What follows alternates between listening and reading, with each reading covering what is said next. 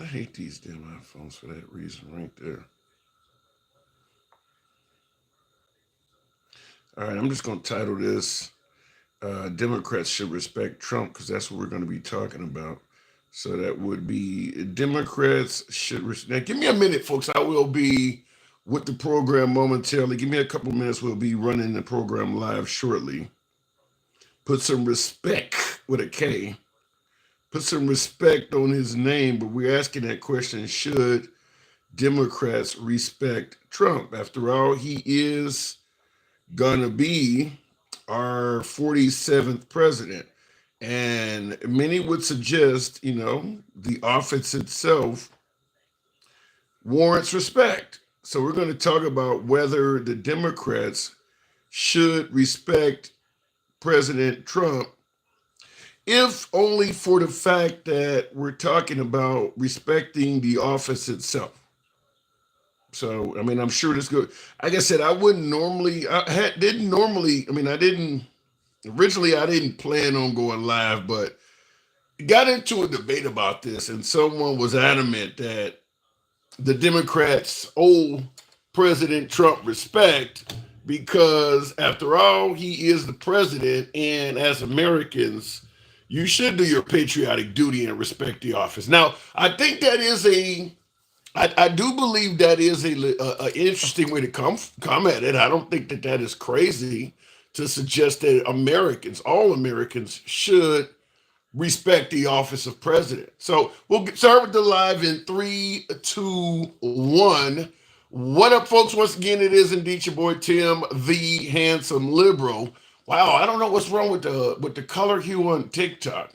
For some reason, I don't know why TikTok does this, but the video on YouTube horizontal and YouTube vertical are fine, but my TikTok looks awful. Anyway, we're gonna go with what we got though. Um, Asking that question, this is going to be a more of an abbreviated show. I'm asking this one question because I got into a spat, so to speak. Got into a little bit of a conversation, and it was with MAGA. I always enjoy talking to MAGA. You know what I always see on the program. Got me in my damn robe, if you may. So I know somebody's going to comment on what the hell is he wearing. Well, I was laying around the house watching Deion Sanders get killed by was it Baylor? So I'm watching that game and watching the Chicago Bulls beat the Milwaukee Bucks. But nevertheless, I was talking online as well, and I had someone, a Trump supporter, someone that is indeed MAGA, tell me the Democrats are wrong because the Democrats, if they are, I won't say as patriots, but if they want to refer to themselves as patriots, the Democrats should exercise their patriotic duty and respect the office of president.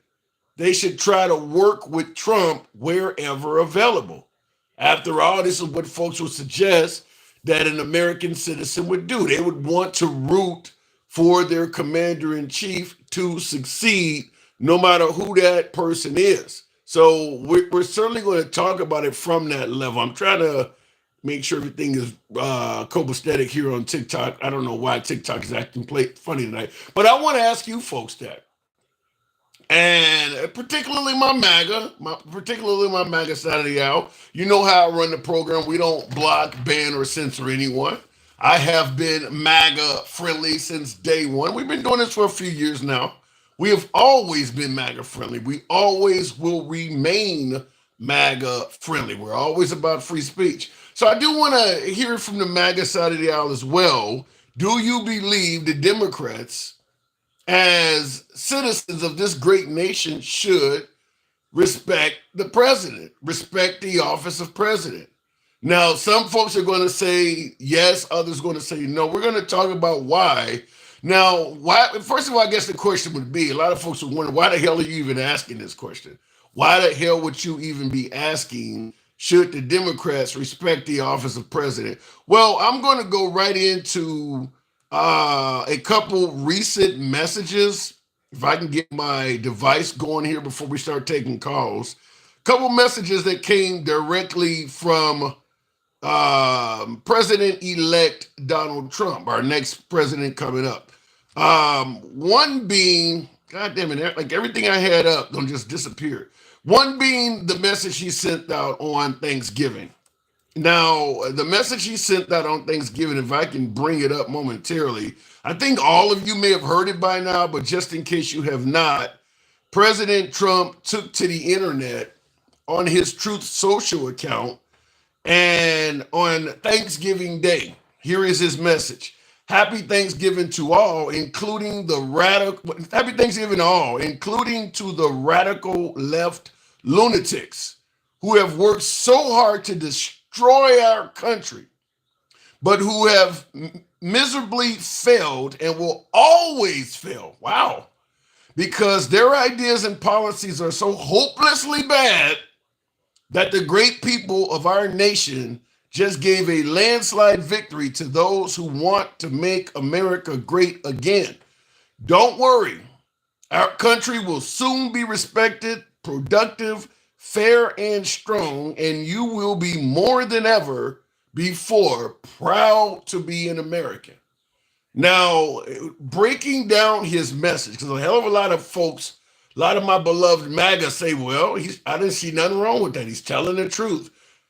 A lot of folks feel like his message on Thanksgiving Day was factual and they see no problem with it at all. Well, I'm going to break down some of it. Okay, first of all, happy Thanksgiving to all. There's no problem with that, including the radical left lunatics.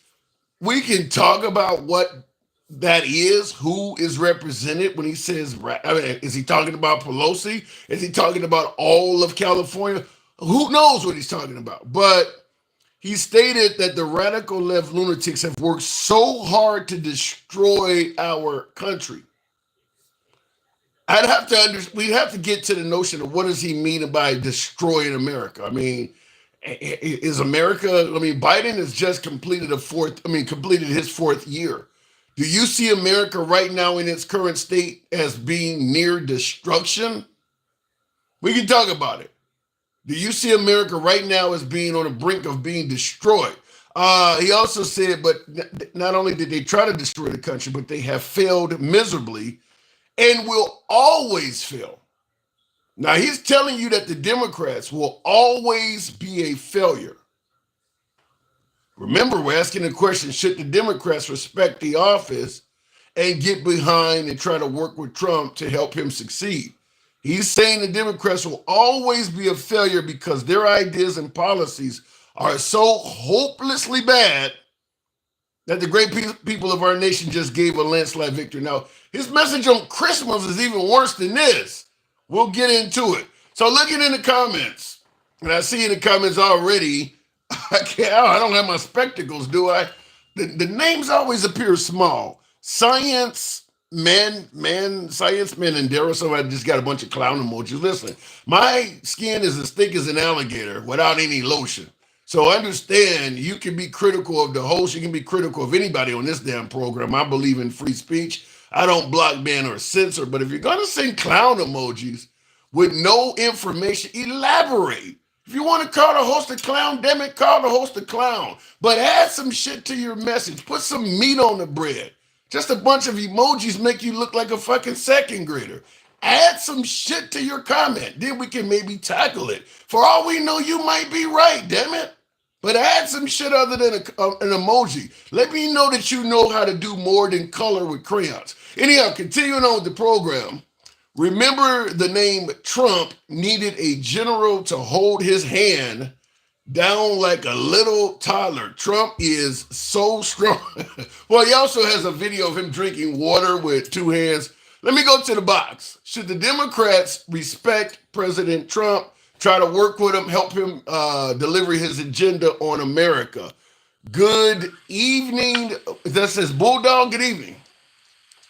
What's going on, man? It's been a minute. How you doing? I'm doing good. Good to have you back on. So what do you think? The Democrats are not respecting the office, says President Trump. Should the Democrats make an about face and honor the office of president?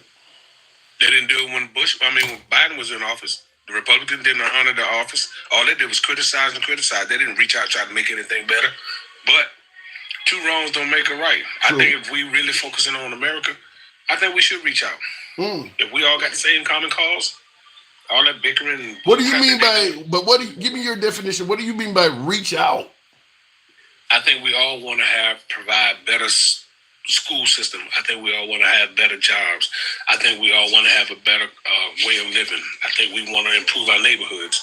That's what I mean when I said reach out. Right. All that other stuff is hogwash, man. But here's the issue, though, because I hear your point about reaching out and, we want to have better schools and things like that, and I certainly agree with you 100%. But when he states that the Democrats fail miserably, and they always will fail because their policies and ideas are hopelessly bad, what are you going to reach out and ask him to do? He doesn't think anything you want to do is worthy of investigating. He believes everything you're talking about is a bad policy, and you're going to fail always. Yeah, but you not reaching out proves him wrong. Proves him right. What do you mean? If I say you're not gonna go, if I say me and you going someplace and I say, man, you're not gonna come to my house. You're never gonna come to my house. All you're gonna do is talk about it, but you never show up. No, he didn't say. No, he ain't saying you ain't gonna come to my house. He's saying you ain't shit. Or saying when you do come to my house, you just come in here to steal shit. He's saying that even if you do show up, your policies are hopelessly bad and you're gonna fail anyway. Yeah, but I still would show up. Because he's the greatest side puppet master in the world. So I would still show up. You still show up, okay? And would you expect the possibility that maybe if you showed up, he would actually work with you? Yeah, but I think Trump like people who's strong. I don't think he like people who really cower to him. I think he likes somebody who shows some grit. Even though to me he wants people to kiss his ass, but I think he respects people who don't kiss his ass. Well, one could say that Mike Pence on January 6th was strong. He didn't kiss his ass. He showed up, and look what happened to him. Yeah, but Mike Pence ain't hurting for nothing right now. So he's not ready for Mike nothing. Mike Pence can barely walk down the damn street. MAGA wouldn't even let him walk down the street. Man, all this stuff is just nonsense, bull crap for the real stuff. They throw stuff out there to get you distracted and hide all the truth. I don't doubt that. So you do believe if a Democrat tries to work with Trump, shows strength, shows that they are confident, he'll be willing to listen to him? I think so. Yeah, because it deflects what he's trying to say that they are. Wow. And it downplays the version of what you think people really are. If you say we're stupid, well, here I am having a conversation with you, a civil conversation with you, then I'm not too stupid. Yeah. I don't disagree with that, but I kind of wonder if you have a conversation with Trump and you come with confidence and show strength, but at the end of the day he still disagrees with what you're saying. Would he not possibly get online later after that conversation and still ridicule you anyway? Yeah, because he's childish like that. People like that. Right. People love that. People love the greatest show on earth, and that's his childish rhetoric. That's what he does. Well, if people love it so much, why the hell didn't he get reelected this in 2020? The same reason why he cried when he lost. What? Because he's the greatest show, man. He wants to be the all it to everybody.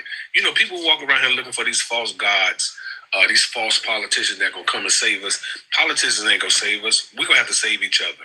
Wait. You said people go around looking for false gods. Are you suggesting that some of Trump's supporters see him as a god? Majority of them do. Give me some. Elaborate on that. What do you mean by that? There's videos of people saying, "My Lord and Savior, Trump. Trump is my Lord," and yeah, it is. So you look at it, look it up, bro. Look it up. There are people that say Trump is my Lord and Savior. I have to laugh sometimes, man. These people actually think that this guy is the Messiah and he's going to unite the country. How do you unite? If you look at TikTok, how can he unite the country with all the fighting that we're doing? Wow. All the backstabbing that we're doing, all the name calling that we're doing, or are we labeling somebody as being ignorant because they have different values than we have with each other? How can he unite the country?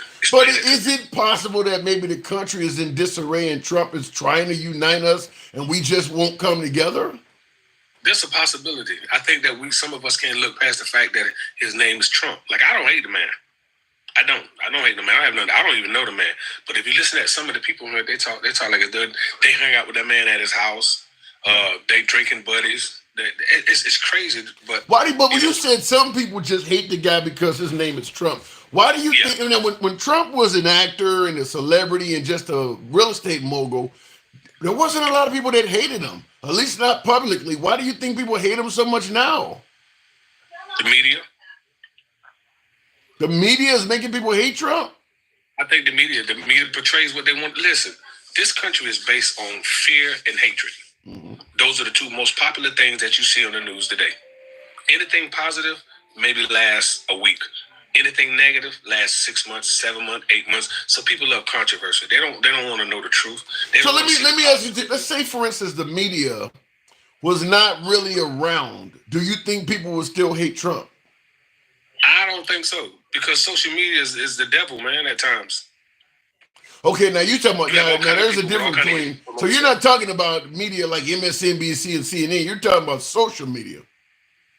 I'm talking about social media, but I'm talking about MASC and Fox News too, because they always play one side against the other. They always play one side against the other, all day, every day. And so without the media, there would not be a lot of hatred for Trump.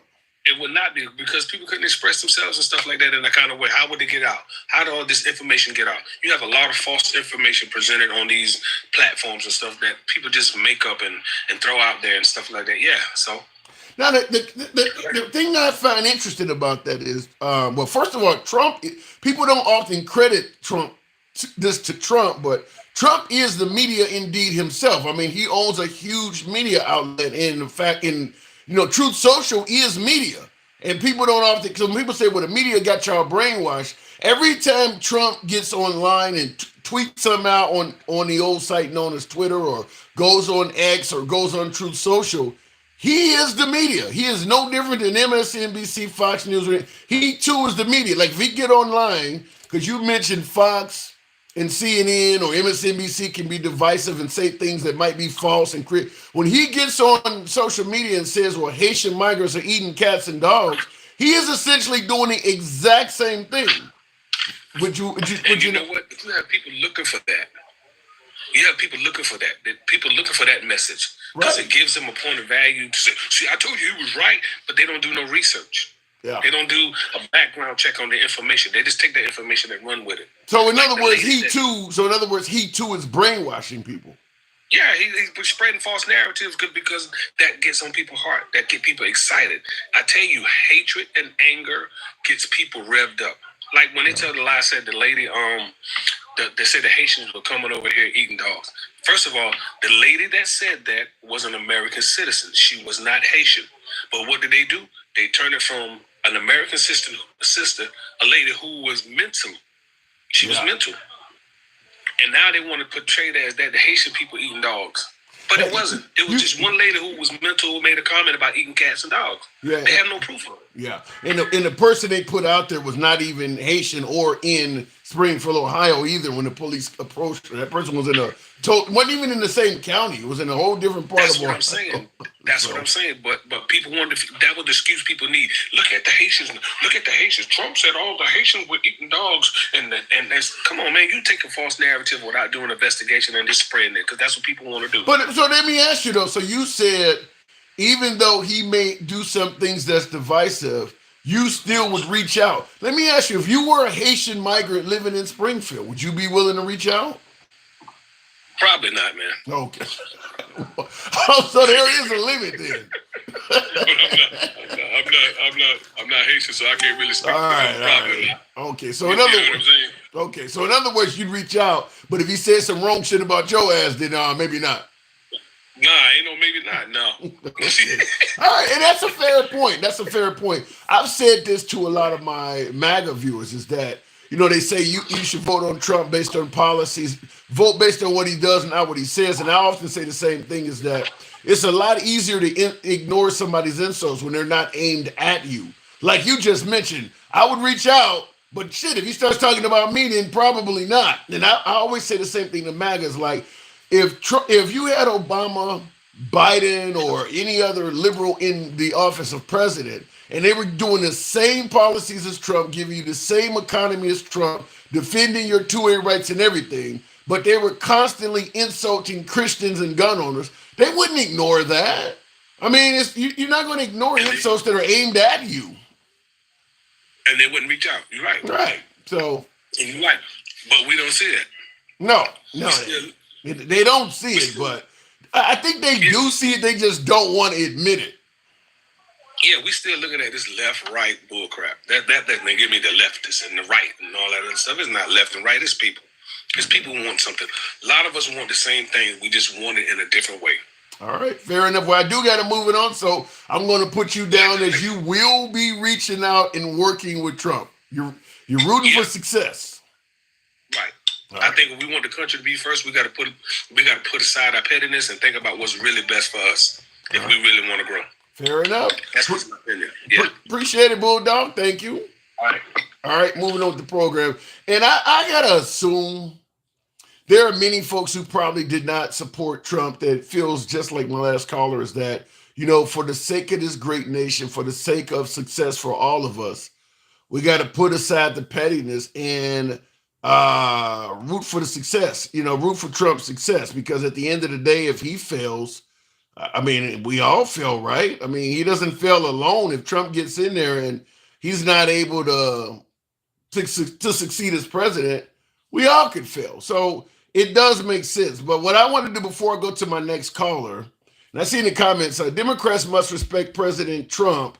That's rich. But what about let's go, Brandon?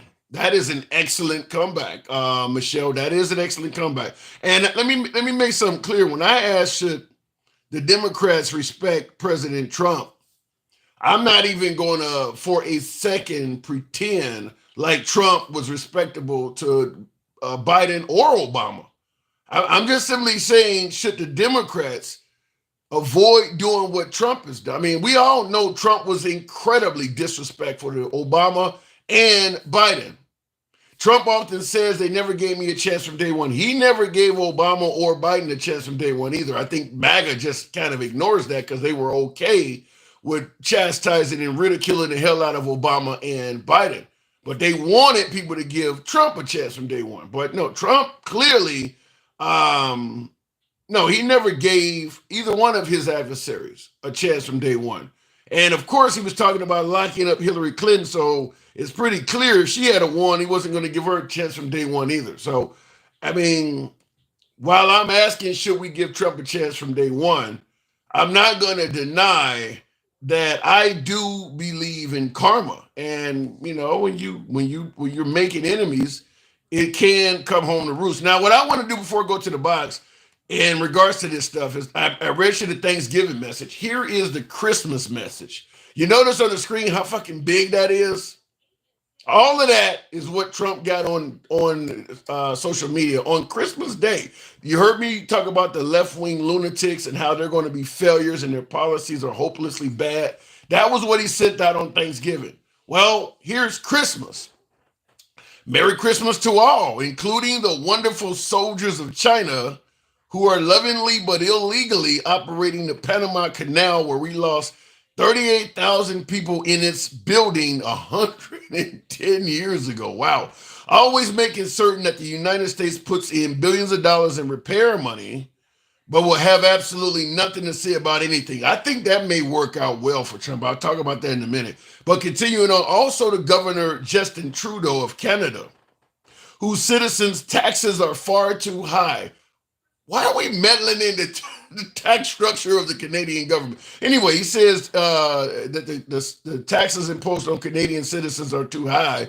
But if Canada was to become our 51st state, their taxes would be cut by more than 60%. Wow. You know why their taxes would be cut by more than 60%? Because they would lose all those social policies, those social programs they get, like universal health care. They wouldn't get any of that shit anymore. So yeah, it's easier to lower your taxes than not giving you any protection. That's why it would be cut by 60%. But continuing on, their businesses would immediately double in size and they would be militarily protected like no other country anywhere in the world. I think Israel would have a problem with that statement. Anyhow, likewise to the people of Greenland, which is needed by the United States for national security purposes, and who want the U.S. to be there, and we will. I haven't heard any inkling of a statement from anybody in Greenland saying they want the United States to be there. So I don't know where he's getting that from.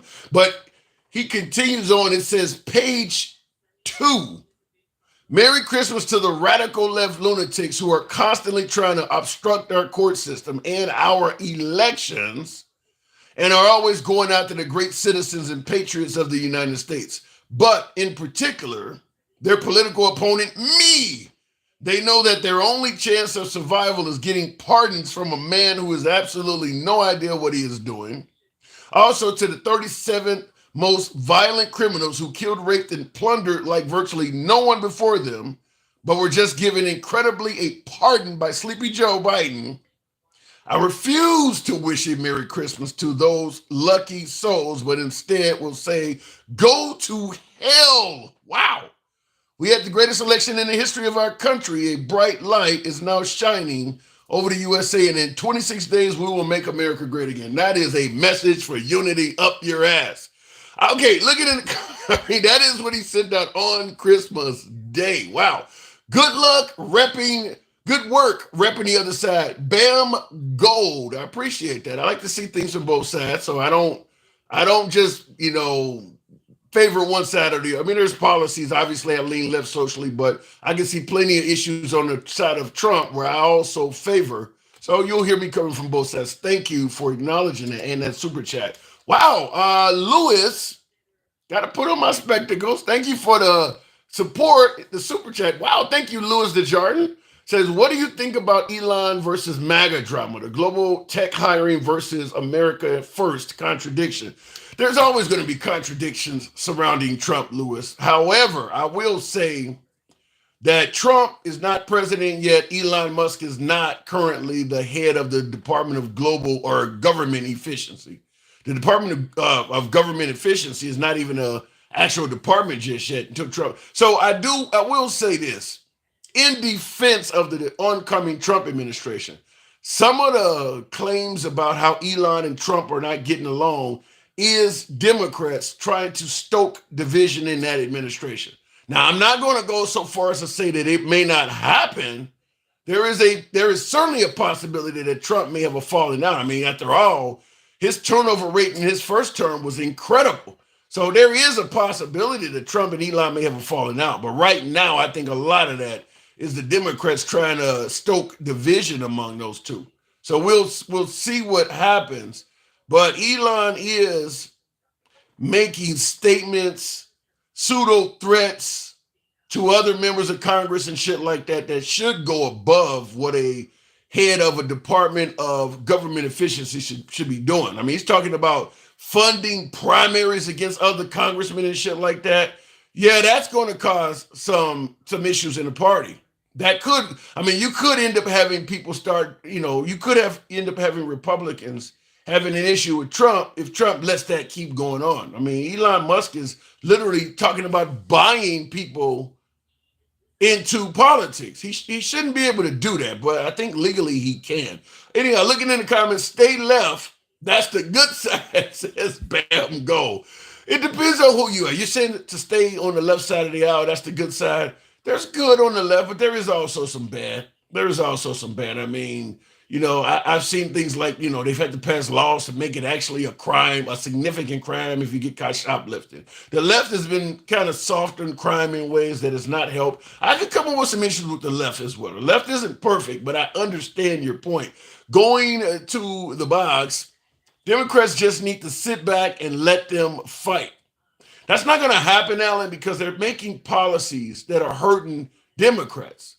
Pro-life policies, forcing kids in school to read Bibles. They're obviously anti-trans.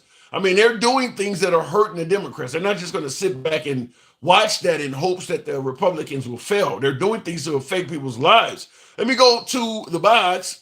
King Finn. Good evening, King. Welcome to the program. Should Democrats... Go ahead.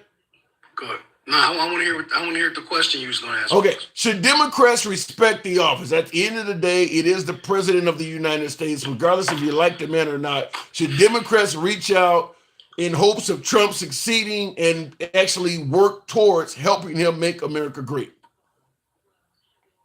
Historically, yes, we should. Unfortunately, the problem with that whole idea is in order for us to be able to reach out, there has to be something there for us to reach toward. Explain. No other time, no other history, no other president has ever been as divisive, as ununifying, as belligerent, as disgusting, as so many, you know, negative words that you can bring for Trump. That's an interesting. No other president has been that. You obviously are not the only one that said that. I've had dozens of guests say that. But what's interesting about that, referring to Trump as one of the most divisive presidents ever, is that we went through slavery and Jim Crow and all of that, and he is allegedly more divisive than all of them guys too. Hell yeah! God, because he want to take us back.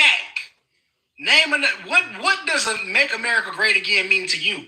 Because I ain't never seen America be great, quote unquote great. It ain't never been great for me. Yeah. Ain't never been great for people like me. Ain't never been great for folk, my ancestors, none of them. So for you to tell me that I'm gonna make America great, and then the next word coming out your mouth is I'm gonna have the largest mass deportation ever seen in history, that don't sound like making America great to me. That sound like we finna go back to saying massa and sir.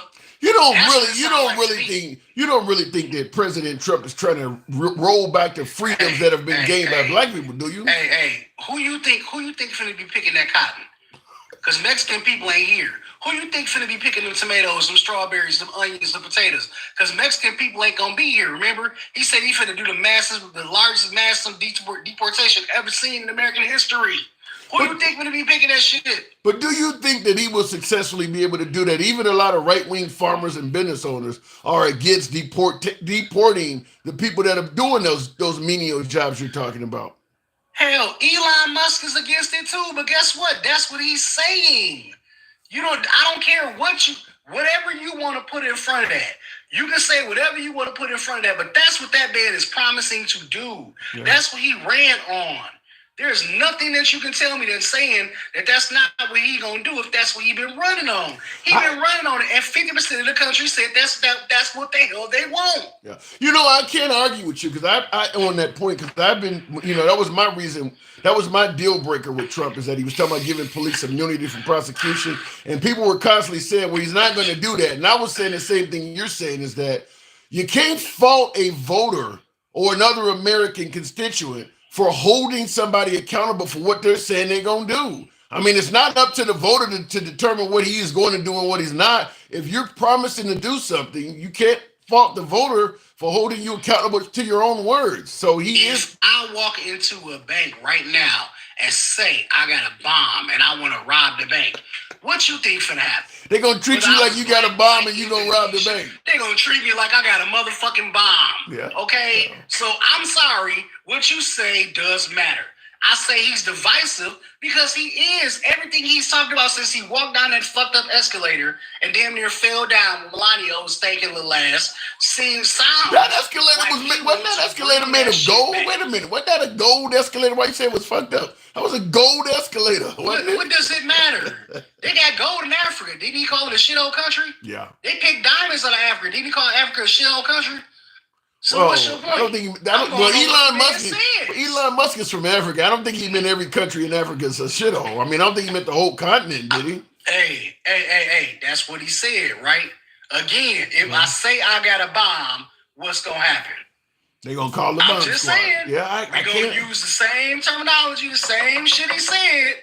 And that whole thing about, ain't no division in between Elania and Trump. Yeah, it is. What you call him? It is. What you call him? Elania Trump. Elania and Trump. I'm not going to call him Elon because I don't really believe that man's a man. I think that's a woman. But that's just me. Okay? I'm not sure. Don't Elon have like a bunch of kids? Hey man, look, what does that matter? He got a truck that's supposed to look like a truck too, don't he? But it looked like a 5-year-old's damn car, a 5-year-old's truck. What is that truck called? What is that thing called? Anyway. The Cybertruck. Yeah, the Cybertruck, it looks like somebody's idea of a futuristic vehicle in the 1980s. It looked like in the 1980s, if you told somebody to create a futuristic vehicle, that's what it. Now it doesn't look futuristic in 2024, but it looked like Hell something no, that would it be don't. futuristic in the 1980s. And I see your people in the comments talking about I got Trump derangement system syndrome. Yeah, I do. Because these last 8 years and these next 4 finna take me out the damn game. I've been done. I'm trying to move to Canada. And wait, now that we on that subject, because I heard you talk about that shit earlier too. Okay, so wait a minute. I'm confused. We don't have enough money to feed and clothe and get homes to the homeless people in America. We don't have enough money to give our veterans health care who fought in other places and other damn services and other wars, health care. But he wants to buy Greenland and Canada. Well, he's talking places that are not for sale. They are not for sale. Are you fucking shitting me right now? This is the shit that's coming out, and y'all still want to follow him? But he's talking about this for a matter of national security, though. National security? What national security? What's national security about that? Well, I can tell you that. They've been doing their own thing for the longest. Well, he's not talking about Greenland as a danger. He's suggesting that Greenland will put us a lot closer to our adversaries and maybe give us a tactical advantage. For where? Europe, Russia, China. I mean, it's closer to all of that shit. Don't lie now. You know he down with Daddy Putin. Come on now. You know he down with Daddy Putin. I don't think that's the case anymore. Once they put, hold on. Once they put Melania Trump on state TV in various positions, I don't think their relationship is as strong as people thought it was. Wait, she back on TV in various positions? Which one? Well, this has been a few.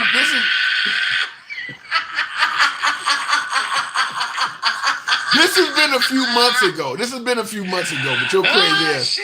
You're crazy. I hear you, but he put Melania Trump on television a few months ago, and really, her old photos where she was modeling, halfway nude and shit. He put that on TV. So I don't think their relationship ain't that great. They ain't put the ones where she was fully nude on TV, huh? I don't know. I know they were bad though. They weren't made to be flattering. I bet they weren't. All right then. So they I'm betting damn well they weren't. Name another first lady that's got nude pics out. None. Exactly. So fuck what you talking about. Oh, also, let's go here. Barron is an anchor baby. Well, his dad is an American.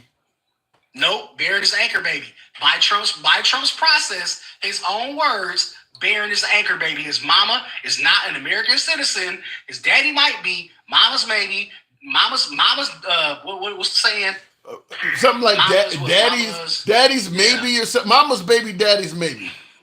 Exactly. So Barron's an anchor baby. Hold on. Is that how he's defining it? That if an American man gets a foreign woman pregnant and she has that baby in America, that man's child is not going to be a U.S. citizen? No. He's saying a baby that is born in parents who are not of American descent are anchor babies. So it doesn't matter. He's saying either or. If that is the case, Barron's a fucking anchor baby. Period. Point blank. I don't think he means it that way, King. I think he said if both parents are not. Hey, what do it matter? Because if one of them is, that don't make a difference. And he's trying to get rid of birthright citizenship. If that's the case, he's a fucking anchor baby. If what you're saying is true, it is, but I don't think what you're saying is true. I think he means both parents have to be foreigners. Not if one of those parents is foreigners, if one of those parents is an American citizen, I don't think he's talking about in that case. Hey, possibly not. I'm just saying, the shit's come out of his motherfucking mouth ain't lined up what the fuck is going on, is it? Well, that's going to happen again. I mean, everything Biden said didn't line up as well, but with Trump, No, it didn't. But the shit that's coming out of Trump's mouth is way fucking worse. That's the point I'm making. The shit coming out of his mouth is a pile of steaming hot dog shit. Everything come out that man's mouth is fucked up. I heard the man got a mandate. I heard the man won by a wide margin. I'm not hearing that. Wait a minute. Okay, where's the healthcare plan? He got a concept. I got a lot of questions. He got a concept of it coming.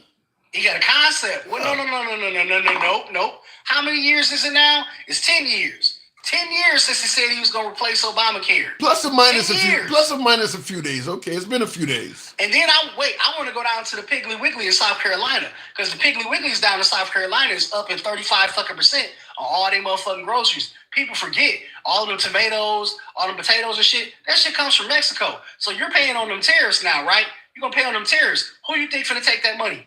Who you think finna get that money, that backlash? Well, right now, anything that's happening is happening under Biden's watch. So Trump is not officially president.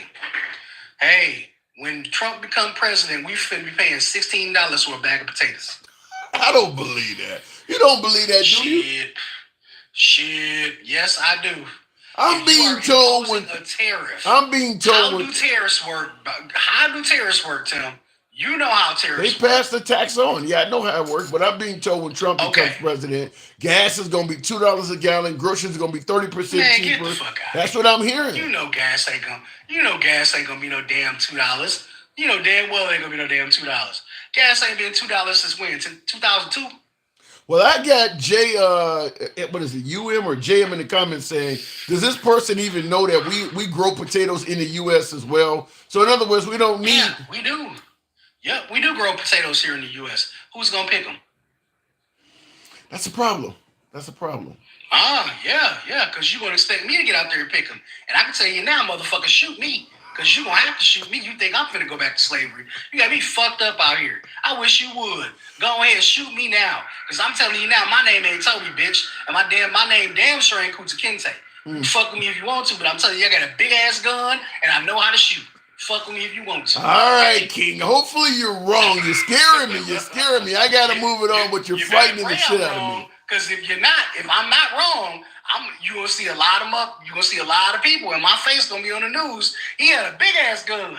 You damn right I did. What are you gonna be? Take me out. Are you saying your name is gonna be like Luigi Jenkins or something? Oh no, my name is gonna be solid by itself. Because I didn't have to know Jeffrey Dahmer to know he's bad, but everybody act like they need to listen. They need to look past what Trump say to know that he's bad.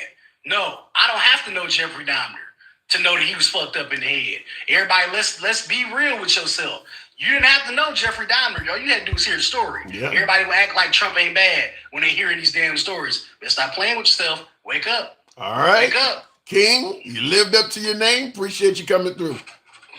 Peace. Let them cook. All right. Looking in the comments, Trump thinks these are black jobs. Trump thinks these jobs are black jobs. It's just Jay. You think that's the case? That President Trump think that the jobs, these menial tasks that basically undocumented immigrants are doing, you're telling me that Trump thinks that those are black jobs? You sound like my last caller. I hope you're wrong.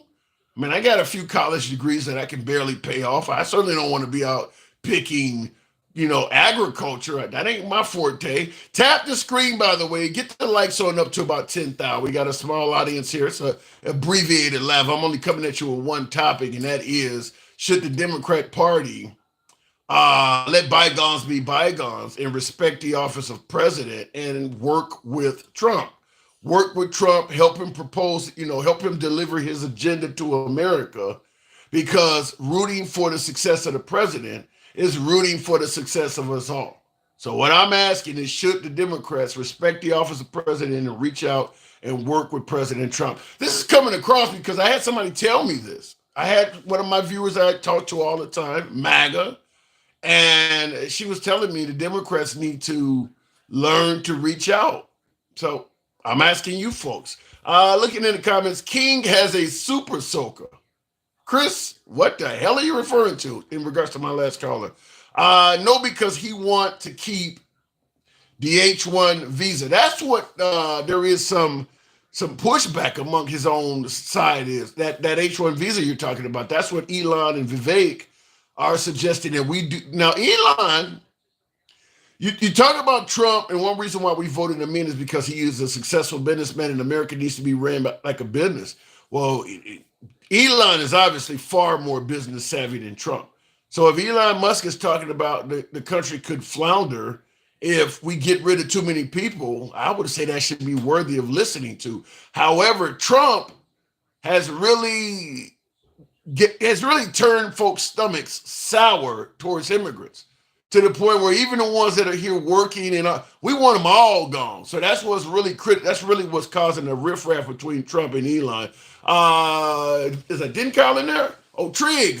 Good evening, Trig. Just because a simple put it forward. I don't understand what you mean by that. None of yours.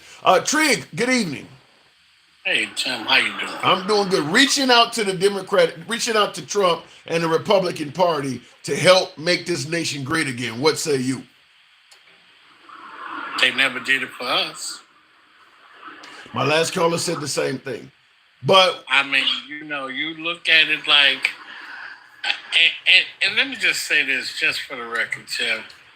You advocate for the MAGA and Republicans more than any content creator on this app. I'll let you continue, but before you... No. Hold on, hang on. I'm not even going to criticize you. And let me just say this. And for you to be a brother from Chicago, some days I wish I could just come through the app and choke the shit out of you. Oh, my Lord. Bless your heart. I know you know better. But it seems like, you want to stay on an even keel.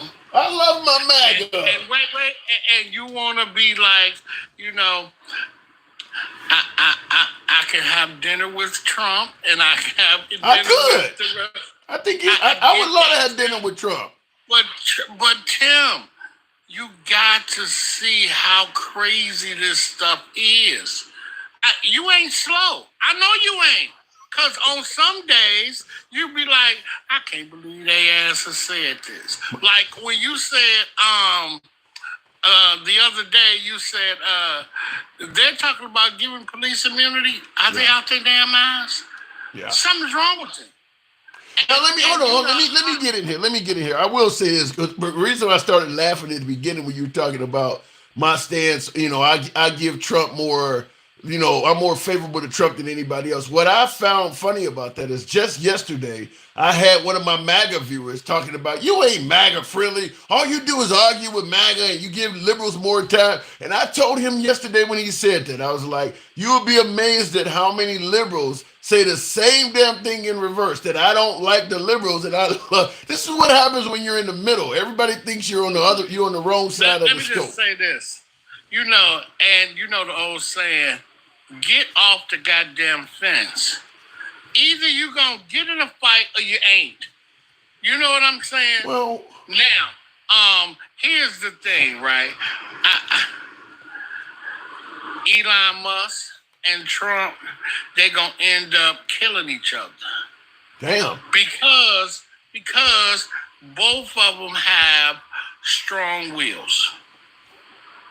Both of them supposedly got the most money in the world. No, that ain't even up for debate. They both alpha males, but it's not even debatable who got the most money. You could probably take Elon's bank account and make 1,000 Trumps out of it. Okay, well, let's just look at it like this then. Trump won the presidency. Elon got the money. Yeah. Who got the power? Yeah. Now we need to be talking about who has the power. Yeah. Now, if you want to talk about, Trump, he got a mandate, this, that, and the other. He wouldn't have had a mandate if it wasn't for Elon's money. You think Trump's mandate came from Elon? Some might say it came from Biden's poor performance as president. What say you?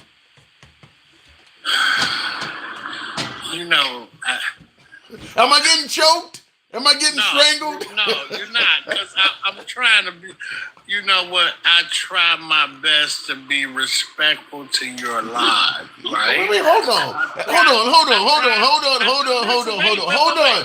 on.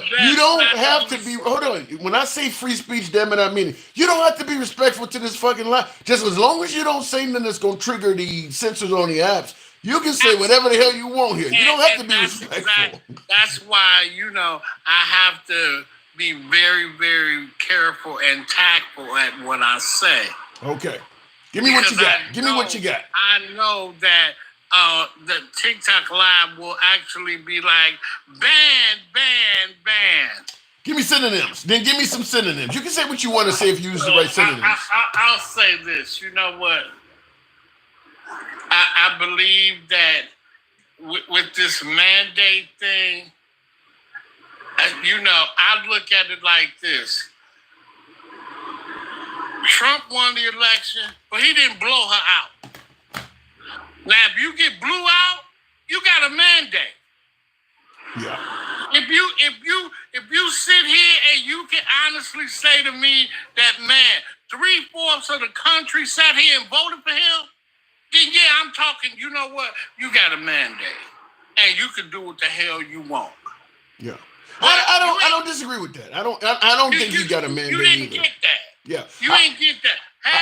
I will say this. If Trump got a mandate, then that means Biden got a mandate as well, because Biden won by the same, if not a larger margin in 2020 than Trump did. So he should have had a mandate too.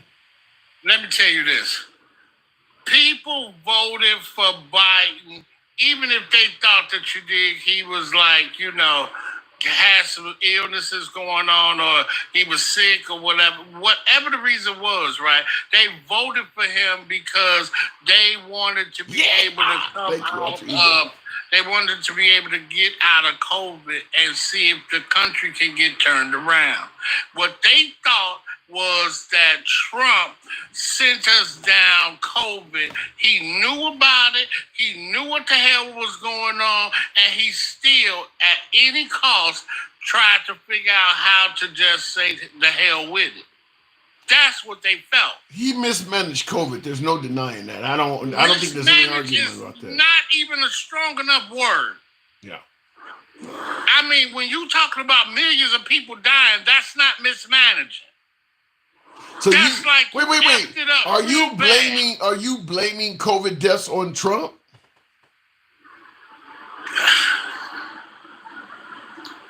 Tim, I'm gonna be. I'm just asking. Wait, hold on. We every time you get me here, you always get me to this COVID shit. You always get me to the point. I gotta listen. That's the purpose. Wait, no. Wait.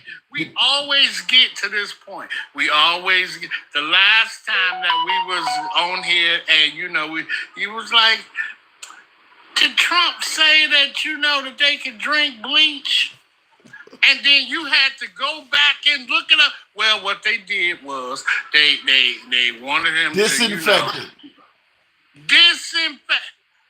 Fucking bleach. I don't care how you look at it. You can use Pine Sol, you can use Lysol, you can use bleach, you can use whatever you want. My whole point is nobody with their right mind get on damn live TV and tell their people that they should be drinking some damn bleach. No. And then for you to ask me if he mismanaged it, I'm sitting here trying to be. You didn't answer my question though. You're talking around. The question was, are you blaming Trump for COVID deaths? Yes. And I'm blaming him because in 2019, when the ship was out there in wherever it is, that damn cruise ship they had, and they knew it was COVID, he should have been proactive then. He should have been on it like, you know what, hey, this, that, and the other, we need to be on it. We don't know where this stuff is coming from. We don't know how bad it could get. He needed to be giving us an alarm bell, like the biggest bell he could find, right? To let us know that, man, this is getting ready to be bad. So if he didn't do that, then yes, he should be to blame. Don't sit here and say, oh no, he's not to blame.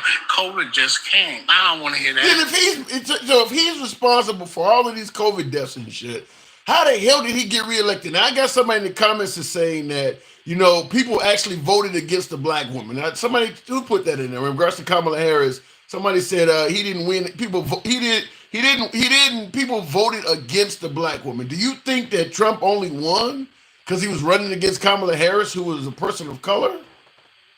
Misogyny is real. That ain't racism, though. That's what? So it was because she was a woman, not because she was a person of color. Wait, so wait a minute, let me get this straight. So I don't care if you are black, white, red, orange, LBGDQ, whatever. If you sat here and you don't think that that part of the community can handle the country, then that is called racism. And That's what that's called. You know what I'm saying? When you go to Uganda and people sit here and say, "Look here, we kill people that's of the gay persuasion," that's racism. was it that many voters you think that was like that though?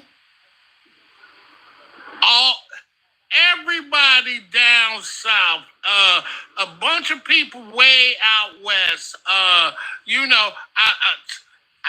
would even dare to say all up and down the damn East Coast except for damn New York. Wow.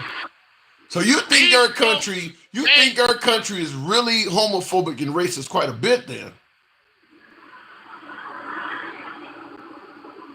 Tim, see you doing this shit again. I'm listening to you. Listen.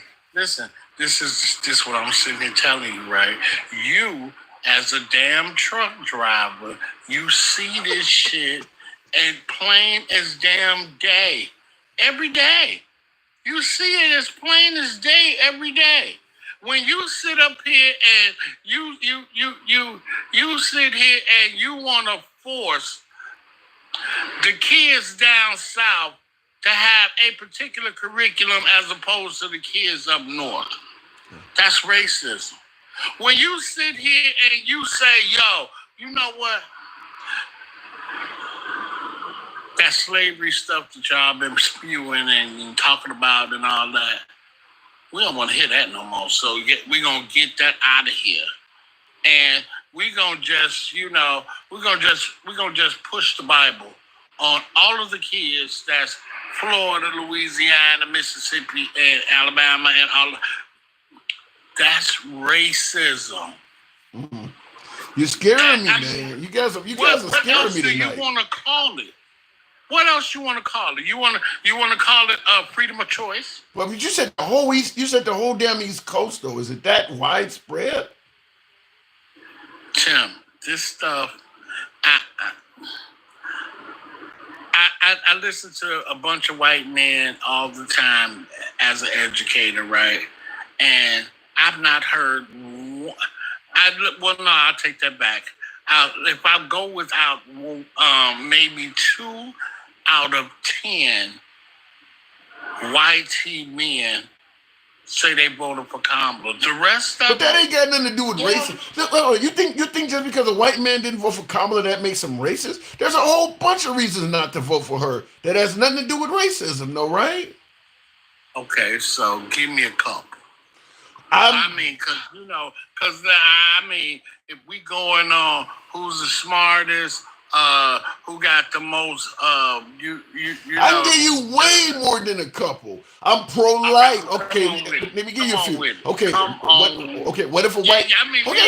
You asked me a question. Let me answer it. If I'm a white guy that's pro-life, why would I vote for Kamala Harris? If I'm a white guy that does not believe Kamala Harris has a Glock like she got on TV and said, why would I vote for her? If I'm a white guy that believes the border should be more secure than her and fucking Biden did that piss poor job of doing and continued lying about the border and lying and saying Biden was cognitively, on his game when he really was not, had me even saying that shit.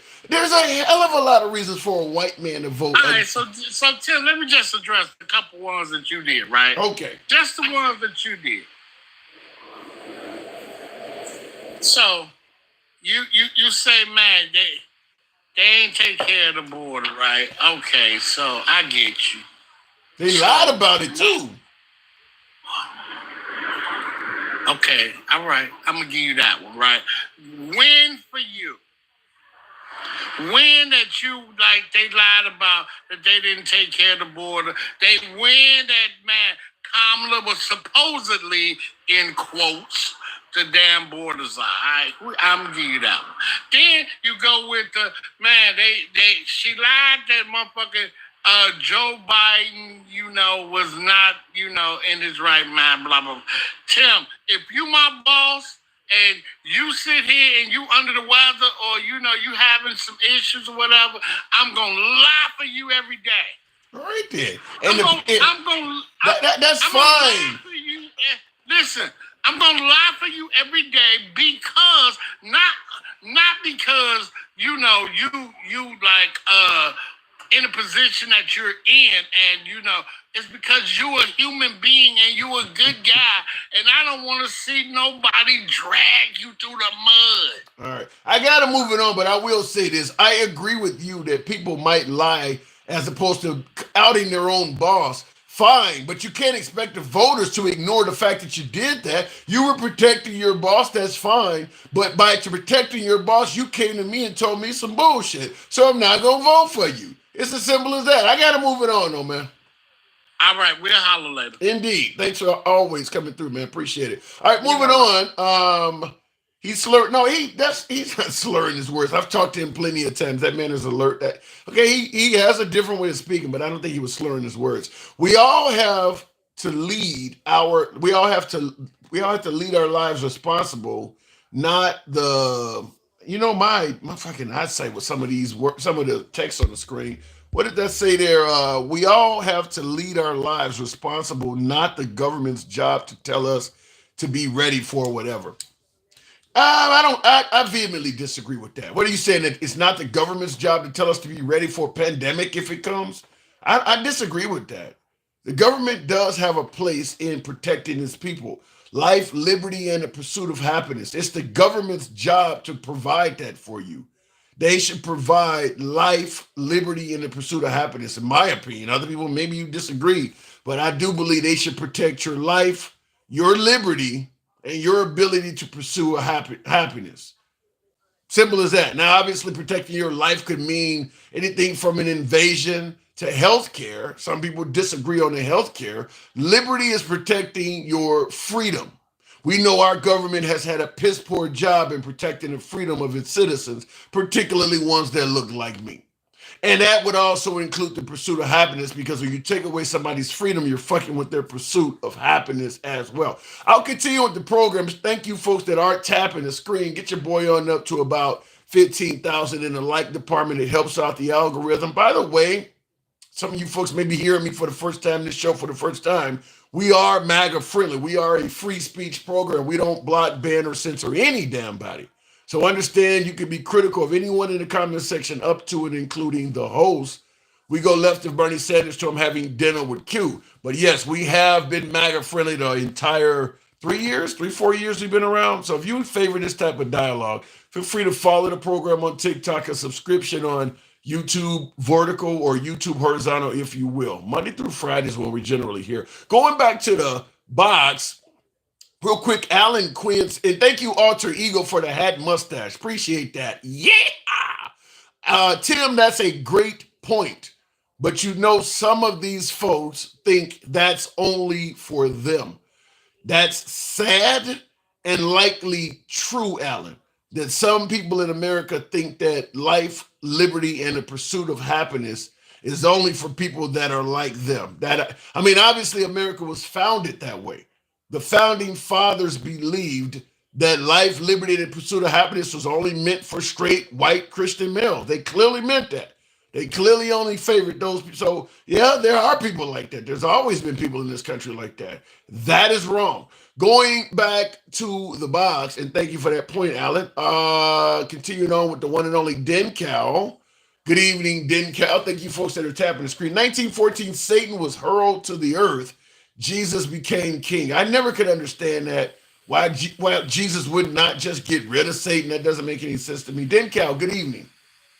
Good evening. Good evening. So what do you think? The Democrats should reach out for the sake of the office, respecting the office of president, and work with Trump. What say you? No, no. No. I think they should. I think they should govern as they always have. If things come across their desk that they philosophically don't believe in, or it goes against their moral or ethic code, they shouldn't vote for it. Yeah. Thank you, Alan. If Okay, so there if are it goes things against that- their code, but in other words, if on its face, if it doesn't go against their code, like Trump with the border bill, where it clearly was something that he wanted, but he went against it because it might hurt his political aspirations. What you're saying is the Democrats should not do that, though. I mean, I wouldn't say that they shouldn't try to do anything when it comes to the border, but there were things just like Biden did when he first came into office. He said, "Look, I'm not going to get rid of everything that has something to do with the border, but everything that I think is unethical or I think is damaging to people, yes, I'm gonna get rid of those things." And that's what he did. And so I think they should do the same thing this time. I mean, they put a whole bunch of stuff in that border bill that got shot down. Yeah. So, but with the political environment that we in, I don't think that they would offer that same bill again. I don't think that they would vote for that same bill again. You don't think the Democrats would offer that same bill? Right, Why not? right. They did that. But why don't you think they would vote for it again? Because the reason why they did it was to get funding for our allies overseas. And so now if they're going around saying that they're not going to offer any type of help to our allies overseas, what would be their reason for allowing that bill? Remember, they went to one of the most conservative people, Langford. I don't think I disagree came with up you. with a bill I that agree a lot with of you people- on. I agree with you on what happened, but I don't agree with you on why it happened. I don't think the Biden-Harris administration passed the border bill in attempts to get funding for Ukraine. I think they passed the border bill because they were trying to get reelected, and they knew the way they were handling the border was a major negative for another liberal getting elected. So they tried to pass this fourth quarter border bill to save their candidacy. That's why I think they passed the border bill. The problem with that thinking is that they didn't bring up the border stuff. They were just trying to get the funding. They wasn't talking. The Republicans had shot down their whatever bill that they had from the beginning. They weren't even thinking about that border stuff, even though they knew it was bad. If the things that were going on were bad, they didn't just come up and say, "Hey, look what we got." So wait a minute. That was something that Republicans demanded they do. So you making it sound like that if the Democrats were not trying to get funding for the Ukraine, then they wouldn't have done a damn thing about the border at all. Not at that point when it happened. That's the end of their term, didn't Cal? They done already fucked up for 3 years, and now you're saying even in the fourth year they would not have done anything. Yeah, I don't think so. And that's why you got Trump in office. I mean, that's pretty much describing it. We can look back at hindsight and pick out all of the faults and stuff, but if we're not going to do it equally on the other side and talk about all of the things that should have, prevented Trump from getting in, then we're just, that's just having like a bias, a bias towards Trump and saying, well, we can pick out racism, misogyny, we can pick out the border, we can pick out the economy, we can pick out all these things individually and say that's the reason why. That's the reason why. And if you got some MAGA in the chat right now, they're probably thinking to themselves, that's the reason why y'all lost, is because you think this way. That's just people wanting to justify, how they voted. They just want to justify so they're gonna pick out something. So let's just play a pure speculatory game. We obviously don't know exactly, so we're gonna just speculate. But in your opinion, you personally, why do you think Kamala Harris lost? I think it was multiple things. I don't think it was. Give me the top three. Give me the top three. Misogyny, racism, and I would say the border, but it's not. But the border was not. Give me that. three. That whole border thing was pushed upon them by their unwillingness to sign a border bill that would have actually helped alleviate the problems that the Republicans said they wanted to fix. Mm-hmm. So I don't know if I can blame them for it being the border when, regardless of how late it came, they put forth an effort. Okay, and so let's try to give me three. You got racism, misogyny. Give me another one. And the short amount of time she had to try to get her name out and get out her policies and being able to try to differentiate herself from Biden. So I would say the amount of time, misogyny, and racism I think were the three biggest things. But we've had conversations about the way she speaks is not like, it's not authentic. Right, it doesn't sound authentic. She doesn't have like a lot of charisma and stuff like that. So I mean, there's a bunch of different. We could talk about how Trump and his people got a hold of our newest basically news form, which is social media, and they had not all of them, but they had a lot of the heavy hitters on their side. Who were agreeing with him, some of the biggest podcasters and stuff like that. So there's a bunch of different things that went into it. So, I'm surprised that you picked misogyny, racism, and now the time frame. I do believe Kamala Harris only having a 107 days to run. I do believe that's, but misogyny and racism, particularly racism, I know a lot of my folks on the left are going to hate me for saying this, but I don't think racism hurt her that bad. Now, being a woman did. I think it was far more people, particularly among the Hispanic community, that do not want a woman in that position. But her being a person of color, I don't think that hurt her as bad. I think. Well, you don't think that another part of a large part of the Hispanic community didn't necessarily want a black woman? I hear what you said. She won the women's vote, by the way. More women voted for her than Trump. So she won the women's vote by 8 points. You talking about in the Hispanic community? I'm talking about period overall, which means a lot of white women. Oh. Yeah, she won the women's vote overall. Now Trump won the man's vote by like 40-something points. She won the women's vote by 8 points. So overall, more women. Yeah, but you take out the black woman's vote, and then it won't mean shit. No, she only got 7% of the black women's vote. That ain't the black women ain't. That's what I'm saying, but that's 7%. Oh, I get what you said. Yeah, okay, yeah, you probably are right about that. She got 93% of the black women. Yeah, that is it. That 92%. That was 1% went to the independent. Yeah, she got 92%. Okay, you're right. The black women probably are responsible for that. I was looking at that backwards. Yeah, you're probably right about that. Right. So I mean, it's so many different things. Her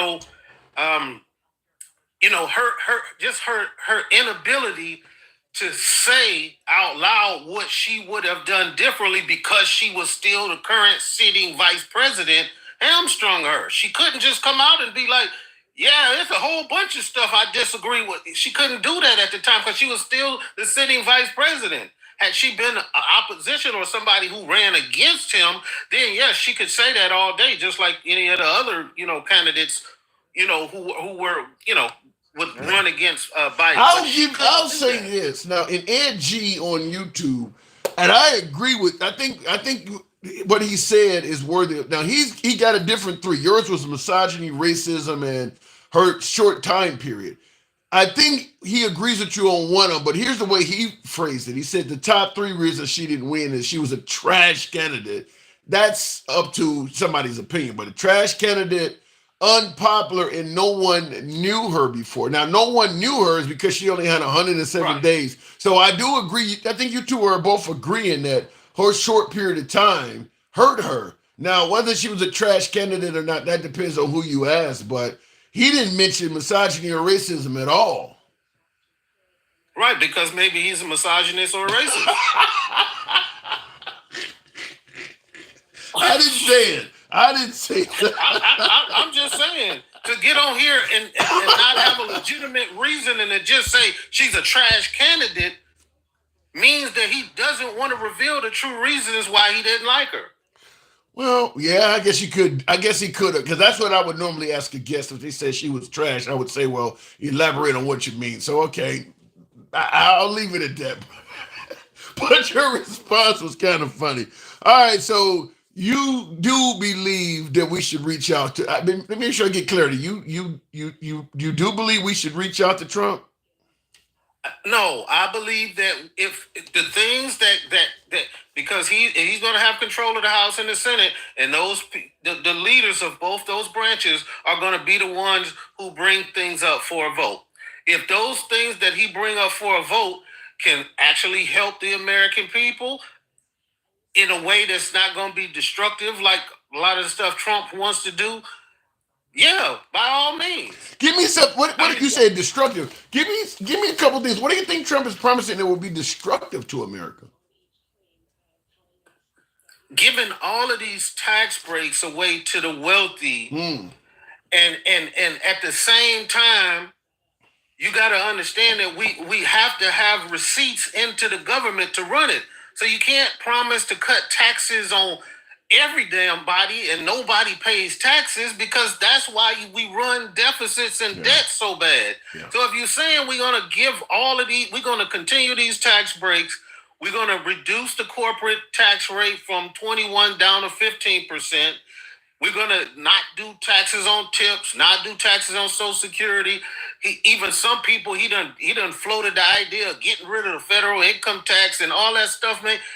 That stuff is damaging to the country. In other words, he's going to reduce taxes and has no way to make up the money. No way to make up the money. Yeah. Just saying he's going to make it by doing tariffs, when anybody with any common sense, or anybody who's went to a math class or understands civics or anything, understands tariffs. There was a reason why the country got away from because the country used to run just strictly off of tariffs. Everything was tariffs. Yeah, but I look. You see, he's trying to give taxes and with no way to pay for it. If the Department of Government Efficiency actually does its job, wouldn't that save a heap of money in all kinds of different areas? Yes, you can. Yes, look, you can cut funds on all different.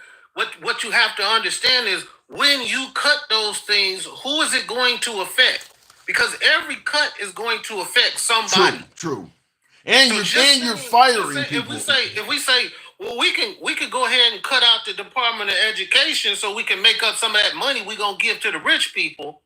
Do I think that's a good idea? Hell no. I don't think that's a good idea. Yeah, and you're firing people. When you start talking about getting rid of government organizations and things like that, you're putting people out of work. I mean, he is talking about firing people as well.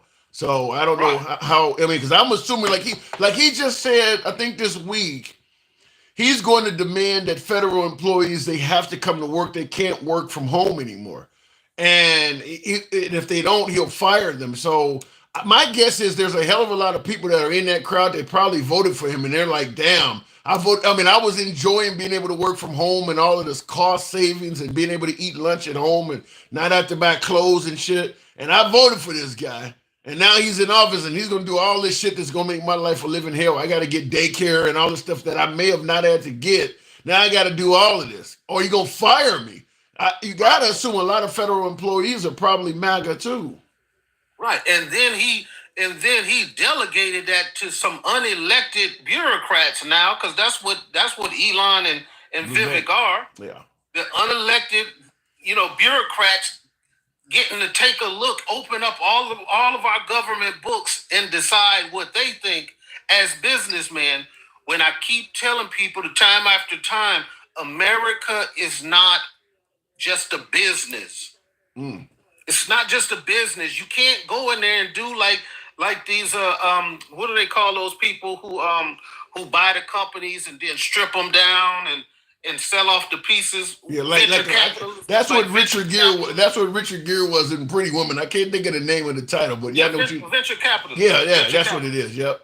Yeah, and we saw what happened when he did that to when Elon bought Twitter and turned it into X. He went and fired all of the people who were managing the site, and he just said, "We just gonna make it a free speech site." Now, in a way, That's what it became. Anybody can say anything except for if he don't like you. If he don't like you, and then it's a different problem. Yeah. then it's a Everybody different is for free speech until you say some shit they don't want to hear. I've said that all the time on the program. Everybody talks about how much. Now I don't mind. You can say whatever the hell you want to hear, but that is how most people who talk about free speech, like, you know, they're for free speech, but well, you call Trump a racist. I don't like that. I mean, so everybody is for free speech until you say something they don't want to hear, then they want to shut you the hell up. Then Cal, I gotta move on, but before I do, I brought up this is one of those things you see on sites like X or Twitter or whatever. It was called X now. You see on the screen behind me, this is apparently floating around in some locations. It's a pamphlet or something you put on a light pole or something. It says report illegal aliens in your neighborhood. Now it has bullet points below it. In your neighborhoods, at school, at work, at church, at restaurants. And then in capital letters, it says there is nowhere to hide. And it has an actual 866 number down at the bottom and a www.ice.gov website. Can you be counted upon to do this in the Trump administration? Now, you know, we've had this conversation before, and I've jokingly said, you know, I'm all for getting them up out of here and everything. But at the end of the day, this is the same type of propaganda and stuff that was put out during slavery. And it's scary. It's scary that this kind of stuff is going out, because this is how they used to report black people who escaped from the plantations. This is the same type of propaganda that they used to put out and have regular folk out there looking to report black basically people. Deputizing people. Yes. And that's the scary part about it. So I'm not going to joke about that no more. I was joking about that stuff in the beginning because, you know, it's a competition basically now, and they're turning people against each other. And I don't want to be a part of that, turning against people, because like I said before, like, yes, this is the first time in American history that those signs are not being posted about us. Wow. And so it gives them us against them mentality, just like he told the black people, hey, the Hispanic people are taking your black jobs. That is a direct attempt to pit people against each other, whole groups of people. And so I'm not going to be part of it. I was joking before. They may hear me joke again, because sometimes you got to, you got to make. You got to laugh to prevent from crying, in other words. Yeah. Yeah. So I don't. I believe that's horrible. But we know that there are going to be people who are going to be getting money off of this stuff. All right. But it won't be me. No, and there will be people getting money off of it. You are right about that. Didn't count. Thanks for coming through, man. All right. All right, moving. And he is right. There have been times in history when, like he mentioned, slavery. I think Germany did something similar to this. You know, they would have the Gestapo, report to the Gestapo if you've seen Jewish people hiding out and things like that. I think they did something similar. Ed G says 90% of Hispanic countries have had a woman president. Okay, so in other words, the Hispanics did not vote against Kamala Harris because she was a woman, because 90% of their countries, I didn't know it was that high. I know the current leader of Mexico is a woman. I didn't know 90% of those countries have had female presidents. What does that say about America, though? You're making a point to suggest that Hispanics are not misogynist, but shit, America hasn't had one. So maybe that means that the Hispanics are not misogynist, but we are? Because we haven't had one. In fact, we've only had a few of them that are even worthy of talking about, that even came close, which would be obviously Hillary Clinton and Kamala Harris, because they got the nomination of their party. Other than Kamala Harris and Hillary Clinton, do we even have any other women in history that got I don't think any other woman in history got the nomination of a party before, have they? So we are very misogynistic. Christopher Fernandez, Trump won the vibe check. I agree with that. I definitely agree with that. Trump won the vibe check. Elections aren't about policy. Rogan, flagrant mode, Trump relatable. Harris was not. MAGA will pay for their ignorance. Damn. I don't totally agree with about the notion that Trump didn't win policy wise. I think people favor his policy. Certainly the ousting of immigrants is something that is widely favored in this country. Heavily, obviously favored on the Republican side of it now. Probably about 80% of Republicans want that deportation to take place. Independents, I would say, is probably 60, 70%. And even among Democrats, there's a lot of Democrats that believe that the border should be secured at a far greater level than what Biden and Harris was doing. So he does have some policies that resonate. It ain't all about the vibe check. But yeah, his vibe was, in my opinion at least, significantly better than Kamala Harris. Now, as I've been talking with a few of my guests as we've been continuing the show, even though I do believe Trump's vibe was better than Kamala Harris, she only had 107 days. It is going to take a miracle for your vibe to catch up to somebody that most Americans, even my age, I'm in my 50s, I don't remember a time when Trump was not a well-known person. You got to catch up to that in 107 days. And Trump's vibe has always been awesome among Americans until he became president. Before he was president, he was really favored in America. So she got 107 days to catch up to that. That's a serious uphill battle.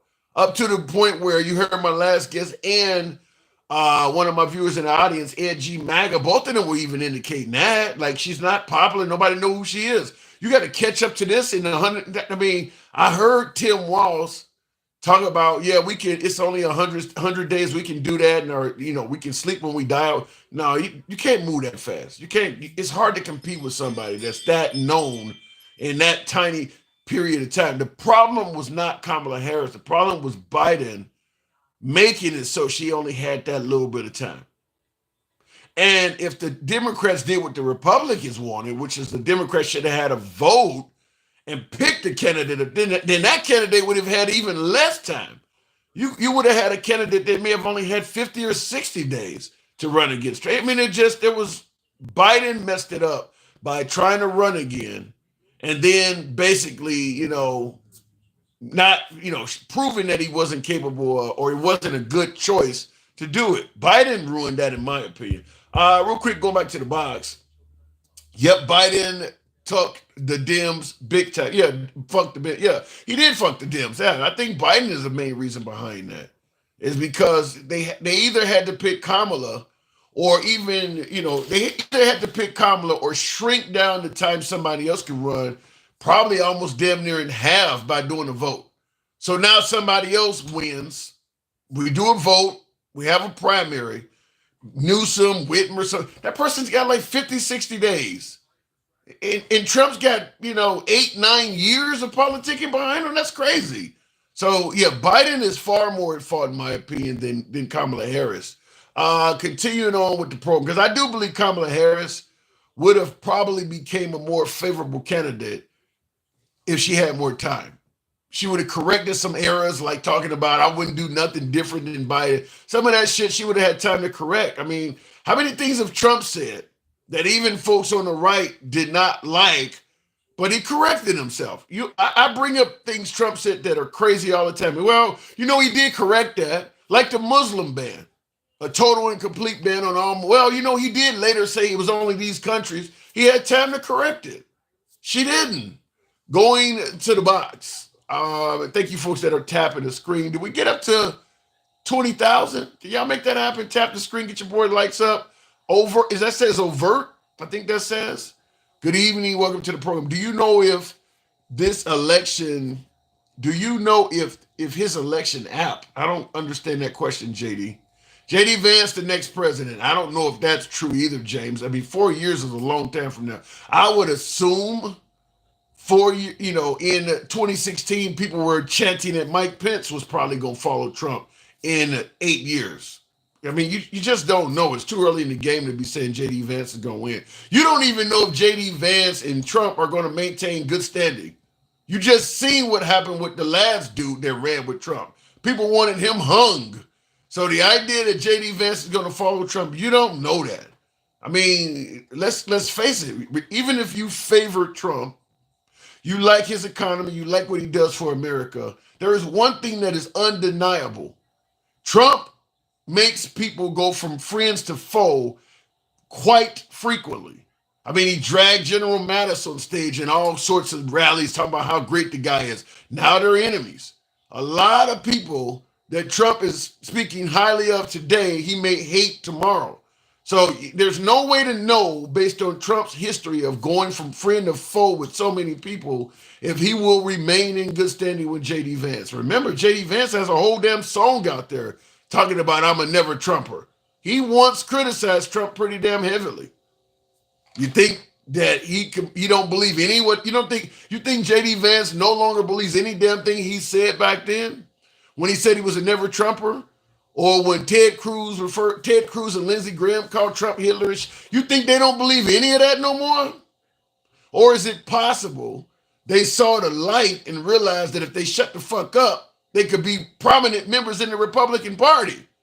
I don't buy that any of these politicians, left or right, see the light and completely change their mind. No, they still believe that shit. They just realize it's not good for their damn career. They don't want to be Liz Cheney or Adam Kinzinger or Mitt Romney. I truly believe that those folks who, and I understand a lot of my MAGA is going to disagree with me on this, but this is a free speech program. Damn it, criticize me in the comments if you will. A hell of a lot of folks on the right were criticizing Trump on January 6th, the evening of January 6th and January 7th. You think they don't? You think none of them believe that shit now? Or is it that they realize they have no other choice if they want to maintain their positions of prominence to shut the fuck up? You think all of them now believe that he had nothing to do with that? All right, let me continue on with the program. I think it's a simple fact is people are putting their pocketbook, their position of power and prominence over how they may actually feel because it's not advantageous for them. And I think J.D. Vance could be in that group. I think that RFK is another one that could possibly go. Anybody who used to be on the other side, Tulsi Gabbard is another one that he has on his party that used to be a Democrat.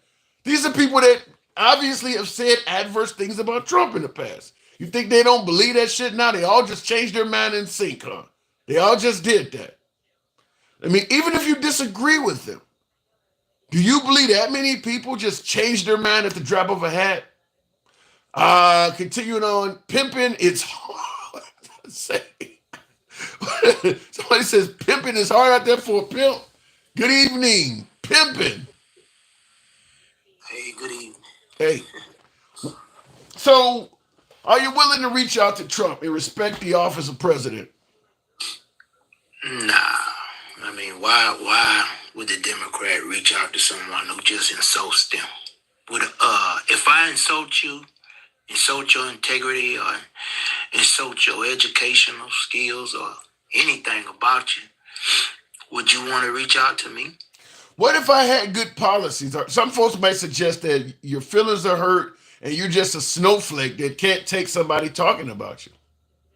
No, I mean, we all heard that, words can't hurt you or anything. And I'm not saying that they shouldn't come to the table with him and try to make policies that could help the country. I'm not saying that. But if you remember when him and Schumer and Pelosi came to the White House. Yeah. And he basically was talking crap to him then. So let me ask you this then. No. What happened? They walked out the White House. They was graciously talking with him, but afterwards, when they walked out the White House and they didn't give a shit about him, excuse my French, they basically came out in public and told American people how they felt about him, and that they could not come to the table and compromise with an idiot, because as a president, he's the first president that truly is an idiot, because you yourself has said in your comments that he says things and then he comes back and he changes it, right? But sometimes the things he does say, you really can't change it. What you had one guest that was up there that was talking about the COVID situation. Right. What idiot gonna tell people to drink disinfectant that would cure a disease that's basically scientists couldn't even get the grapple of what was happening until they figured out. And then that even the shot, I'm not gonna say it, but even the shot itself, because I didn't even get it. I'm 53. Mm-hmm. But my mother, she did because she was an elderly, so she took it. But it was no way I was gonna take something that they just found the cure within a year, and all the other diseases Well, but you do realize, because you're right, there are other diseases out there. They did come up with a vax for this pretty quick, but you do realize the urgency behind this compared to other diseases. No other disease was killing people at this rate. So do you expect them to take 5 years to go through a trial period and test this shit when people are dying at the rate they were dying? Yeah, you're right, because whether they'd wait 5 years or they didn't, people was eventually die from it. So, yeah, I understand that they didn't want to do no trial testing. Well, I just say it like this. When you got people passing away to the point where you got the medical community saying they have to purchase additional trucks, refrigerated trucks to hold all the bodies in. I had relatives in Chicago that knew people who passed, and they could not even call a funeral home to have services because the funeral homes were all booked up in the city of Chicago. When you got people dropping like that, you should expect the government to come up with some kind of cure quicker than they normally would. Because a lot of times we don't have cures to stuff is because there's all kinds of patents. The pharmaceutical companies are making money, trying to make money off of shit before they allow the regular people to get their hands on it. But when people are passing away like that, rich, poor, and indifferent, that cure is going to come much faster because a lot of the red tape that allows a pharmaceutical company to make a bunch of money off of their drug before everybody can get it. They're not going to allow them to do that because now people are dying everywhere. So I don't know why people thought the cure was going to take so long to be tested and stuff. Nah, I get what you're saying, but still and all, the way you explained it, it's kind of think that someone had their hands in it, right? Because it was somebody's going to make billions off of it.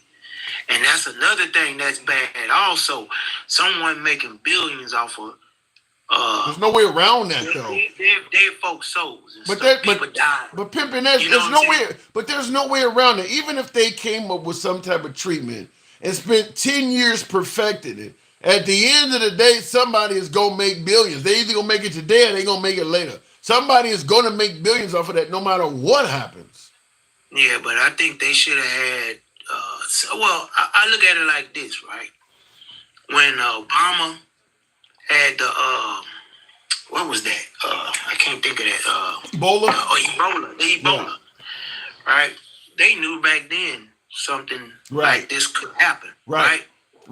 So they should have had been doing it. And who was in charge at that time? Dr. Fauci. Yeah.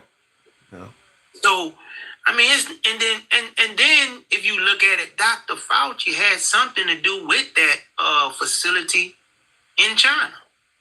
Well, that's why people are suggesting that Trump should indict Fauci and try to prosecute him. Yeah, I mean, again, listen, I'm liberal. I'm a Democrat, so I mean, a friend of mine's wife passed away from that. See, I'm getting that. That's how close it was with me in Texas. I'm in Texas, right? So it happened everywhere. Yeah. So with 1 million people dying like that, I mean, to me, it shouldn't have never had happened. Well, I've had every shot you need. Every shot. I think I missed one. I think every time my doctor said there's another one, a booster or whatever, I've had them all. I've had MAGA tell me. Because I've been talking to MAGA since Trump came along, and I had one person tell me, somebody that was a friend of mine, tell me, he was certainly against putting that in his body, and he told me I was going to be dead by December 2021 for putting the needle in my arm. I mean, he said that stuff was going to have mass, casualties behind it. It was poison, and he told me, I was going to probably be dead by December 2021 for getting that. So yeah, and not even not only that, but people were saying how the side effects from that shot. But have you seen any of that of any significance? When you think about how many people in this country have been jabbed, at least I believe at least half of U.S. citizens, well over 150 million people have it. I mean, if people were having symptoms, there's no way even the media could hide that. I mean, it would be people dealing with that symptom everywhere. They're saying some people are having heart problems. That's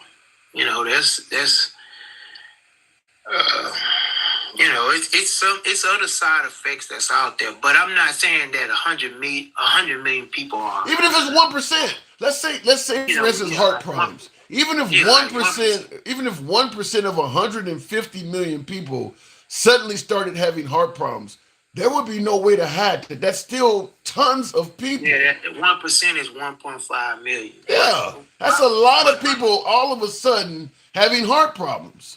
But that's possibly 1.5% that's out there that's aware of.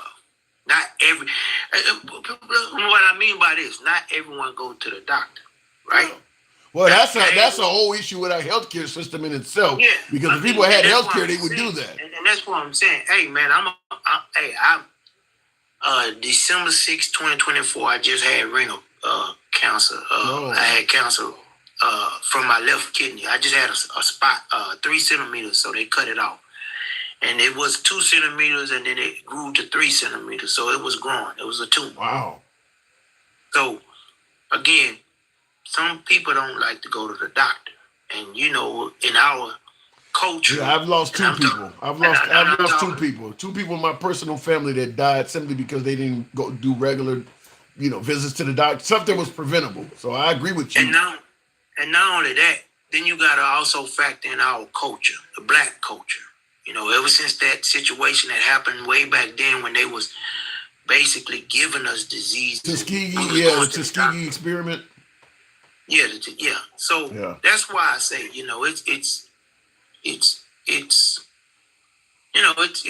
part of the government that, and then you wonder why people feel the way they feel about our government. And again, I hate to say it, like, you were saying it earlier about, you asked one guy to name 3 things that are bad about Kamala, or the 3 reasons why she lost. If give me your three reasons why you think she lost. Yeah.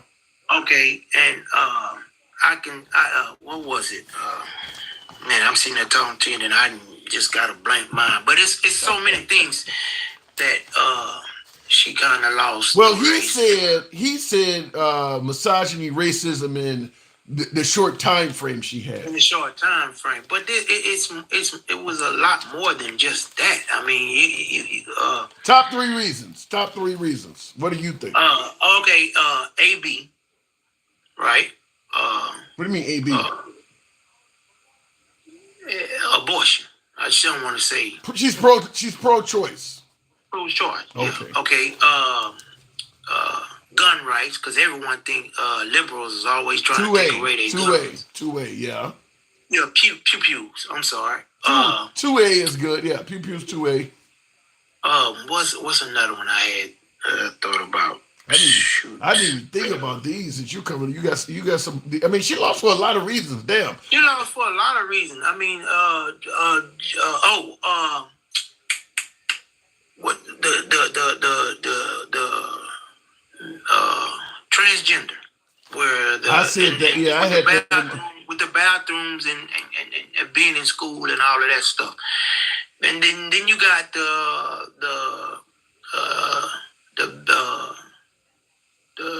with Tim Walsh, she chose him as a running mate when Minnesota had that issue with tampons. No, yeah, well, he said that, but mostly they didn't like what happened with that BLM riot It happened in Minnesota. To me, that's fucking racism. I'll tell you right off the bat, and I agree with you. Any affiliation to BLM is going to hurt a candidate to some degree because even with Obama saying that Trayvon Martin could be his only son, but to me, that's racism, and I'll tell you why. Yeah. There is not one single person or group in this country's history that has fought on behalf of civil rights that people didn't hate, starting with Martin Luther King on up. Jesse Jackson, Al Sharpton, all of them are race baiters. They said the same shit about Martin Luther King. They said the same shit about Al Sharpton, Jesse Jackson. They're saying the same shit about BLM. And the same thing about Colin Kaepernick, LeBron James. The fact is, they don't like what you. Hold on, Malcolm X too. They don't like what you are fighting for. So they're going to find reasons to demonize you. There's not been one single civil rights leader in this country's history that people said while he was doing it, you're doing the right thing. Every one of them was doing the wrong thing while they were doing it. I go way back farther. Mega Evers. All of them. So it's just so many people.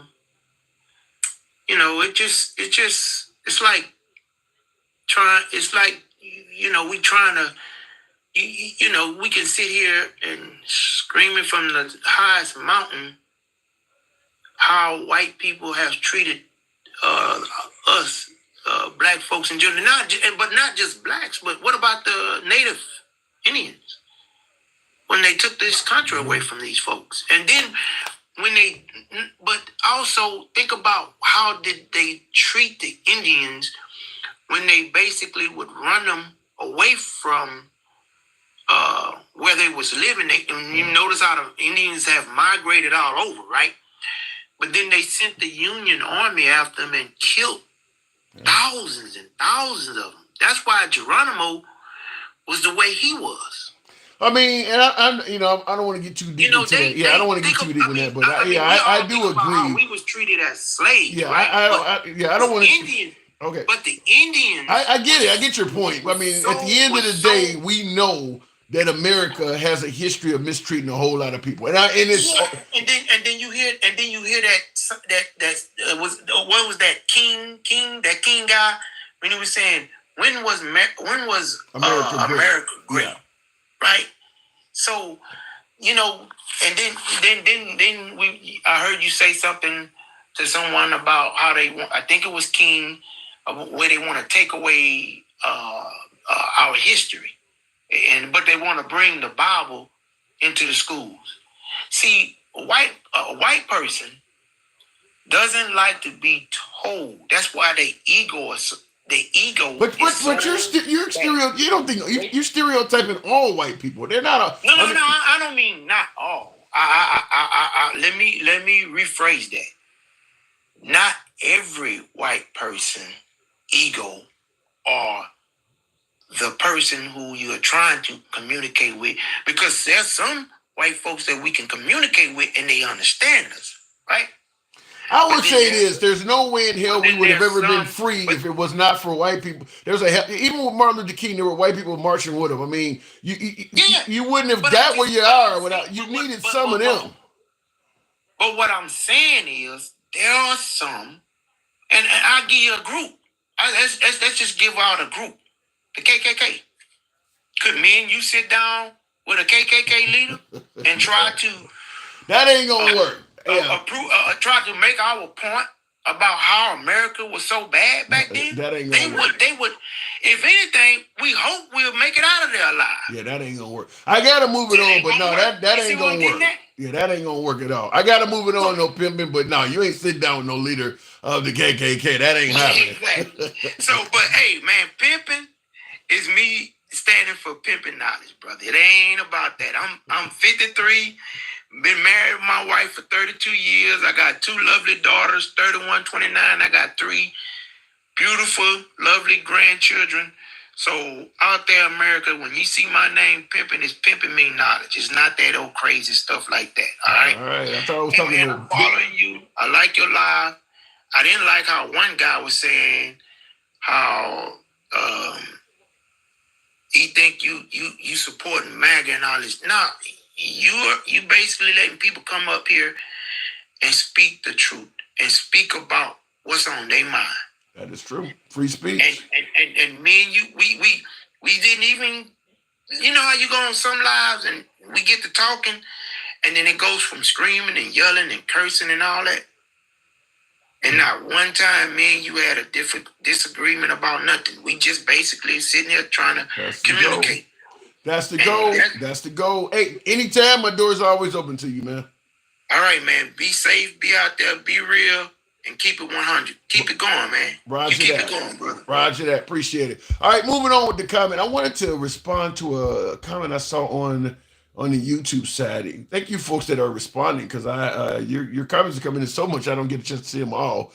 NA tribes got actual reparations a long ass time ago. You can still get money if you can prove ancestry to this day. Well, Native American tribes, yeah, you can, but black folks, there's always been an adverse notion to helping out blacks because of that. I think we got affirmative action. That's about the best we could get, and there's been a push in America to get rid of affirmative action from day one. I think the Supreme Court, Trump Supreme Court, got rid of affirmative action, didn't they? But they never wanted to do it. In fact, any recognition, man, I hate to go down the racial path, but any recognition of what happened with African Americans have been met with resistance. Everything from making Martin Luther King's birthday was met with resistance. Biden just passed a law, 2021 was it, to make Juneteenth, the day honoring the end of slavery, a holiday. I did a show on that shit. You would be amazed at how many people called in and said that's a bullshit holiday. Juneteenth, all you're doing is, this is a holiday that everybody get off. Even the people that don't fucking like it gets a day off work if your employer gives it to you. Because once again, even the employers don't want to give, just like Martin Luther King Day. A lot of employers don't even want to give you that day off. I don't know, there anything concerning some type of acknowledgement or reparations or addressing what happened to black people. It's always met with resistance. I don't know much more to say than other than that. Like I said, every single civil rights leader in American history has been met with resistance. We all look back now and see Martin Luther King as fighting a good fight. When he was alive and doing that, there's a reason why he got shot in the face. They didn't think that then.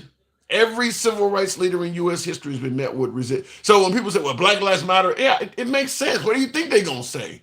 I don't care who you are. If you start talking about, shit in favor of civil rights, to me, because this is one of the things that came up when Colin Kaepernick was taking a knee. I'd be okay with what he's doing, but he's protesting the wrong way. I only came out here to see a game. You can but do it. There is no right way to protest civil rights. I'm going to make that clear to you folks. There is no, if let's say for instance, you want to allow a woman to terminate a pregnancy in the 9th month, and you want to go out and protest that to let the people know, I think a woman should have a right to terminate a pregnancy in the 9th month. What's the right way to protest that? There is no fucking right way to protest something people don't agree with. Doesn't matter how you protest it. They're not going to listen to you because they don't agree with you terminating it in the 9th month. Well, that's how civil rights is. There is no right way to protest something people don't agree with. And a large portion of this country that don't agree with what those civil rights, whether it's police misconduct or people who still believe there's some kind of systemic racism, whatever the case may be, whatever the hell they're protesting, there's a large portion of America that don't agree with that. Like what Colin Kaepernick was protesting. And by the way, Colin Kaepernick's been out of the spotlight for, several years now. Just this week, how many of you folks have seen the police beating? I think it's in New York where they had a guy handcuffed in, was he in the police waiting room or in a hospital or something like that? He's handcuffed on the fucking bed and they beat the shit. He died. He actually lost his life for that. That just happened last week. But when Colin Kaepernick was, protesting police brutality, that don't happen. That stuff ended. That shit just happened. How many of you saw that? I've been trying to find it was in a cell. You said he was in prison. They beat the hell out of that dude. Like multiple people was beating up on a handcuffed man. And then several other people were standing around watching it. Now, the same chick that won that huge judgment against Trump is it Letitia James, her name is? She's the one that's going to go after the cops for doing that. There's no way you can protest civil rights, racism, whatever you want to call it, or LGBT rights, or even police misconduct. There's no right way to protest that stuff. There's just too many Americans that do not believe it's happening or refuse to acknowledge it's happening. If you go out and protest police misconduct, you're going to face a lot of resistance because there's a lot of people that don't believe it or won't accept your protest. There is no right way to do it. No matter what you do, somebody's going to say you're doing it the wrong way, or they're going to find something else about you in your life to criticize. Like with Black Lives Matter, it suddenly became the money that there is, well, let's go after them for how they're misappropriating the funding. Knowing damn well the average person out in the street yelling Black Lives Matter ain't donated shit. There's no money coming from these people. Let me go back to the box, though. I didn't want to go too far down that road, but he took me with that comment. No, we don't have to respect Trump as president. Well, what about the office? What about respecting the office? What about respecting the office? Not calling yourself the handsome liberal. All lies. LA. What does that say? LA Global, whatever. Okay, you don't think I'm handsome? Fair enough. How about the ugly ass liberal? Would that make you happy? Let me go back to the cops shouldn't have immunity. No, I don't know why Trump promised to do that. I don't think he's going to be able to do it, but it was enough to scare me away from Trump that he did promise to get cops immunity from prosecution. I don't know why he even said that, but he did say it. Continuing on, one of my subscribers in the box, Alan. Good evening, Al. Welcome to the program. Tap the screen, folks. Get me on up to 40,000. I know I'm asking a bit much. Tap the screen, get the likes up. Alan, good evening. Hey, Tim. Good evening. Here's the thing, and because I had to just remind somebody, the Civil Rights Act was just passed in 1965. Right. 4. And so, yeah, 64. Sorry. So here's the problem with that. They act like, oh, it was so long ago. It was so long ago. It was so long ago. No, we were just recognized as full Americans and as full human beings by this country in 1964. Yeah. I say that all the time on the program, that out of my entire family tree, me and my brothers are the first in my entire family tree that were born with civil rights from birth. Well, in my family, I am one of the first people that were born with civil. My mom wasn't even born with civil rights from birth, so I'm the first one. So it ain't no long time ago. Right, but they seem to forget that. I don't think that's the case. I don't think that's the case. Because Creole Lady just said, "Oh, they're going back here." This country has had a hit, like you said. They have historically done this, and just because you're here now and I'm here now, and we're calling it out because it's real. My mother has only had 17 years where she was not recognized as a full citizen or was entitled to civil rights. Like, so stop saying the bullshit that you're saying. I don't think they actually, when people say that, I don't think it's like when people say police, 99% of cops are good. I don't actually think they believe. I think it's just a matter of telling you to shut the fuck up. I don't want to hear about it. I think they realize what you're saying has some truth to it. I just think they don't either care or don't want to hear it. I mean, there's no way in hell people who were telling Martin Luther King that it was unnecessary and what he was doing was going over with. I mean, you don't want your kid living like the people he's fighting for.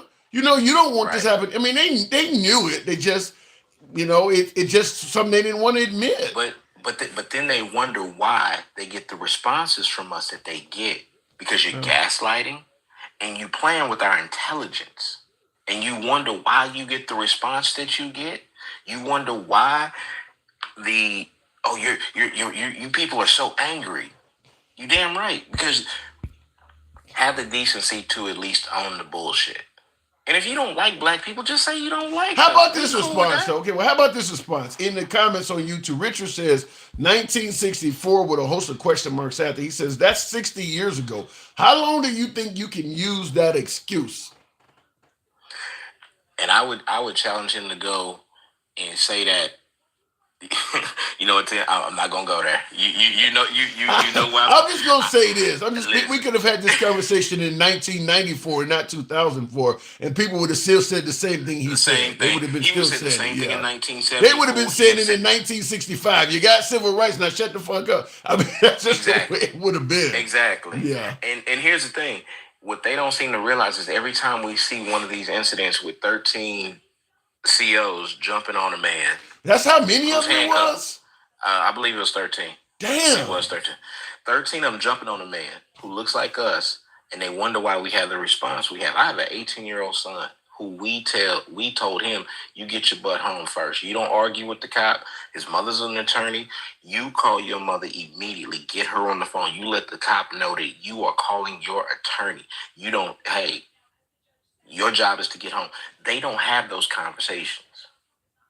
Yeah, They don't. that's an interesting point. I've talked to a lot of Caucasian folks and people of all races on the program. I have never. I'm assuming there are some white people. I've never heard of a white person tell me that they have a white child and they've had to talk about police. I gotta assume some of them have done it, but I have never heard anybody say that. You do raise an interesting point. When you have, I mean, think about this, Tim. When my son went out, first time he's going out on his own. Hey, you call me when you get. This is where you going? You call me. This is where you going? You call me.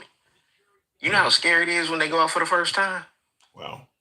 and Now- you're wondering if they gonna get back to you safe. But how about this? A penny in the comments says, as long as people keep bringing this stuff up, it'll never go away. Let's just love each other. That's a great sentiment, Penny. But here's the thing: until we have these hard conversations, until we can actually put it all out on the table, until you allow us to process how we really feel about this, you don't know why we don't. You don't know why we're afraid. You don't know why, because you don't want to hear it. You just want the conversation to end because you're uncomfortable. I will say this.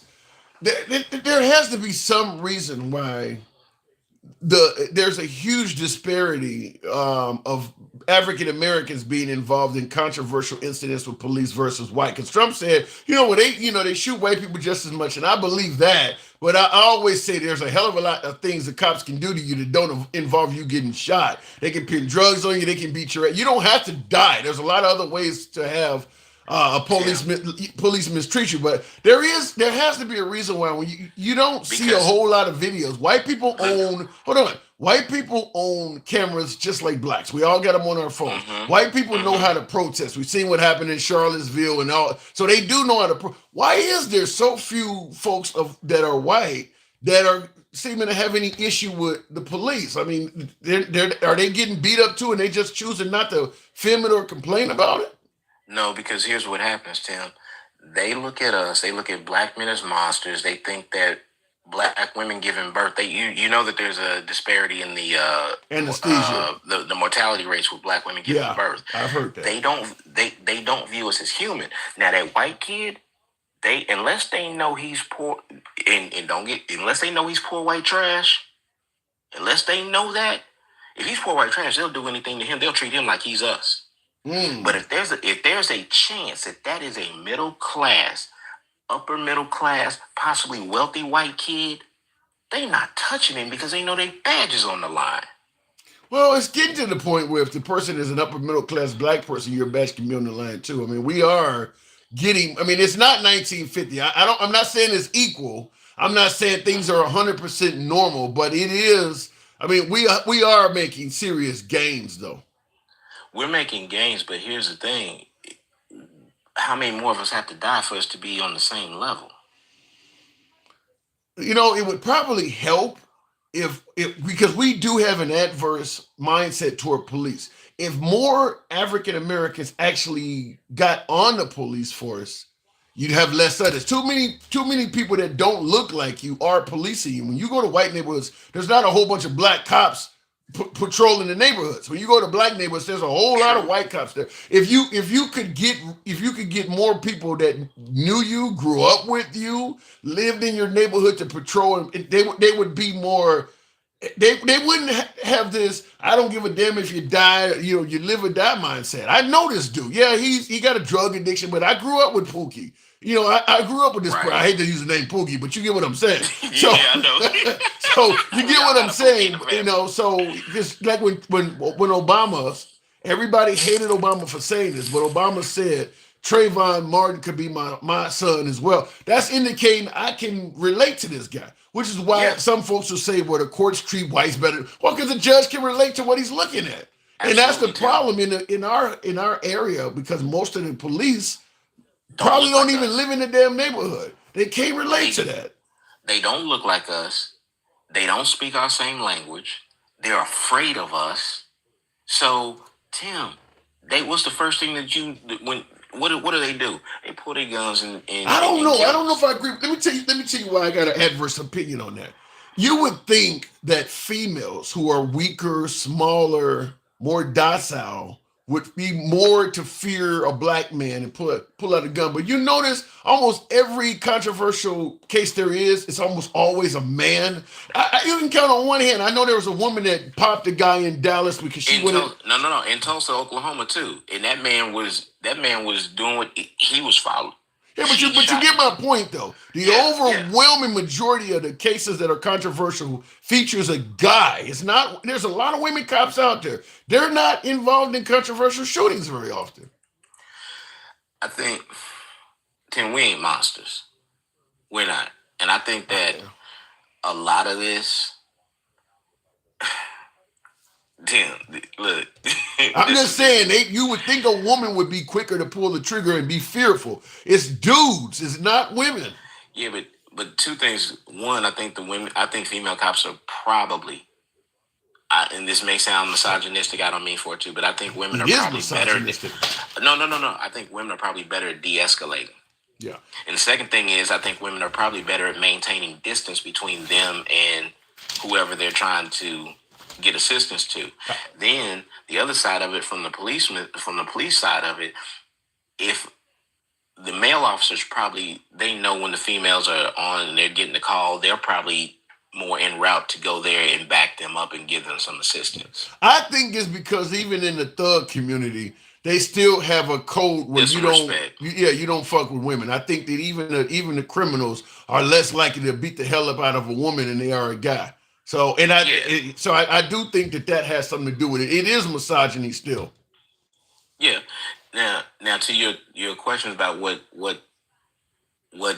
sunk Kamala's campaign more or less, I think there's a few things. That one,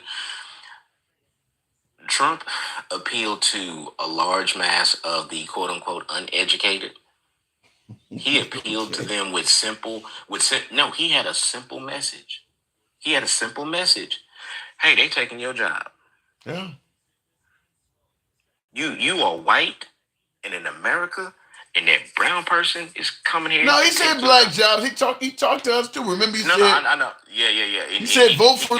He told blacks, what the hell do you have to lose? He was talking to us. He did. Yeah, okay. He was talking at us, not to us. Okay. And then it depends on how you interpret it. Okay, granted. But he kept it very simple, very juvenile, and they latched on to it. They had somebody to blame for their situation. I like that though. You ever heard the phrase "keep it simple, stupid"? Folks suggested that Kamala Harris, being an attorney, speaks in legalese. That shit's too difficult to understand. I mean, maybe his simplicity was actually heartwarming to people. I'm not saying you asked what sunk. I'm just saying this is. And now the other thing is this: the problem with the Democratic Party is everybody gets a seat at the table. Everybody is welcome to come to the table. But here's the problem with that, Tim. When you invite everybody to the table and you give everybody a voice, then you open yourself up to everybody's criticism. And his party, you said this earlier, if you don't get on board with what I'm saying, that too. But if you don't get on board with what I'm saying, it's exactly that sign, right? If you don't get on board with what I'm saying, fuck your feelings. 75 million people are going to turn on you. Because here's the thing. Everybody who he sat there and vilified, if you go back and look at it, they were respected before he ever came down the escalator. True. Liz Cheney and Every one of them. Romney, all of them. Everything. And 90% of, go back and look, Tim, 90% of the things that he said were issues were not real issues to the American people. I don't know if I agree with that. No, Tim, listen to this. Nobody was sitting up here thinking about tariff and putting tariffs on Mexico or Canada or any of that. Well, he didn't say tariffs are an issue. He's doing the tariffs as punishment because the border is an issue. He's doing that as punishment for them to fix their damn border. They've been negotiating over the border since Ronald Reagan. They've been negotiating and they've been putting in stopgaps and trying to negotiate it. And you get a little here, we get a little there. Well, and here he comes along and he says, "I'm tired of negotiating. Damn it, it's about time we get a deal done." I mean, that should be a win for Trump, right? It's not that, Tim. It's not. These are complex issues that he thinks are just simplified, and he can run it like it's a business. Government is not a business. That's why this whole Doge shit is bullshit. I do not mind you having efficiency within government. That would be amazing if we could get it. That's why the phrase "good enough for government." Right. We all know what that means. But here's the thing. You need to have people who are experts at what government does. Because you just go in there cutting shit, you're going to fuck up some shit. Are you going to... Let me ask you this, Tim. Are you going to sit up here... You have a tumor in your brain. Are you gonna go to a goddamn cardiologist or are you gonna go to a neurosurgeon? I'm gonna look for the neurosurgeon. Okay, so why the fuck are we got a damn businessman trying to tell us what's efficient in government?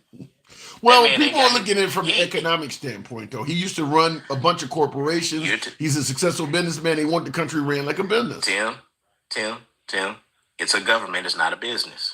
I'm just telling you the logic behind it. I get it. But you telling me we don't have subject matter experts on government efficiency and how it should be run? You're telling the best and brightest. He's going to surround himself with the best and brightest, though. And how has that worked out, Tim? I got to move on. I'll give you the win on that. I got to move it on, though.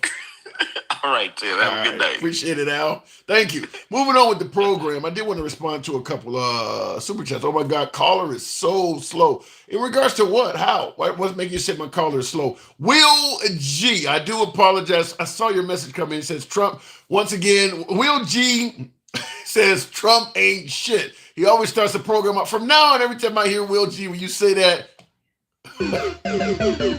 That'll be the opening Will G. Anytime I see a super chat that says Trump ain't shit, you will hear. But he says Trump ain't shit. The Department of Government Efficiency team is fuck around and find out, how MAGA is racist. Wait a minute, I don't quite get all of that. Trump ain't shit. I get what you're saying there. But then you says the Department of Government Efficiency team is fuck around and find out, how MAGA is racist. So you're saying the Department of Government Efficiency is going to show us that Trump is racist? You got to elaborate on. I don't get where you're going with that at all. He also continues on and says, we actually had several civil rights acts before 1964. Each one got rewritten because it got violated until 1964. Yeah. And then after that, you had a host of discrimination lawsuits and things like that. I mean, it takes a long time to change the hearts and minds of people. You can change a law all you want. If it's in the people to be a certain way, they're just going to be pissed off with the people that gave folks freedom, and they're going to still keep pushing back. Because, I mean, once the Civil Rights Act got passed and African Americans and people of color were supposed to be treated with equality, there was still years before anybody won a Grammy or anybody became a black person became a general. It was still happening. They just, you find ways to keep it under wraps as long as you can. Some discrimination lawsuits were won, but I mean, well into the 80s and 90s, people were still winning huge discrimination lawsuits. I always tell you folks about myself when I used to own property in Chicago and I thought I was doing great and, had 20 tenants or so in several buildings. I didn't see any racism at all until I get a letter in the mail from Fifth Third Bank telling me that you're part of a class action suit. Apparently Fifth Third was giving people like you a higher interest rate because you look like you. I thought I was doing well. And I didn't know I was being victimized, right? And that was in like the early 2000s. So it takes time. It takes time to change hearts and minds.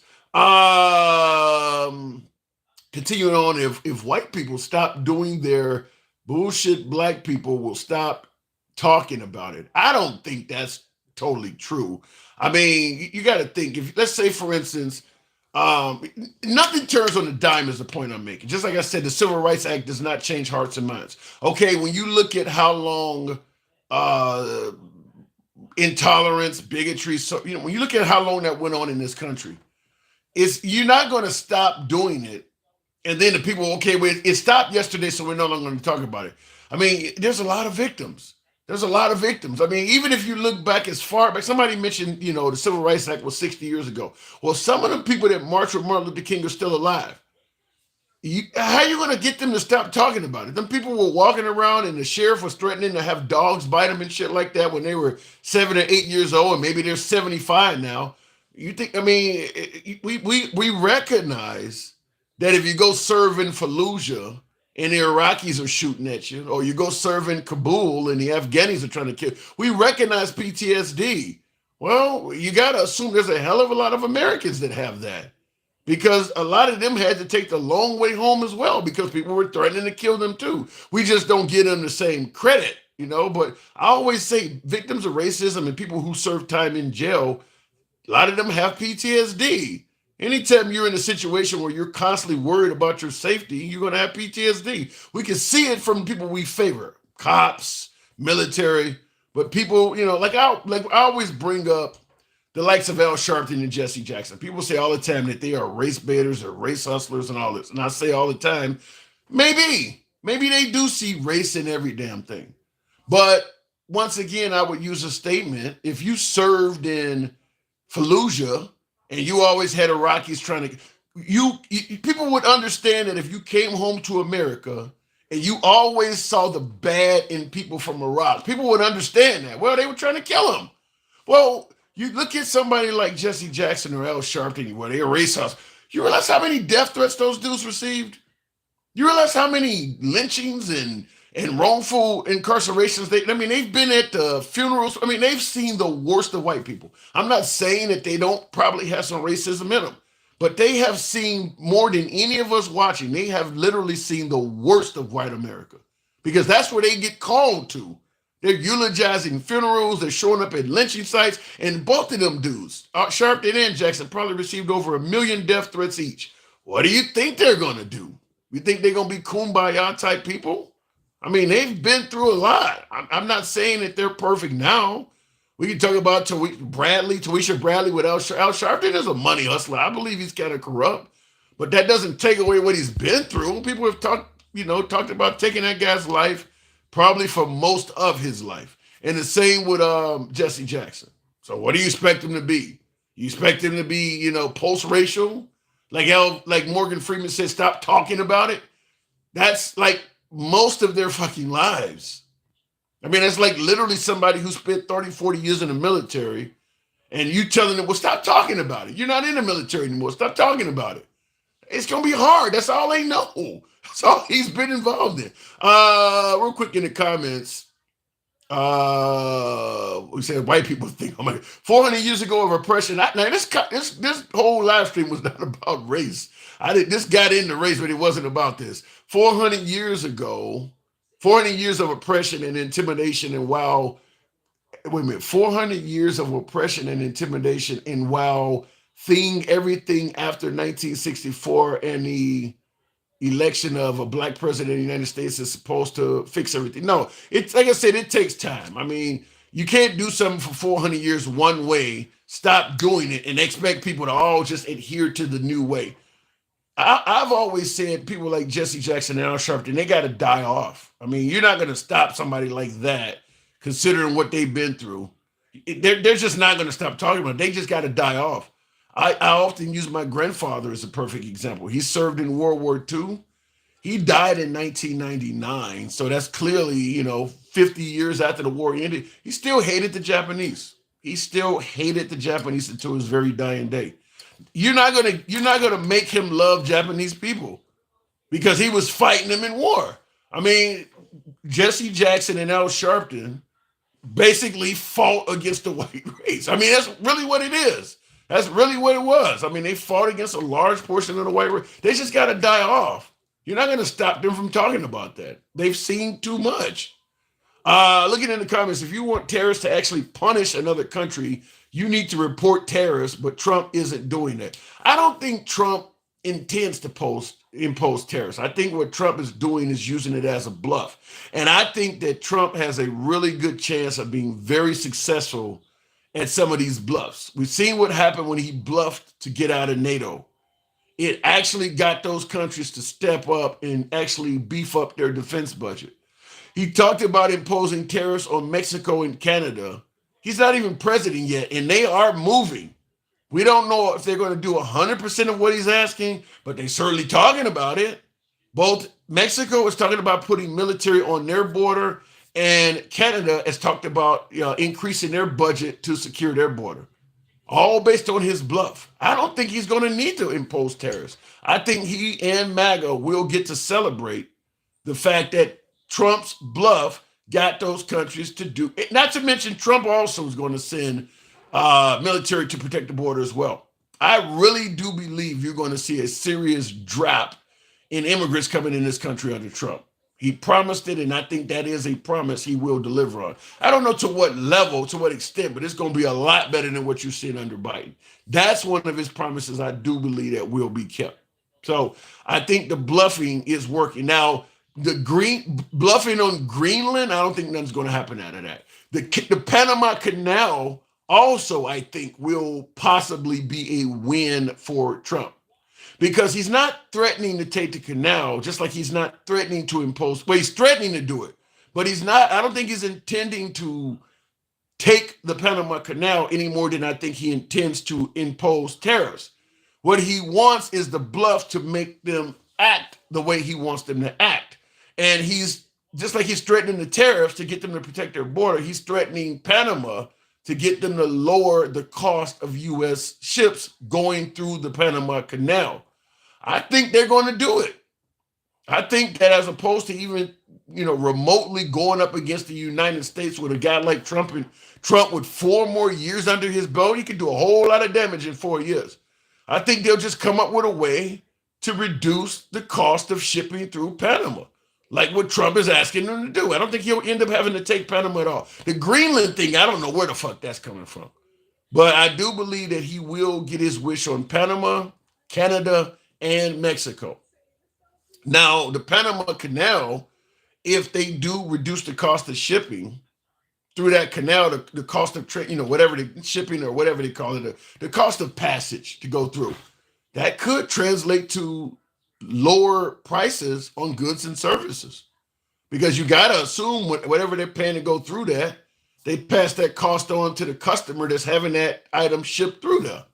So I do see those as areas where Trump could have some victories. I do believe they could. Now, it could also translate to really bad relationships with these countries. Nobody like to be threatened, but I do believe that as opposed to going up against Trump and having him threaten to ruin your economy and shit like that, I think he's going to get some success out of it. We'll see. Real quick, continuing on with the program, I do want to respond to a super chat. Ed G. So by your logic, you're saying since the 13% okay, and this is where I disagree with this, but I'll read your comment, Ed. You said so by my logic, since the 13%, that's black people, since the 13% commit 50% of violent crimes, cops treating them a certain way is just PTSD and you should have sympathy for them. I don't believe that 13% commit 50% of the violent crimes. I think the 13% are considerably more heavily policed. So you're going to catch them more when they commit violent crimes. I just think that there's a lot more policing that goes on in the black community. Also, because you hear people always say, well, if black people are this or that, why is the prisons, why are there so many more black people in prison? They're only 13% of the population, but there are 50% of them in prison. Because going to prison is not solely based on the crime you commit. I think anybody, regardless of what your race or culture or gender is, I think we all realize your chances of going into prison increase if you have less money. Can't afford a lawyer, Just like somebody on the program stated that, white middle class kids, the police are hesitant to fuck with them because the parents have the resources to hold you accountable. Being poor, regardless of what race you are, increases the likelihood of you getting caught up in the system if you make a mistake. You think a black person that did as much as Robert Downey Jr., Paris Hilton, or Britney Spears, they all got caught with drugs on them. You think a black person that got caught with drugs on them, or even a poor white person that didn't have their money, you think they would have walked away with the same outcome? So, yeah, there's more African Americans in prison. What group in this country represents the largest group of impoverished Americans? It's black people. So, of course, there's going to be more of them in prison than the other groups because many of them other groups are getting fines and probation and bail that they can afford. Think about how many people are behind bars as we speak in county jails all over America simply because they can't come up with the bail money. A lot of those folks will go on to be found innocent or have their charges dropped, but they are sitting in jail right now simply because they don't have the money to bail out. The wealthy people or people with money, they pay bail. And then they're out, they can talk to their lawyers, they can establish a case. You can't do shit when you're behind bars. It's a lot harder. They can limit the phone calls, limit the interaction with your lawyer and all of that shit. People with money can bail out and do shit. So there's all kinds of other factors in play as to why there are more black people in jail. And I'm not taking away all of the violent crime that happened in black communities. I'm not going to disagree that black people do commit a hell of a lot of crime, but I will tell you this, a lot of that shit they in there for, if they had money, they wouldn't be in there for that shit. Because most black people are not in jail for raping or murdering somebody. They're in there for drug offenses. They're in there for dealing or using or carrying or possessing drugs.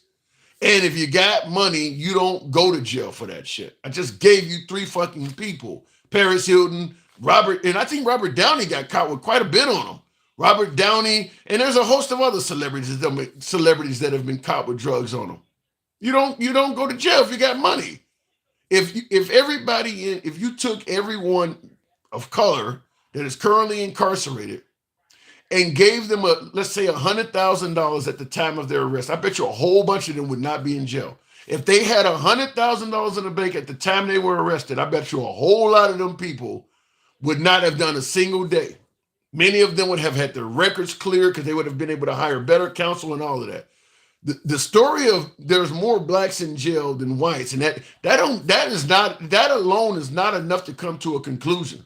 When you know the whole damn system is tailored to favor folks with money that can hire counsel as opposed to who cannot. So you gotta add a lot more into it than just there's more black people in jail. There's more poor people. Yeah, of course. That's like saying, well, there's more poor people that are homeless than wealthy people. Yeah, there's a reason why.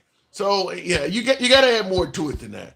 And like I said, being heavily policed, the type of punishments handed down, like for instance, if you are white and you take the life of a black person versus if you are black and you take the life of a white person, the punishments for that is not the same. I can tell you they've done a host of studies. The punishment for that is not the same, even though in both cases you're taking somebody's life. There's a whole lot of reasons. And the more you go into it, the more you have to deny or I didn't know that or I don't believe that. But I don't even want to go too deep into it more than that. But I'm just simply saying, just looking at the faces behind bars does not tell you everything. That just doesn't. That would be like looking at America in 1950 and saying that nobody was gay or nobody was trans. Yeah, they were. There's a reason behind that. Looking in the comments, and thank you for the comment there, Ed G. It was a good one. We don't agree, but it was a good one. Appreciate that. Continuing on with the program. I don't know what I just hit there. My eyes, maybe it's late or maybe it's the lights. Themselves, we live in a world without slavery caused by, we live in a world without slavery because of the British. It was down to Africa. It would still be happening. They begged us not to end it. I haven't seen any history of that. You're telling me that the Africans were begging the colonists to keep slavery going. The Africans wanted white people to keep coming to Africa and taking people, and the white people had to be begged not to just. You believe that? Okay.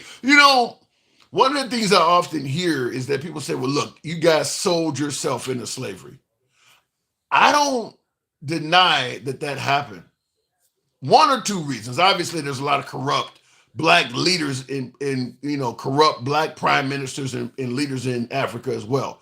So I do believe that plenty of black people would be willing to sell their own people into slavery just for the purpose of corruption and greed. But the other reason would be you don't really have a chance to say no. I mean, they showed up, they got gunpowder, they got, ships and shit. The guy said he wanted 100 people. He said either you bring 100 people to the port, or I'm gonna go get 99 of them, and you gonna be one of them. I mean, that's it. You can either go get me 100 of your people, or I'll send my men to go get 99 of them, and we'll take you along with them and make our 100. I'm just trying to put a little bit of diamonds or salt or sugar in your pocket. You can take this sugar, or you can, whatever they were trading for money back then.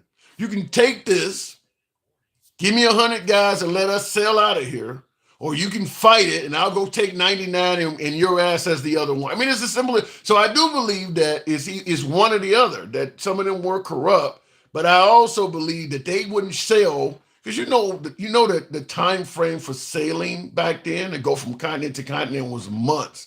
It was a dangerous journey. You think they sailed that distance to come home empty-handed because this dude decided he ain't gonna sell anybody no more? You think they were gonna go home with that? Go back and tell the king, Mastula, he said he's no longer doing that anymore. The king would off with his head.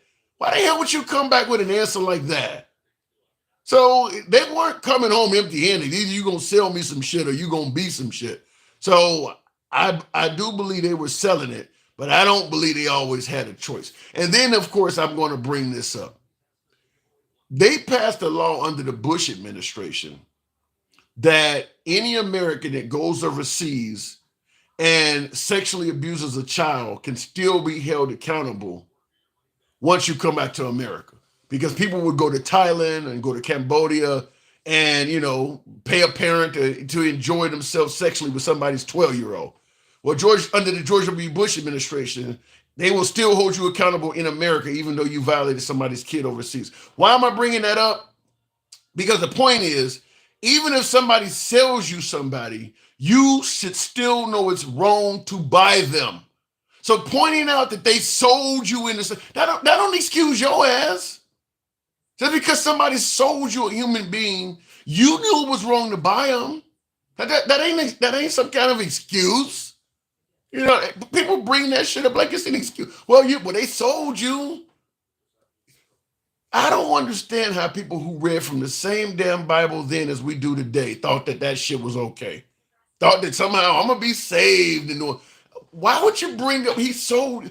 You knew when he was selling you somebody. You see the dude that he's about to sell you, or the kid or the girl wearing a chain and shit all around her neck. You think it's okay to buy that because he's selling it to you? You think that absolves you of looking like a piece of shit because he's selling it to you? This is where the George Bush thing comes in. Buying somebody's kid doesn't make you any less wrong because a mother sold it to you. I don't even know why people even bring that up. That doesn't excuse any of that. Brits went to abolish slavery. Nigerian leaders declared war on the Brits because they wanted slavery to continue. Now, my other viewers said the same thing, something about they wanted slavery to continue. And I will say this. That is a testimony, if that is true. I've never heard of this stuff, but that is a testimony to how bad history was taught in this country. The Irish slaves and all of this stuff. When we went to school, that stuff never came up. And I always say this. Up to about 1970, maybe as late as 1980, just about all of the history textbooks in America were written and produced by white authors, white publishing companies, period, to about at least the 1970s, if not the 1980s. So you have to, why don't we know all of this stuff? Why wasn't this stuff taught? The Irish slaves, name me a well-known Irish slave, or what day were they officially freed? Did anybody escape? Was anybody made a, you don't hear nothing about that, not even from the fucking Irish. They're out there celebrating their asses off in March to honor St. Patrick's Day, but you were enslaved for decades and you don't say nothing about it? That makes no sense. And it makes no sense why it's not in the history books. So even if what you guys are saying, everything from, Africans selling people into slavery to, as he said, the Nigerians wanted it to continue, it makes you ask that question, why did the ancestry in America try so damn hard to do a funky ass job in teaching history? Why don't we know all of this shit? Freedom and all. Why don't we know this? I mean, there's story after story. Anytime you talk about slavery that took place to African Americans or the history of racism, you generally have, and I'm just going to say it this way, you generally have white people that will add something to the conversation that never was taught in history. Why is that? You don't hear a damn thing about the Irish slaves if ain't nobody talking about the black slaves first. It's like all lives matter. You'll never hear somebody saying all lives matter unless somebody says black lives matter first. Why wasn't any of this shit in the history books about the Irish slaves? Not one lick of it. Not one, and like I said, it doesn't even come up unless you're talking about black slaves. Just doesn't even come up. So something somewhere along the line looks nefarious in regards to that. We've been slaves from the beginning, says Omar. It says Omageddon? Yeah, Omageddon. In the 1700s, no one was taking Africa by force. Look at the Zulu. Look at the Zulu beat the Brits in a few battles in 1879 when the Brits had block-dropped rifles, but lost in the end. Like I said, the problem with all of this stuff is there's so much of a concerted effort to hide various parts of history that you just never know in these conversations. I'm not going to say everything I'm saying is right. I might be wrong on a whole bunch of shit. I'm not going to say any of you viewers are always right or wrong. I'm going to say it as simple as this. None of us really know. Because we can all agree on one thing. They didn't teach us accurately. America's history system in this country was taught on American exceptionalism. That was the goal, is to teach you that America is an exceptional country, the best on earth. That was the goal. And if we were going to meet that goal by lying to you, damn it, we would lie. That was the goal from day one, is to paint America as an exceptional country, essentially by any means necessary. Only tell stories that is going to paint America as an exceptional country and resist anything that's going to be adverse to that, which is why since day one, any outcry about slavery has been met with resistance. Any outcry about racism has been met with resistance. We'll admit that racism existed in America, but every time we admit it, it only can refer to something that happened in the past. Everybody will admit racism was definitely happening during the era of Martin Luther King. But during the era of Martin Luther King, they wasn't admitting it at all. You know why? Because we are an exceptional country. And we cannot go around bragging that we're the best on earth if we have to also admit we have systemic racism and people are being mistreated simply because of who they are. We can't be the best and admit that. So we always have to say it happened in the past. Remember in the 90s, African Americans were complaining about racism then. Remember the whole Rodney King? No, it was in the past though, even back in the 90s. But the minute Biden became president, people had no problem talking about the racism of the 94 crime bill. They weren't admitting it in 94 though. They're totally happy to admit in 2024, 30 years ago, we had a senator that was putting black people in jail. They said the same thing about Kamala Harris. They were totally willing to admit that 30 years ago, they were putting a whole bunch of black folks in jail for things they didn't deserve to go to simply for being black. They're admitting it now. But those same folks in 94 would have denied the fuck out of that stuff. They would have said, no, that shit ended back in the civil rights era. So like I said, we can admit this stuff happens, but it always has to be in the past. Otherwise, we can't go around portraying ourselves as one of the best countries on earth. We have to always paint the picture of we used to do that, but we got over it. And my guess is 20, 30 years from now, people are going to look at the fact that people were saying, everything from George Floyd or the summer of 2020, they're going to be like, 2020 was pretty fucking racist. But right now that it's still current, we can't admit that. Looking in the comments, Will says it may be that Canada, Greenland, and the Panama Canal all have something to do with Putin. I don't know about that. You said Canada, Greenland, and the Panama Canal all have something to do with Vladimir Putin. The canal has a block list on Russian ships. And Putin really wants Greenland for its resources. Canada oversees. So you think that the United States is trying to act on behalf of Vladimir Putin? The whole world hates Putin right now. I think Trump doesn't like China. China is buying up a lot of land and territory. They're essentially doing what we used to do, exploiting countries, using their resources to become a superpower. And America doesn't like the competition. And I think and obviously Trump, being a businessman is a lot more, he's going to be a lot more brutal on that. Just like, you sell shoes and all of a sudden somebody don't put a shoe store across the street. You're going to be brutal. I think that Trump sees China as competition. I don't know if it's in favor of Vladimir Putin. Like I said, I could be wrong, but the world does not like Putin right now. If America starts doing all of that shit in favor of Vladimir Putin, it could be very interesting among our allies. I mean, if our allies see all of a sudden that Trump is trying to roll back all of the sanctions and stuff that's been imposed on Vladimir Putin, while Vladimir Putin is still attacking people, that could be very interesting. We'll see. I captured the UAP. I don't know what that means, and the government knows. I registered them with. You captured you talk about those drones? I captured the UAPs, and the government knows. I registered them with Copyright Office and proof we have drones. Oh, so you're saying that those, by the way, I haven't heard that as much anymore. Has anybody, the drones that would appear on the East Coast at night? I haven't heard any stories about that lately. That they all go away?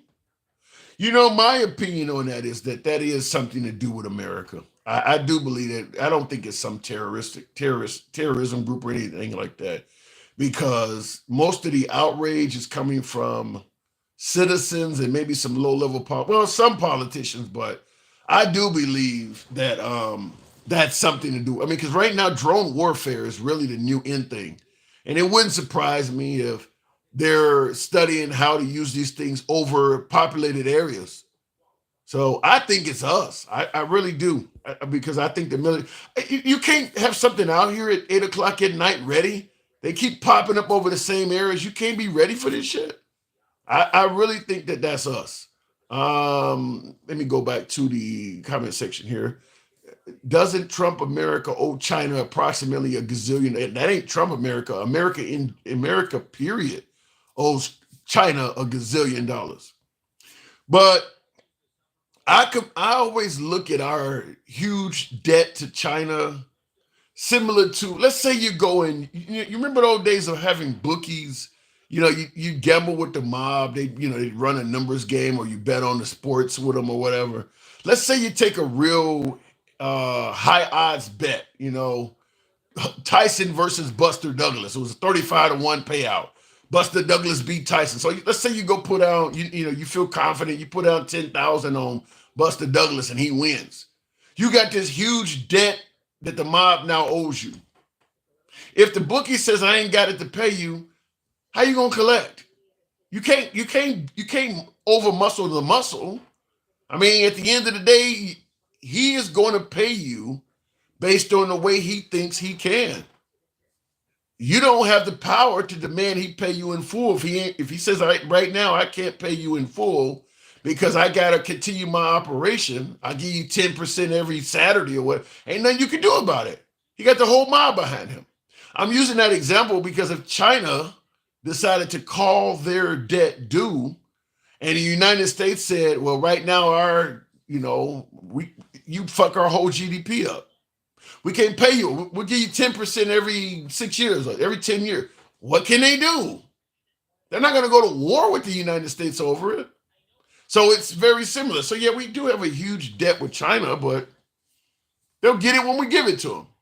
It's as simple as that. They'll get it when we give it to them. It ain't like they're going to be able to go out and really do a lot to collect it. Anything because we're their biggest trading partner. So it ain't like they can really impose any serious sanctions on us without hurting themselves. So yeah, we owe you a bunch of money. You'll get it as we can give it to you. I work in a hospital owned and operated by an Indian guy, and he is hiring Indians, nurses, and Africans. Well, tell him tell those Indians and Africans that he's hiring to make sure everything they purchase is on the lease. Because you never know what Trump might do. you may abruptly be sent back to India and Africa. Tell him don't buy anything outright. Make sure you get your car on the lease, move into an apartment, 3-month lease, something like. You never know what Trump may do. Because I feel confident that Trump is not just after illegal immigrants. He says it. I don't have a problem with immigration. Just come here legally. Yeah, you do. Yeah, the Muslim ban was a perfect example of banning folks coming here legally. The Haitian migrants got to go is a perfect example of talking about kicking out people that come here legally. The getting rid of anchor babies is a perfect example of going at the people that are here legally. He is making it clear he has a problem with legal migrants too, while telling you he don't. But if you just listen to what he's saying, it will harm and cause the deportation of people that are here legally as well. Did you vote for Trump in 2016 and 20? I didn't vote for Trump. Certainly not in 2024 because he was promising to get police immunity from prosecution. That's going to supersede anything about the economy, any other thing, the border, all of that stuff. You start talking about giving the police immunity in liberal cities, I'm out, as they say on Shark Tank. I'm out. That for me, that right there was a deal breaker. It didn't matter what he said after that. As you start talking about giving police immunity from prosecution, I'm good to go on that. That I don't think you lower crime by giving police immunity from prosecution. What I think giving police immunity from prosecution will do is simply switch who the criminals are. Now, you're going to have less citizens committing crime, but you're going to increase the amount of police that are committing crimes. Like the guys beating the hell out of that dude that was an inmate that's floating all around. Those guys would have immunity. So all you're doing is you're just switching who the criminals are. Just like stop and frisk. People believe that lowers crime. No, it don't lower crime. It switches who the criminals are. When you violate somebody's civil rights, that's a crime. If you personally broken somebody, if you do any of those things, freedom of speech, unwarranted searches and seizures, you can't just run up and go through somebody's pockets. The police don't have a right to do it for no reason at all. So yeah, you're not lowering crime, you're just switching who the criminals are. Now all of a sudden it's just the police committing all the crimes. There's plenty of societies that have a very low crime rate among the citizens and a whole bunch of corrupt cops that are looking over everybody. They're the criminals. Dale is winning his appeals. Who is Dale? Dale is winning his appeals. Who is Dale? Let me know. Trump says it'd be hard to lower prices and hard to stop Ukraine. Yeah, that sounds like now that he's won the job, he is starting to let people know some of the things I promised you may have been just simply to get in the office. Nothing personal, but I said that shit to get in. I'm not really meaning that. That may not be as easy. I think what he's doing by saying that, he's trying to soften the blow and let people know I may have promised some of this stuff to you and made it sound like it's a lot easier than it's going to be. Modern day Jim Crow police edition.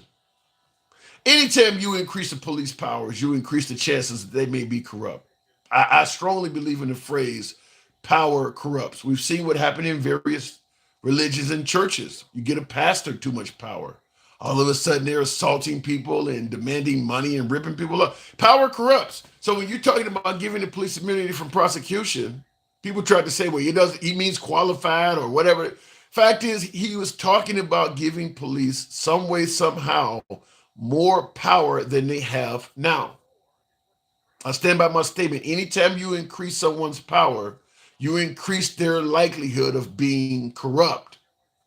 It's as simple as that. So, once he said that, for me, it was a deal breaker. That killed it. No way has that senile old man pardoned 8,000 people on his own. His staff did it and is getting rich. I believe that. Certainly, the cash for kids got it. Biden pardoned. I don't believe Biden would have pardoned that guy. I do believe that there are people that are giving Biden pardon recommendations, and he's just signing them. I do believe that.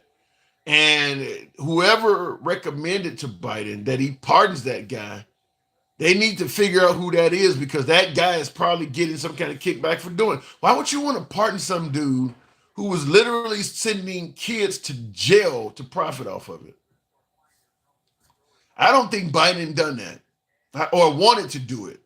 I think he was probably given a whole batch of people to pardon, and that dude was part of it. I really do agree with that, Julie. I do agree with you on that.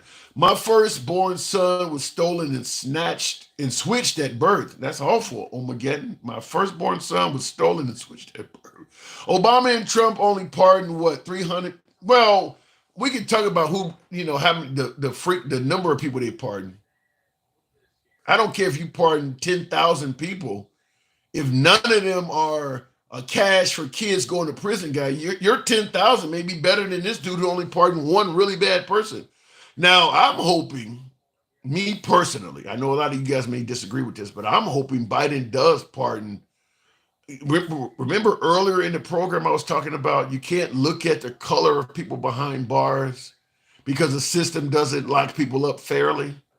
I hope Biden does pardon a lot of people that are incarcerated for nonviolent drug offenses, particularly marijuana, where we now view that as less harmful than cigarettes.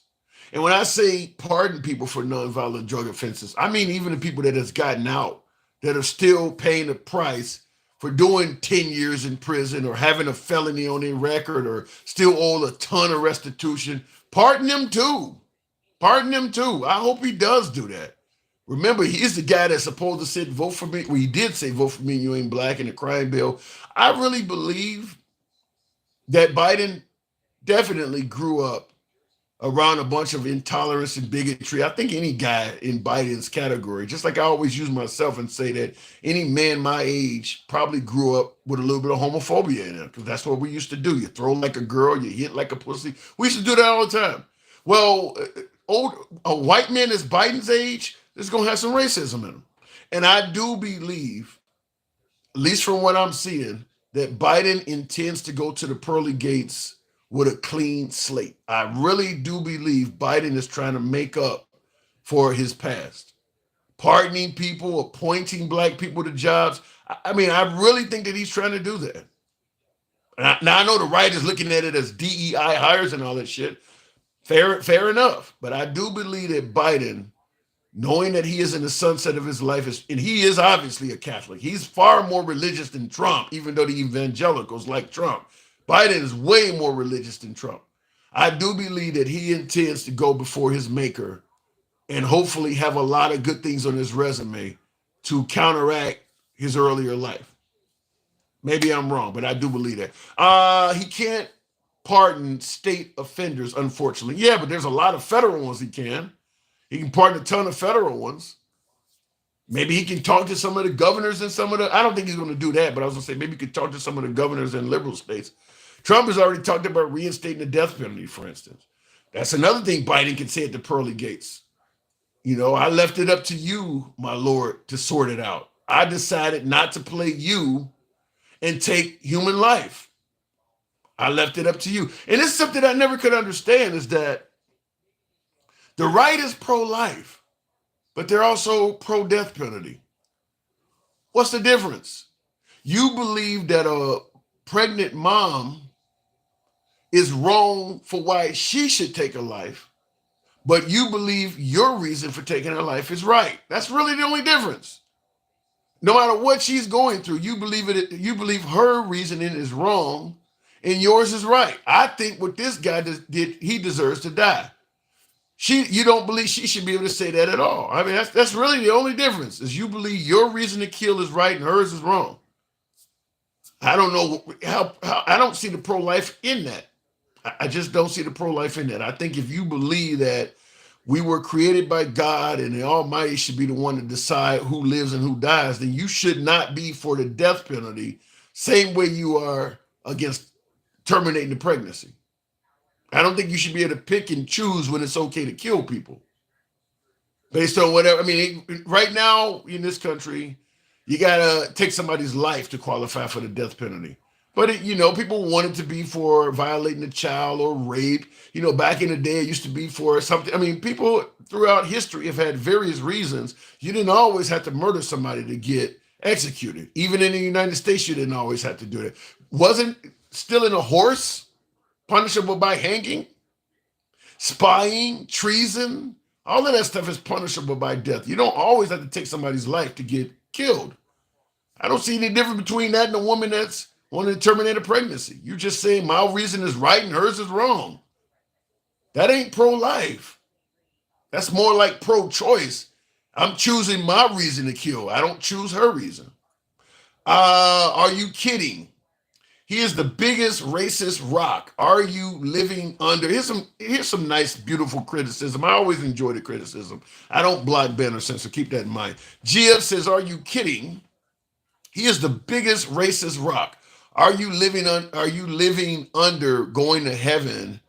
That's hilarious, huh? Friends of the are you kidding? Oh, you're talking about somebody in the comments. He is the biggest racist rock. Well, we can talk about Trump allegedly being on Soul Train or having a black girlfriend or helping Jesse Jackson in a campaign and suggest that says that Trump is not racist. But Biden appointing a black person to the Supreme Court, helping a black man win the presidency, appointing a black woman and helping her try to win the presidency, he don't get no credit for any of that. That doesn't make sense to me. If Biden is a racist, why can't folks saying that Biden is not racist use the same excuses that people who say Trump is not a racist? Why can't he use that stuff? Biden has done a whole bunch of shit for black people. Up to the point where you're accusing them of giving black people jobs they don't even deserve. You got a lot of folks on the right state that the only reason Kamala Harris got the gig is because she was a black person or a woman. That's the only reason Biden gave it to her. That ain't what a racist do. Racists don't do that. So I don't understand how a lot of the reasons you're defending Trump as not being intolerant would not work for Biden. I guarantee if somebody called Trump a racist and you could bring up that he appointed a black person to the Supreme Court, you would be using that. But it doesn't work for Biden? I mean, you bringing up that he allegedly was on Soul Train, which is fucking laughable. When you look at Trump doing that modern day dance that looks like he's jacking off two people at the same time, even though he's in his 70s, do you think anybody that ever, and I mean ever, appeared on Soul Train would be dancing like that? Even as an old fucking man. Do you think anybody that ever been on Soul Train would get over and start dancing in that manner? John Travolta, who is in his 70s, right now has a Capital One commercial out where they're playing the Bee Gees, song from his hit movie, Staying Alive, or what was the movie called back in the day? Dance Fever. He still can dance. He still can dance in his 70s. Hell, even that dude from, what is the guy's name? Singing in the Rain. The guy's like 99 years old. What is that dude's name? Somebody let me know in the comments that dude's name. He's like 99 fucking years old. And I'm singing in he still can fucking dance. And he's 99. So you're going to tell me that Trump appeared on Soul Train and as he's gotten to be an older man, he's dancing like that now? No, that dude wasn't on Soul Train. That dude was never on Soul Train. You don't dance like that in your old age if you was on Soul Train. What is the name of the guy that I'm thinking about that used to dance around the light pole? I'm singing in the rain. And he just turned 99 the other day. Somebody let me know in the comments. I'm trying to, not Frank Sinatra's dead. What is the guy's name? Maybe my audience is not it ain't Fred Astaire. Can I think of the guy's name? It ain't Gene Kelly. I don't know who it is. He used to have a television show. Maybe it'll come to me. Anyway, let me continue on. What is it? Now I'm wondering because the guy just turned 99. That Gene Kelly. Who cares if he's been on Soul Train? I agree with you, Denise. Who cares if he's been on Soul Train? But they're bringing it up, trying to use it as an excuse to suggest he's not racist. By the way, he's still alive, the guy I'm thinking of. So when you bring up Bing Crosby and Dean Martin, those folks are dead. This guy's still alive. He just turned 99. Chris Brown. Chris Brown ain't nowhere near 99. Good night, Leroy. Hope you have other things to do than this bullshit, Marissa. Good night, baby. What is that guy's name? But I'm just simply saying, brother, people say that Trump ain't racist. I'm not saying he is racist, but I'm just simply saying the things people use to show that Trump is not racist, they will not use on Biden. A lot of the same things you're giving Trump credit for would apply to Biden as well. Biden is affiliated with the black community and all kinds of shit. You're excluding all of that. Like I said, look at all of the black people he appointed to jobs. Racist people don't do that. He don't fit the bill in 2024 of somebody who's racist. You don't find too many Klan members that you're talking about they gave a person a job because they was black that they didn't deserve. How many white supremacists do that shit? So that don't fit it. That don't fit what's going on. Is it Gene Kelly came up again? Is Gene Kelly, the guy's 99 years old, so I know that part. He just turned 99. So I don't, it is? Okay, you saying it was Gene Kelly? Maybe that name, it don't sound like that's the name. Man, I don't know who it is. It's going to come to me once I'm gone. Yeah, and if you don't vote for him, you ain't black.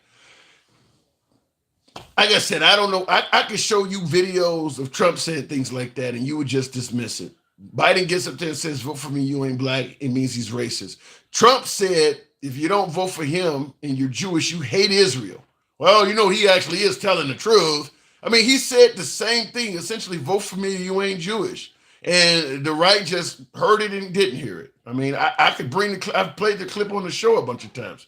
He said, vote for me, you ain't Jewish. I mean, it's the same thing as vote for me, you ain't black. If you're Jewish and you don't vote for me, it means he said you hate your country, you hate Israel, and you hate your religion or something. I mean, some really bad shit. It's the same thing.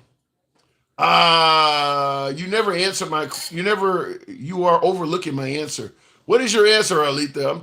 I'm curious to know now that you told me to look it up. I don't see your answer. There's a lot of people that respond, and so Alita, I apologize. I didn't see it, and I still don't see it, even though I'm scrolling back. I don't see it. You'd have to type it again. Looking in the comments, though, Donald O'Connor, I don't even know who that is. Anyone here that girl singing, I'm going to show how to make a pound cake. I'm making a pound cake now. Okay, cute. Since I know intra-party politics don't travel to the other side, progressives don't like neo-libs. It's why I don't like Trump. There is some, I mean, intra-party politics. I mean, Nancy Pelosi versus AOC. They don't like each other. There is some intra-party politic conflict. I agree with that. I don't know what just happened there, but I'll keep it moving. Real quick, all this talk about tariffs when Joe Biden left Trump's tariffs in place. A lot of his political jargon, I don't disagree with that. A lot of his political jargon, but I don't think Trump is going to have to impose tariffs. I really think that he's going to be successful in getting what he wants for those tariffs and in getting what he wants by threatening Panama. I think Panama will figure out, it will be easier to give Trump what he wants, which is lowering the cost of ships going through the Panama Canal like Trump is wanting, and just pass that cost on to other ships. I would not surprise me if that's what look. He's threatening all of this shit, and he's saying that he's only doing it because we're charging American ships too much to pass through the Panama Canal.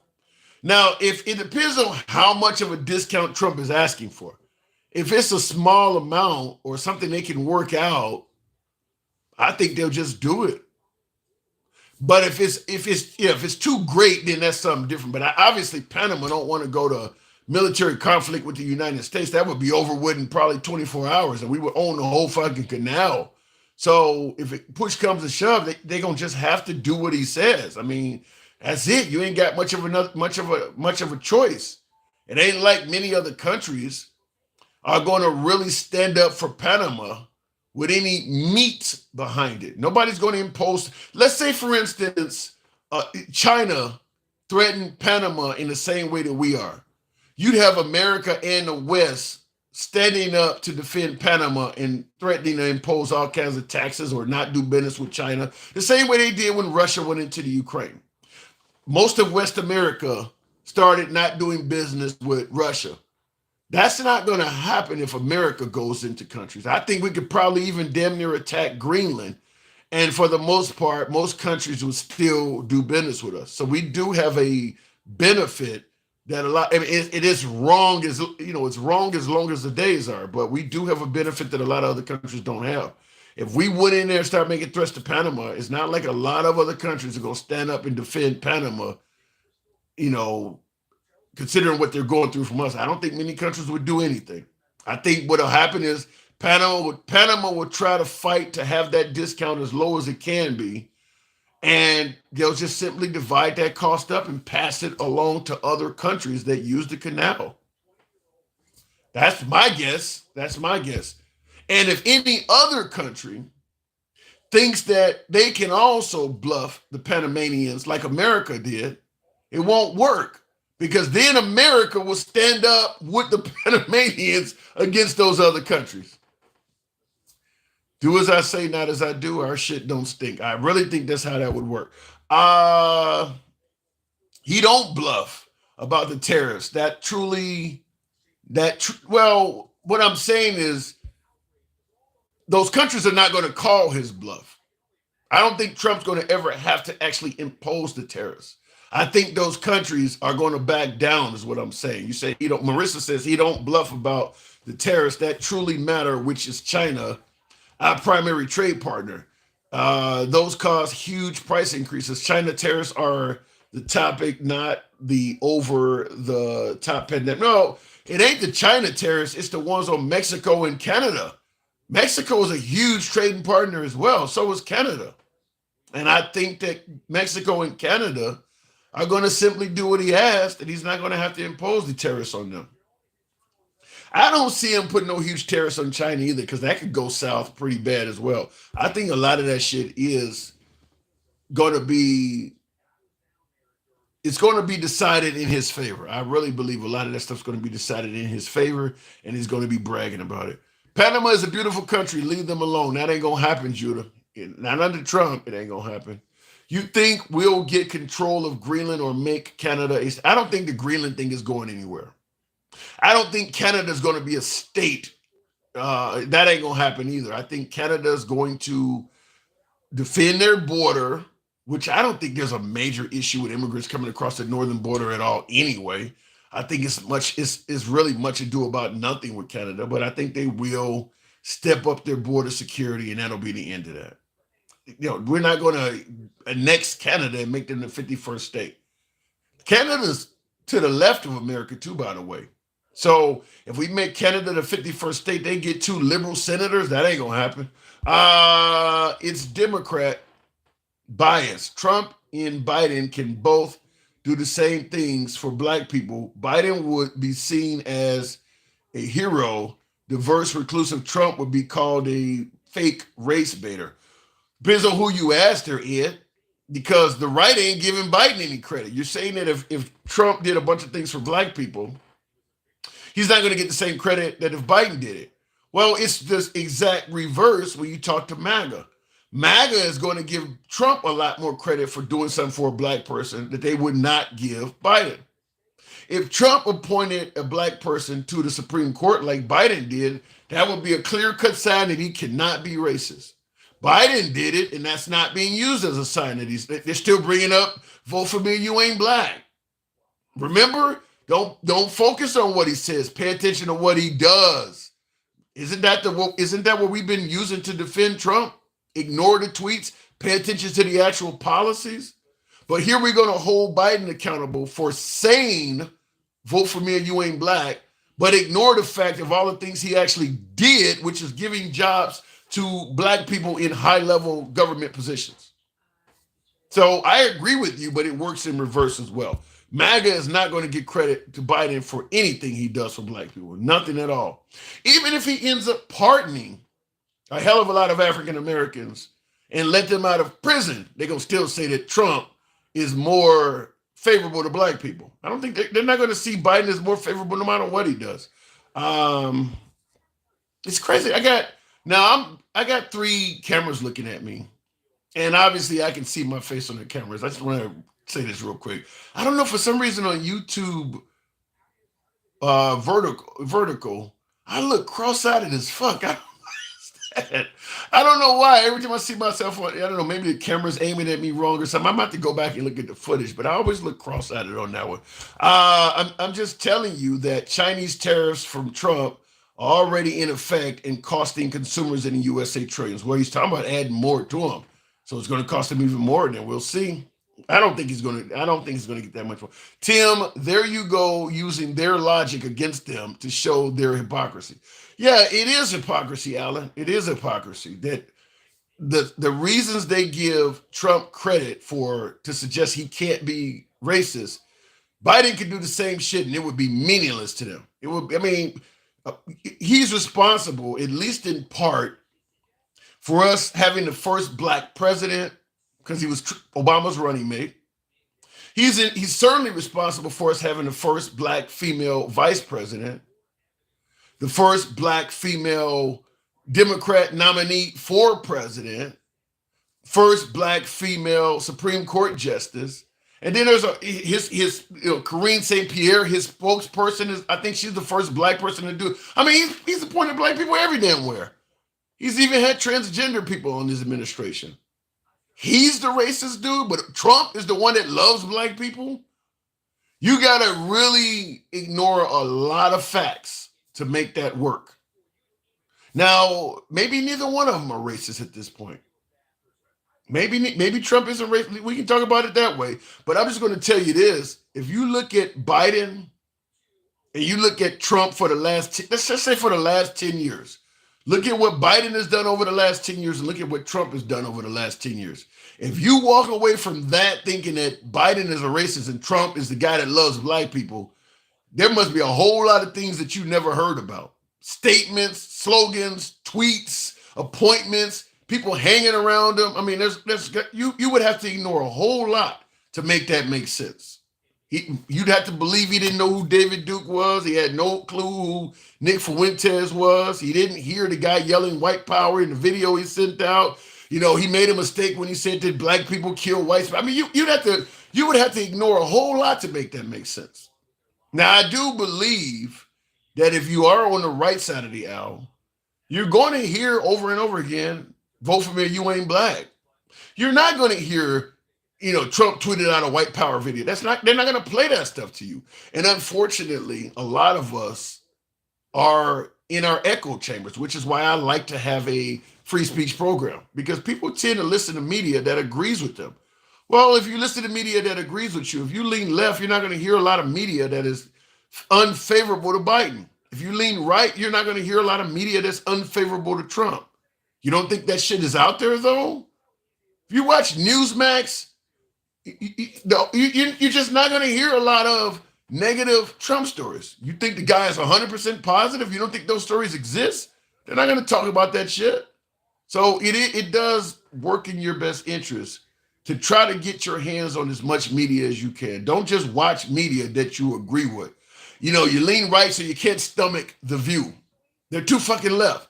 You think everything they say on The View is a lie? No, it's not. You think every clip, every video they play on The View, or you think every video they play on The Five, if you lean left, you think everything on Fox News is not? No, some of that stuff is true. So you got to watch media on both sides. And most Americans don't. They watch media that agrees with them. And if you only watch media that agrees with you, you're being lied to. I mean, you hear the right always say the only reason the left don't like Trump is they're being brainwashed by the media. That's the same reason why a hell of a lot of people on the right like Trump. It's because their media is brainwashing them too. So, you got so many people talking about Ray Epps sparked everything off on January 6th, or it was Antifa, because the right-wing media, that stuff is not true. Stuff is not actually accurate. So both sides do it. Trump is our God. I know you being sarcastic. Bro, have you watched The View? I watch The View every day. I watch The Five and outnumber damn near every day. Every day. While I'm working, I got it in my ear. In fact, you'll see a lot of my videos I do on social media. I got an earpiece in my ear. A lot of times I'm listening to O'Reilly or Cuomo or some of the people right while every day I listen to right and left wing media. Yeah, I do watch it. I used to love The Five. I actually have been on the set of The Five. I don't know if I got the picture in here. I don't want to spend too much time bringing it up, but I used to debate Tom Sullivan and John Gibson when they worked for Fox News Talk. I used to debate them so much, they invited me to the Fox News studio. So I've actually been there, and I met the late Alan Combs at the time. He was still, the Hannity and Combs show was still on. I met Julia Banderas. I sat at Bill O'Reilly's desk. I've put that video here a bunch of times. I've sat at sat on the set at the Five. I actually, like I said, I guess it was back in 2015, but I used to call in and debate with the Fox News hosts. I've debated with Bill O'Reilly a bunch of times. Limbaugh was hard as hell to get to. You call these shows, they got screeners. The screener wants to hear what you're going to talk about. Rush Limbaugh, their screeners were not interested in adverse opinions. Bill O'Reilly would take my calls. He went off radio in 2009. He went off TV in 2017, but Bill O'Reilly's screener would let me through. Bill O'Reilly called me a pinhead at the time because Obama was about to get elected. I used to debate all of them though. I used to debate all of them. I've debated Brian Kilmeade on there. Geraldo, when he was still with Fox, I've talked to him on there and had a few debates. Now, most of them did not like me though, because I leaned left. And I would make points to the point where when I got off air, because you only get a few minutes to talk to them. You're not going to be on there that long.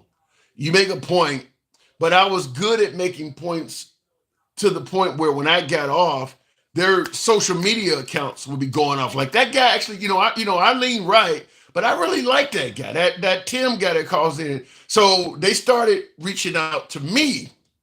So their screeners started keeping, because when you call them, your number pops up on the caller ID. So it got to the point with Tom Sullivan and John Gibson. And John Gibson used to have a show in the slot where the Five is at. Before the Five came on, Glenn Beck was in that slot. Before Glenn Beck, it was John Gibson. But anyway, John Gibson's show, when they would have a good topic on, I didn't have to call anymore. I didn't have to even listen to Fox News Radio. They would call me. Hey, Tim, we're talking about this. What's your opinion? Because I was actually bringing people. I didn't know it. I mean, but like I said, it was fun. That was back in 2015. But I used to call in there all the time. Anyway, looking in the comments, I wish I could find a picture. I'd show it to you. I'll have it up here one of these days. But I got pictures of me. In fact, the picture of me on the front of my page, where you see me sitting down with a microphone, that's actually taken in the Fox News studios, which it doesn't say anything about Fox News on it, but that picture was even taken there. Democrats must respect Trump, LOL, no. What about respecting the office of president? What about respecting the office of president? That's why I asked that. What about simply respecting the fact that he's president? Modern day Jim Crow police edition, oh well. Damn, I hope not. The View is a talk show like Fox and Friends. Nobody should watch any of that. Well, it's a talk show featuring people that have political opinions. In fact, as much as the right criticizes The View, it is exactly the Five in reverse. You got 5 panelists or 5 hosts. 4 of them represent one side of the aisle, and 1 of them represents the other side. On Fox News, it started out with Bob Beckel, then it was Juan Williams, and they've went through a bunch of Democrats, but it's always been one Democrat on Fox News, the five. Geraldo Rivera used to play the Democrats sometimes because even though he's a Republican, he has a lot of left-leaning views, but it's one Democrat. All the rest of them used to be Kimberly Guilfoyle, Eric Bolling, who's now on Newsmax, I think, or OAN. Eric Bolling, Dana Perino, and who else is there? The person on the far right. I can't. Gutfield. Gutfield and Perino started out. So Gutfield, Dana Perino, Eric Bolling used to be in the spot that what is the young guy that started out on Bill O'Reilly's show? I can't think of his name now. The guy in the middle, he started out on Bill O'Reilly as an intern. But anyway, Jesse Waters, he has his own show now. But Jesse Waters is there, and then of course the liberal is in that fourth slot, and then the slot where Judge Jeanine Pirro is that used to be Kimberly Guilfoyle before she left the show. But the view is the same thing. You got four liberals and one conservative. Four liberals and one conservative. And many will say that the one conservative is usually really soft. Well, that's the same thing on the five. The one Democrat is a pretty soft-ass Democrat. They run all over them. It's the same. The View and the five are pretty much the exact same show. And Outnumbered is somewhat close, but I watch them all. Listen, you need to respect liberals. Yeah, not one news organization is independent. No, because it wouldn't be interesting to watch. You're not going to have any news organization that's independent because that's the reason why Bill O'Reilly kind of became the king of cable news, because he was the first one to really start doing debates and having opinionated news, and people favored that more. In fact, he is what brought me to Fox News back in the early 2000s, because it was more interesting to watch that than just, you can watch your local TV news. If your local ABC, CBS, NBC affiliate in your town, like, Channel 6, ABC or whatever. Just, if you want news that is just straight news without opinion, just watch your local affiliate news. That shit's not that interesting. Those 30-minute news blocks you get at night at 10 o'clock or 11 o'clock if you're in Eastern or Pacific time zone, just watch that if you want independent, non-opinionated news. But it's not entertaining. Once O'Reilly came along, news became entertaining, and that's what we have now. Timecast equals truly independent. Timcast, is that what I'm doing? I get people on my show tell me every damn day, I lean too far to the left or I lean too far to the right. I ain't gonna satisfy none of you motherfuckers, because I believe in free speech. If I hear something that the liberals are criticizing Trump for, when I know damn well they would ignore it from Biden, I'm gonna call it out, which is exactly what I do when I see the right doing that with Trump. Like I just mentioned, Biden appointing a black Supreme Court justice, yet he's racist, knowing damn well if Trump did it, you folks would be using that as an excuse to say he's not racist. I pointed out on both sides. So I don't know what category that would put me in, but many folks suggest you need to pick a side. You need to pick a side. So when folks say, well, there's no independent newscast, well, doesn't sound like you really want one. Sounds like you want people to pick sides. That's why you don't have a lot of independent media. Apparently, nobody's going to watch it. Looking in the comments, I want to go back to Jamin Lou. Oh, Lou about to tear me up. Good evening, Lou. No, Good morning, Lou, bro. I'm using Lou's account. Oh, my name is Danger. I'm from Hawaii. Hawaii. Bro, what happened? You had 900. You used to have 900 motherfuckers in your life. What happened to you? How come you only got 90? I don't know. TikTok doesn't like me. Maybe don't blame TikTok. Don't blame TikTok. Blame your BS, dog. Okay, so it's my bullshit. Handsome liberal. Stop with the shit. Come on. You already know you lying like a motherfucker in these lives, nigga. Come on now. Wait, hold on. I don't block, ban, or censor it all, but try to avoid using the N-word, because the app does do that. So no, they don't do it. Only if you call it out, they do it. Don't do that. Okay, well, don't do it. Okay, hold on. For my sake, because I don't believe that. It's how I speak. Okay, wait. Don't do that. Okay. So you gonna censor me? Wait, hold on. Are you telling me right now that you are going to use the N-word? What N-word? Do you know what the N-word even is? No, what is it? All right. So in other words, you're not even going to tell the truth then. No. See, look at that. You telling me you don't know what the N-word is? Wait. What do you know? What are you doing right now? What are you doing right now? I'm asking you a question. Do you know? You going to censor me? I'm asking you a question. Do you know what the N-word is? Do what you do, bro. All right. 900 to 90. All right. Like I said, I gotta take somebody out like that. When somebody is using the N-word and then trying to claim they don't know what the N-word is, what American don't know what the N-word is? Now if you watch the program, you'll know I don't censor anybody. It is incredible that he's the first person I've actually cut off at least in a year. But for him to suggest he don't know what the N-word is insane. So I was ready for him to tear me another one. I told him you can throw whatever. I just simply said the app will censor you if you use the N-word. And he started countering with no, but I say it all the time and they don't censor me.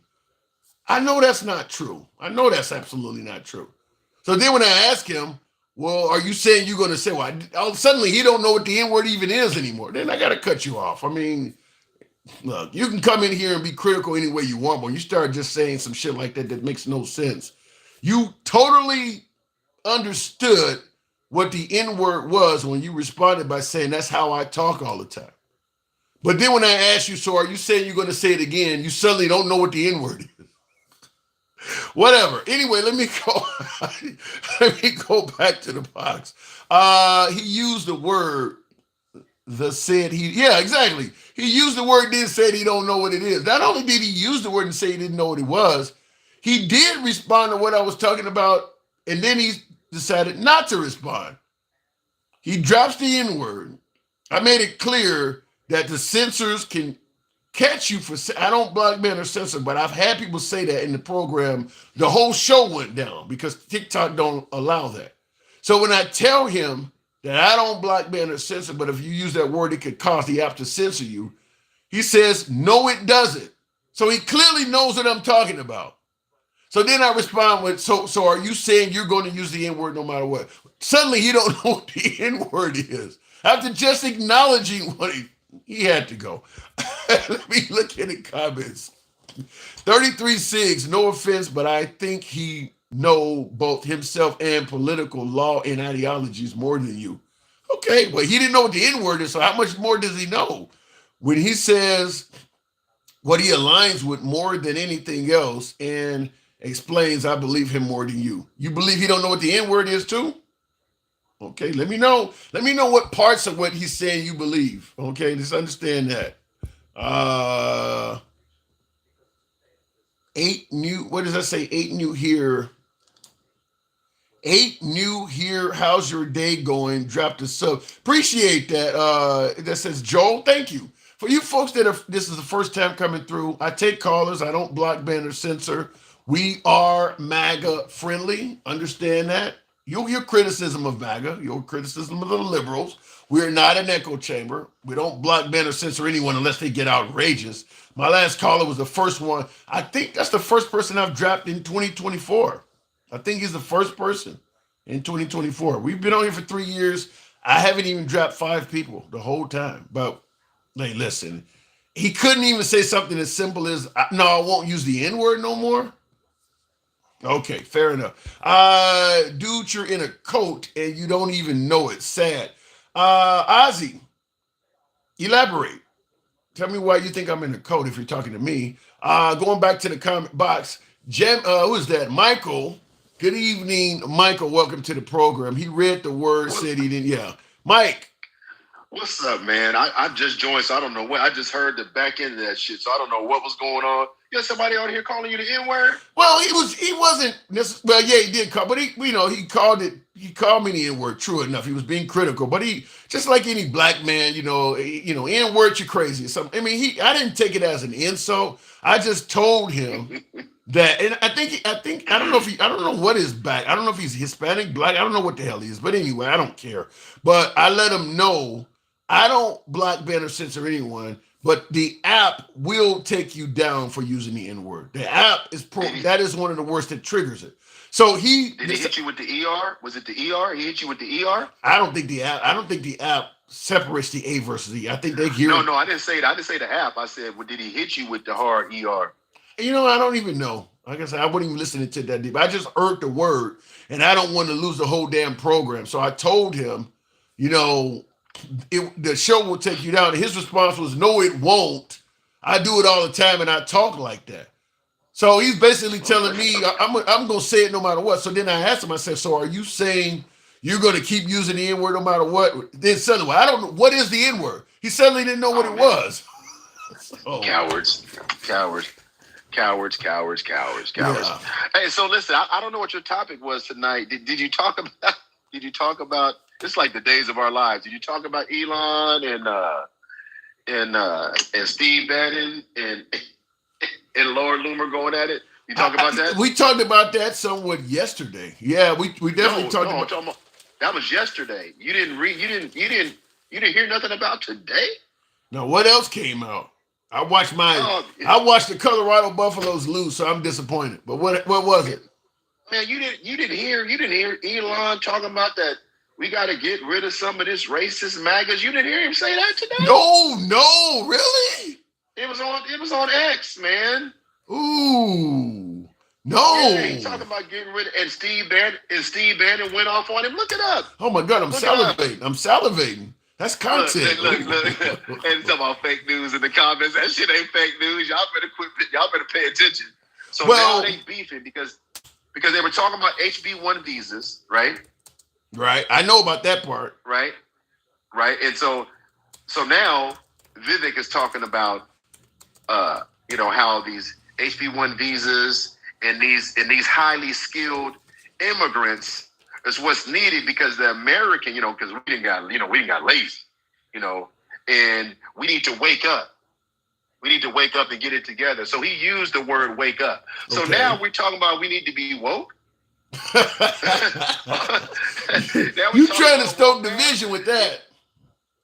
Hey, I didn't say it. He said it. Listen, look.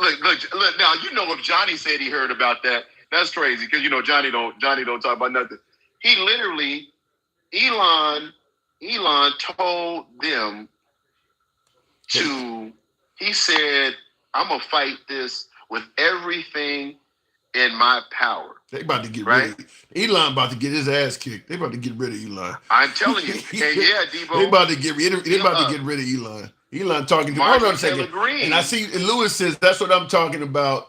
They're going after each other hard. Yeah, they about to. Elon is over. Thank you, Lewis. Appreciate that. Lewis Jordan says that's what I'm talking about. They're going after each other hard. Now that ain't the liberal stoking division. And I do see articles that are saying what you're talking about.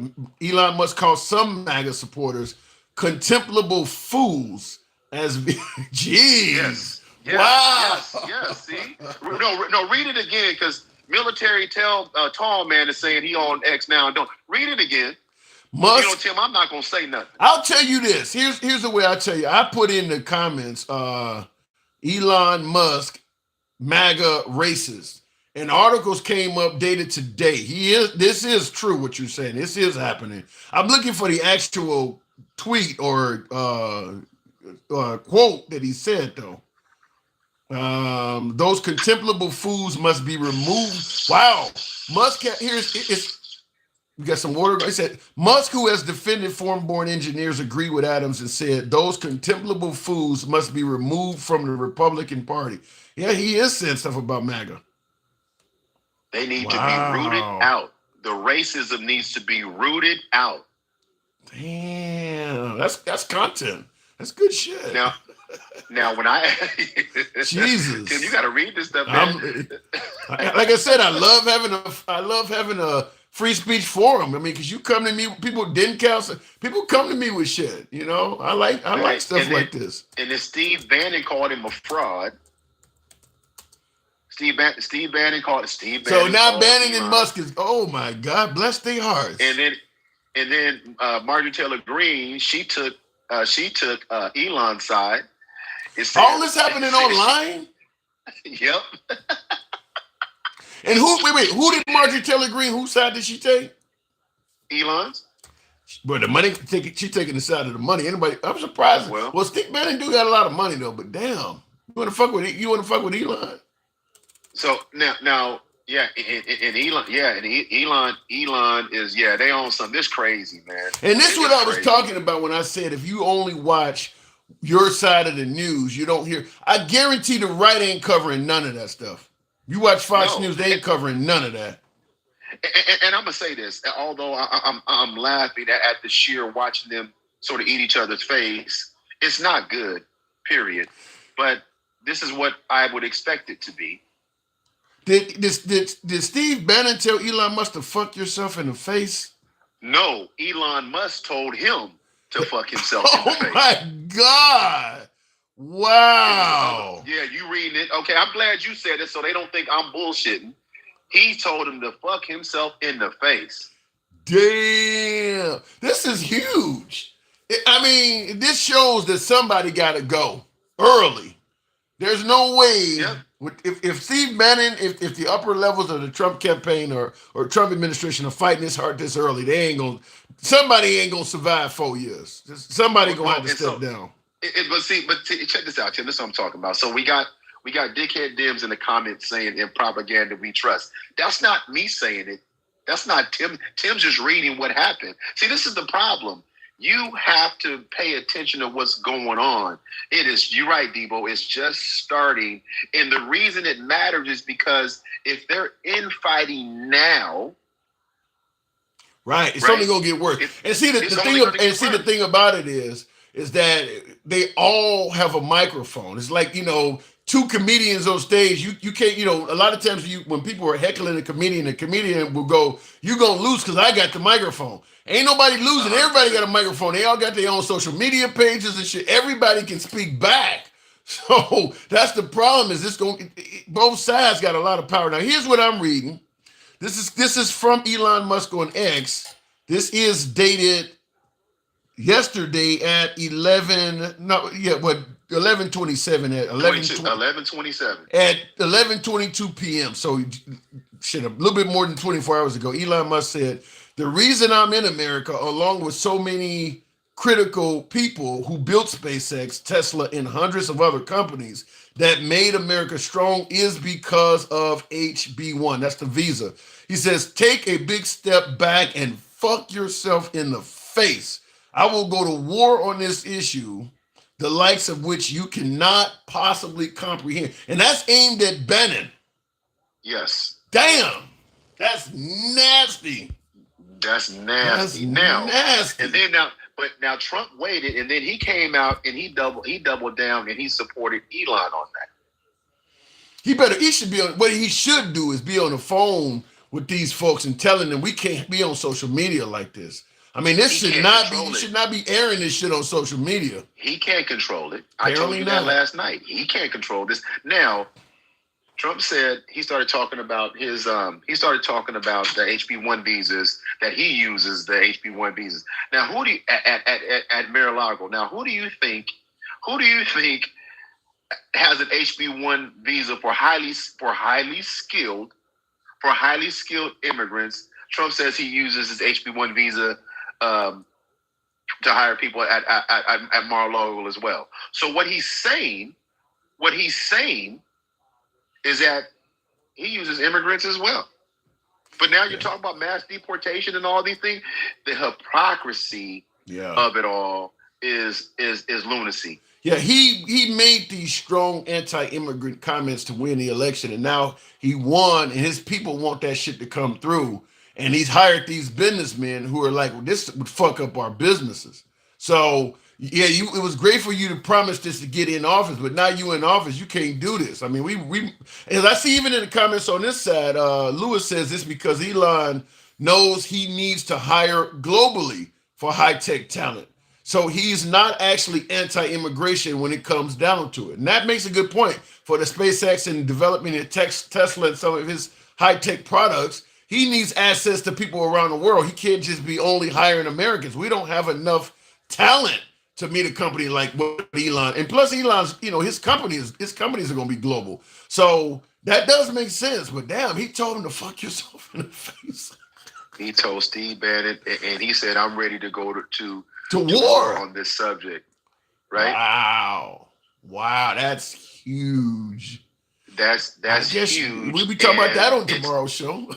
Yeah, you sure the hell will. So, Wow. and again, at the end of the day, it is just getting started. And I told you last night, Trump, when it comes to this, he's met his match because he can't silence the man. Nope. He owns X. He could ban them from his platform if he wanted to. Wow. The thing about it is, if him and Elon have a falling out, now Elon has already promised to pay for the primaries of folks that voted against the congressional bill. So we already know if Elon doesn't get his way, he's gonna throw money around. I mean, he's giving you 100%. plenty of examples of that. He wanted people to sign that petition. He entered them in a raffle to win $1 million.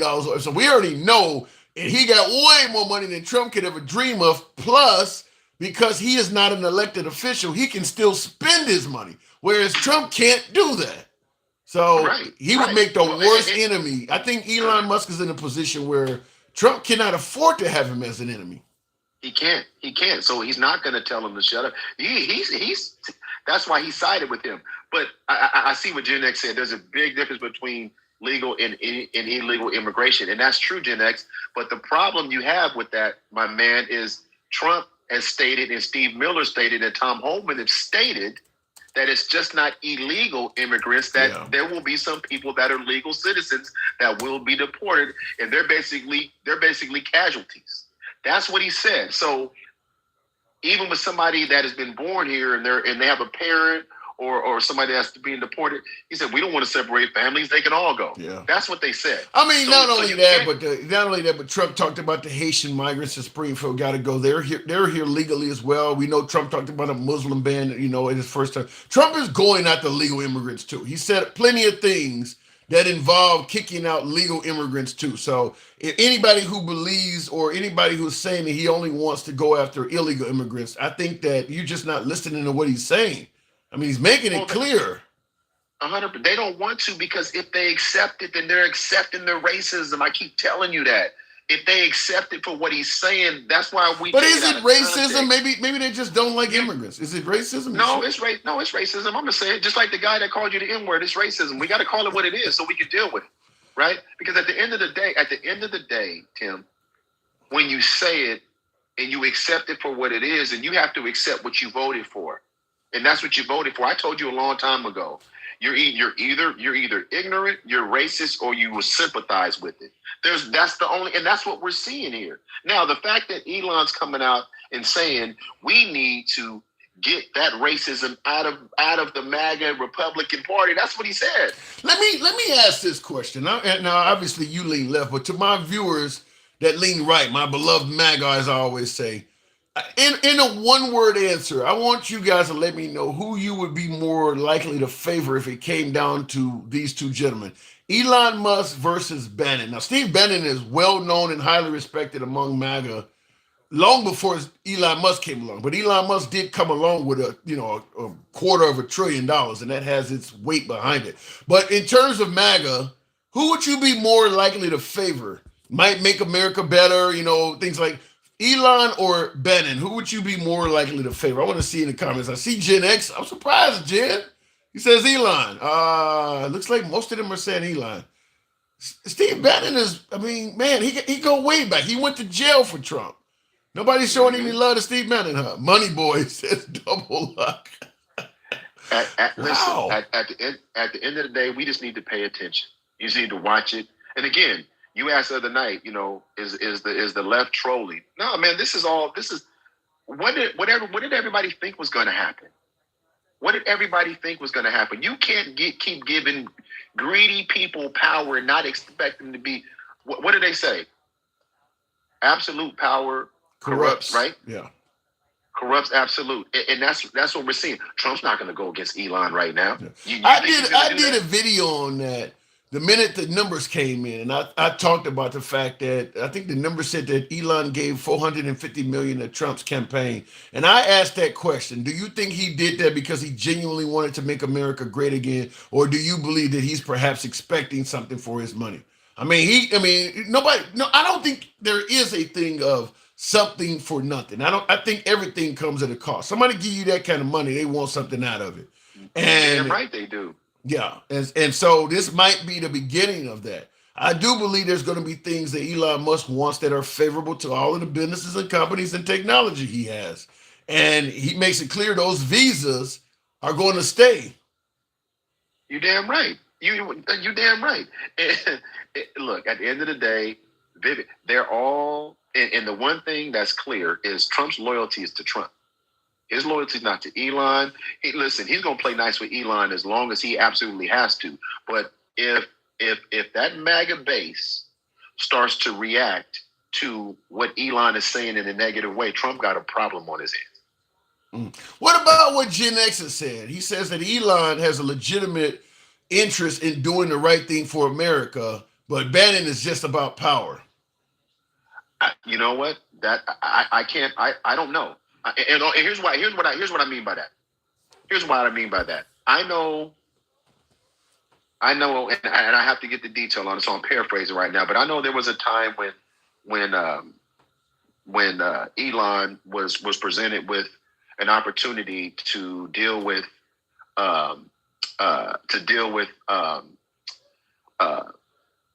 people not eating. It was like a $6 billion proposal that he was presented with to end. I'm at a loss for words right now. But at any rate, he didn't take it. Instead, he bought X. Okay. Well, so what I'm saying is, I told you the other night, $450 million. You expect something back for that, and what you don't expect is to be silenced. Yeah. So that's not happening. That's not happening. Well, wasn't he the one that told Walmart and all his advertisers when they were leaving X to fuck themselves too? Didn't he make it clear he didn't even need them? I believe so. I remember him saying so, and that's the reason why MAGA loved him, is because he was promoting free speech on his site.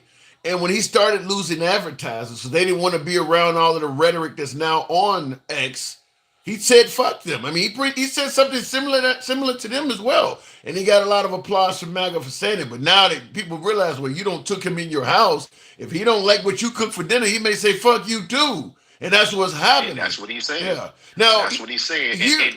Here's what I'm reading for Steve. Steve Bannon, someone please notify Child Protective Services. Need to do a wellness check on this toddler. And that's Bannon referring to Elon Musk. And that's obviously what led Elon Musk to say, go fuck yourself in the face. So they are fighting on social media. So, and here's the thing. And honestly, Trump is right where he's supposed to be, right in the middle of this bullshit, because he's done shit to help. He's done shit to help Steve Bannon. Yep. And we all know that Steve Bannon has ties to white supremacy. We all know that. That is not new. So does Stephen Miller. So where does Trump land on this? Where does Trump land? He already took Elon's side. I don't know if you saw his post. He already took Elon's side about HB1 visas and that we do need that and blah, blah, blah. But that's not the message he said on his campaign. But see, here's the issue. Well, I agree and disagree. Because you got most of MAGA saying that we're not against immigrants. We're just against folks who do not come here legally. Well, it's time to put up or shut up. If you don't have any issue with folks coming here legally, the visas are legal.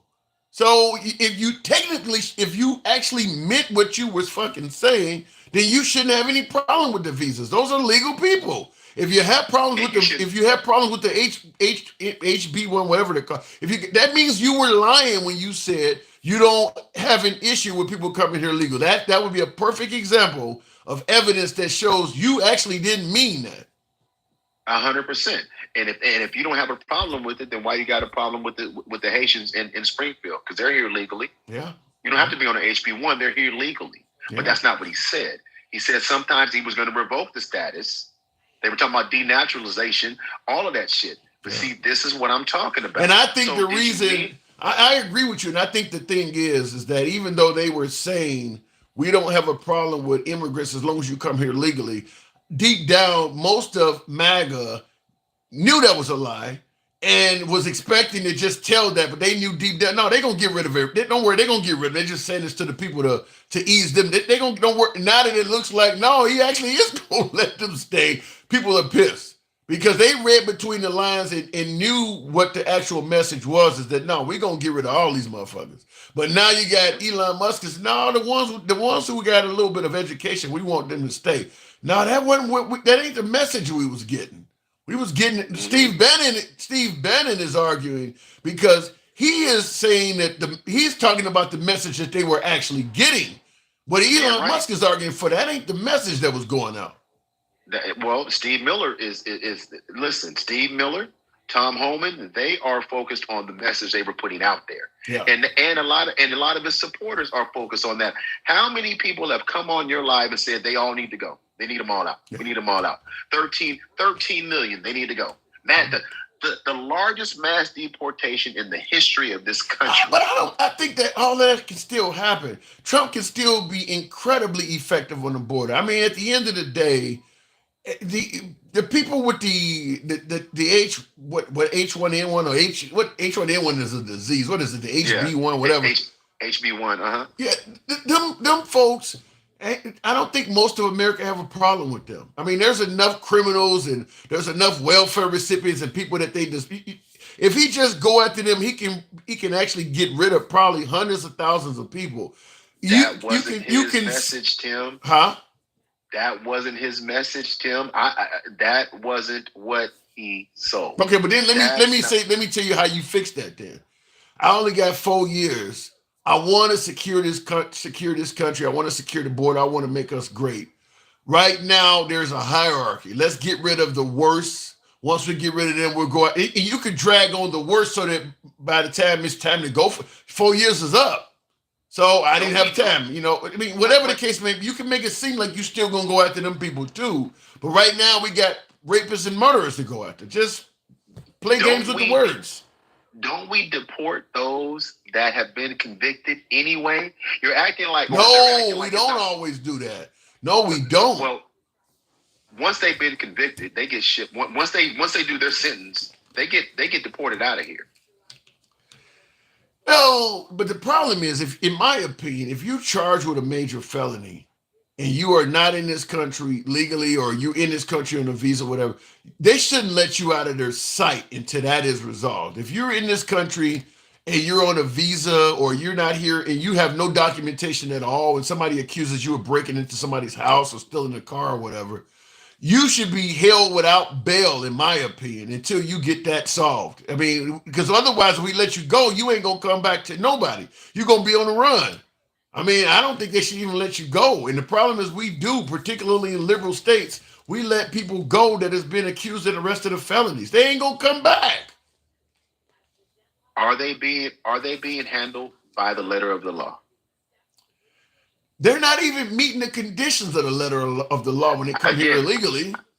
I'm not. Well, again, that is not. And again, I told you from the beginning, there's this huge manufactured thing about rapists and murderers and all these other countries opening up their prisons. It's again. I don't buy any of that, but I do know in liberal cities, they've made it so that the police can't even cooperate with a lot of the federal authorities. So if a person is,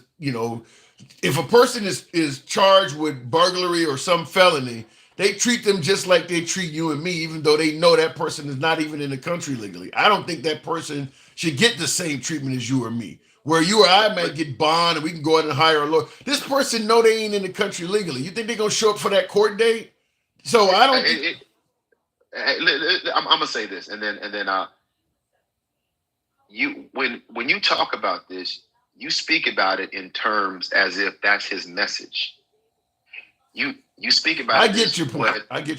You understand what I'm saying? It's like how many people get on here on this app and repeat that and regurgitate that same thing. All these countries letting all these rapists. Yeah. That's not what's going on. Yeah, that's not what's happening. Immigrants aren't creating more crime than American citizens. That's not happening. It's not even close, Tim. It's less than 1%. We know that. So I've been getting criticized from the right for saying that same thing, that most immigrants are not here to rape and murder, and I think Trump incredibly over-exaggerated that. Real quick before you continue, Lewis says that the right has two camps: rich, high-tech bros and old-fashioned hate votes, and they don't mix well. now that the vote is over, love to see it. Do you agree with that? That they got two different camps? One is rich, high-tech folks, and the other one is racist? Ain't nobody in the middle? Yeah, 100%. They don't. Well, listen. Well, we're gonna find out. No, we're gonna find out because both sides double up. You're 100%. They both got used because see, government is not supposed to be run like a business. That's a bad combination.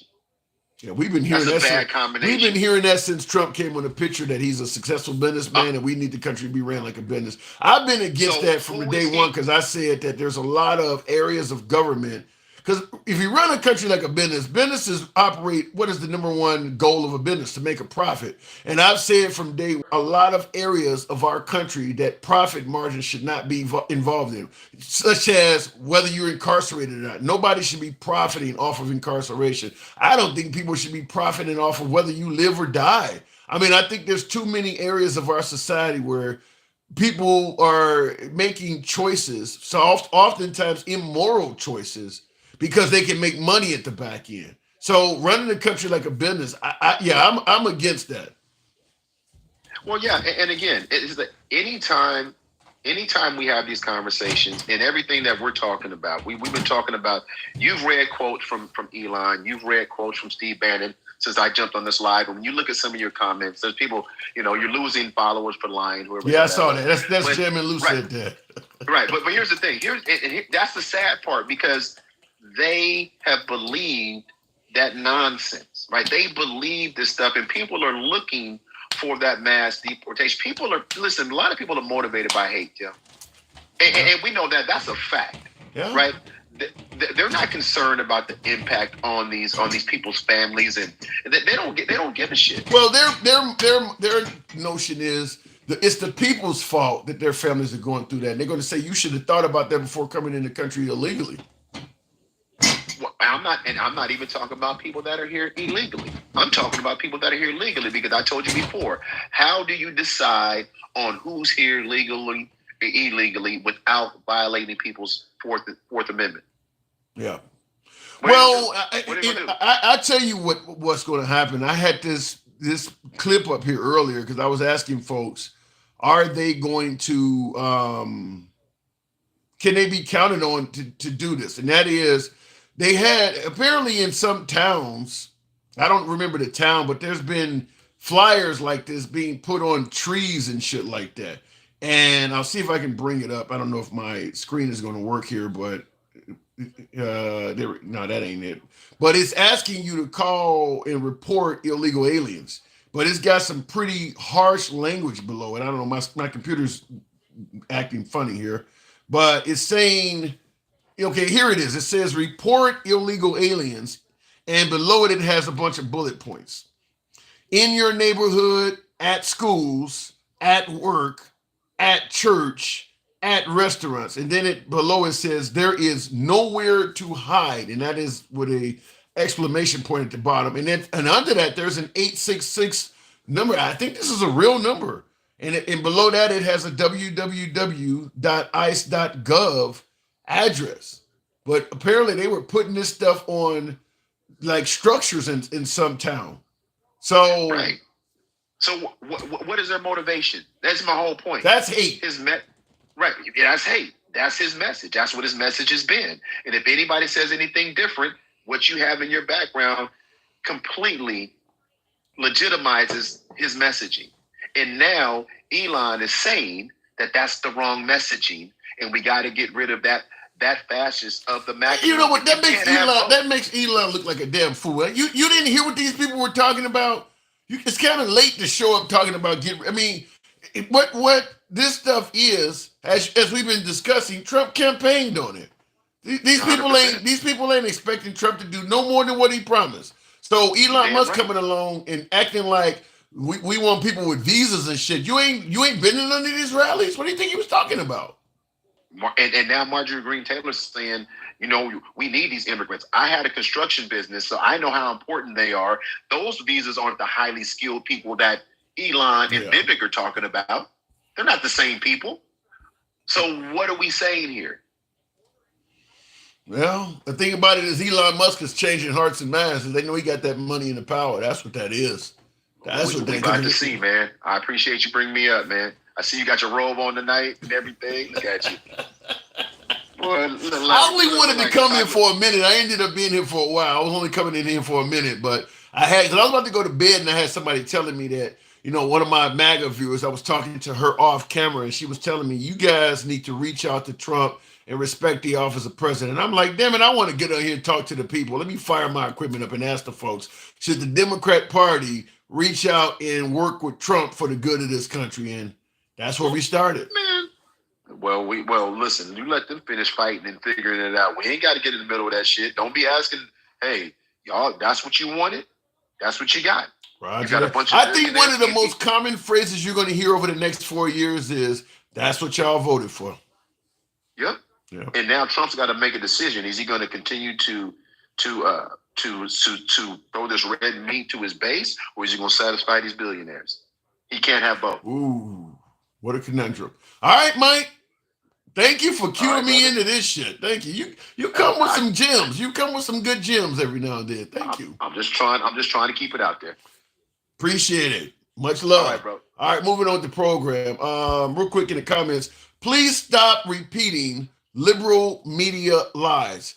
Trump never issued a Muslim ban. It was against countries known to harbor terrorists. In fact, 6 of the top Muslim populated countries weren't even on the list. That's a good point. Let me, and thank you for the super chat. I think we can settle this one pretty quickly though, because I've talked about it so much on the show in addition to what I'm talking about today. While I appreciate your support, I vehemently disagree with what you're saying. And I'll run a clip by you and we can certainly talk about it in any way. I don't want to clear all this other shit out in any way, fashion before we can talk about it. But I do believe what you're saying is not true. Damn, I got so many clips up here that I don't want to get rid of. Okay, let me bring it up here. I'll go ahead and because I'm sure that that's not what happened. And this is why I brought up that Kamala Harris had such an uphill battle because she only had 100 and some odd days to run against a guy like Trump who had been around for a long time, because a lot of bad things that that Kamala Harris did, like saying she would not do anything different than Biden on The View. If she had a longer time to run, she could have cleared that up. And I'm bringing it up because Trump's Muslim ban did not go the way my guest is saying until he cleaned it up. He didn't originally say that. So, and I'm going to go ahead and let you hear it just to make that point. Donald J. Trump is calling for a total and complete shutdown of Muslims entering the United States until our country's representatives can figure out what the hell is going on.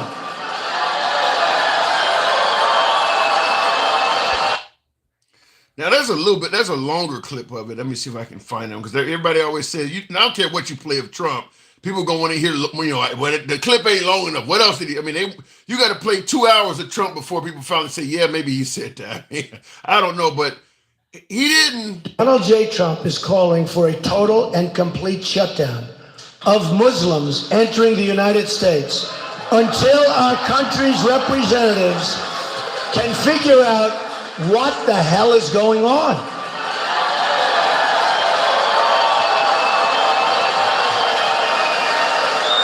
We have no choice. We have no choice. Now, the reason why I played that little extra clip there is because my viewers said, please stop repeating liberal media lies. Trump never issued a Muslim ban.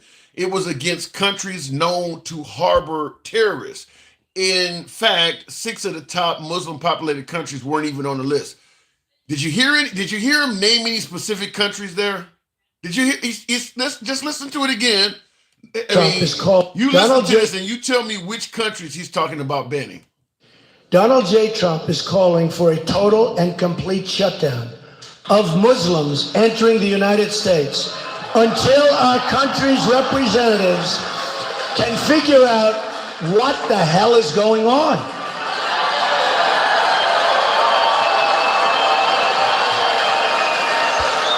We have no choice. We have no. This is why I said Kamala Harris would have maybe been a better candidate if she had longer than 100 and some days, because we're giving Trump credit, like my viewer is saying, because, well, he only talked about certain countries. Clearly, he ain't talking about certain countries here. He cleared that up later on in future speeches. With Kamala Harris only having 100 days to run, she didn't have time to say something stupid and then clear it up 5 or 6 months later. But when you hear him talking here, he said a total and complete shutdown of Muslims entering our country. That's all of them. That's all of them. I don't care if you're from Jordan or Kuwait. That's all of them. I don't care if you attend the Minister or Louis Farrakhan's mosque every weekend. If you're a Muslim, he don't want you here.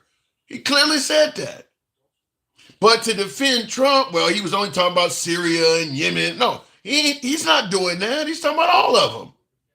Now, as I said, when it became unpopular to ban people based on an entire religion consisting of over 1 billion people, he cleared it up and started naming countries specifically. But that was, as you see here, that was not the original intent. The original intent was to ban all of them. And you got him on video saying it, so there's no way to deny that. Can you admit that what he says versus what he actually signs into law are two completely different things? I think that happens with a lot of politicians, GT base. Yeah, but that also means that you can't trust them if that's the case, though. If you're saying admit that what he actually signs into law versus what he says are two totally different things, then if he's standing before you and he's promising to give you $2 gas, can you really trust him? Maybe the $2 gas turns into $3 gas because you can't really take him at face value is what you're saying. I don't know if that's a good thing. I believe, right or wrong, you can criticize me as always in the comments. You know I don't block, ban, or censor, but I believe there is absolutely nothing wrong, not a damn thing wrong with taking someone at their word face value.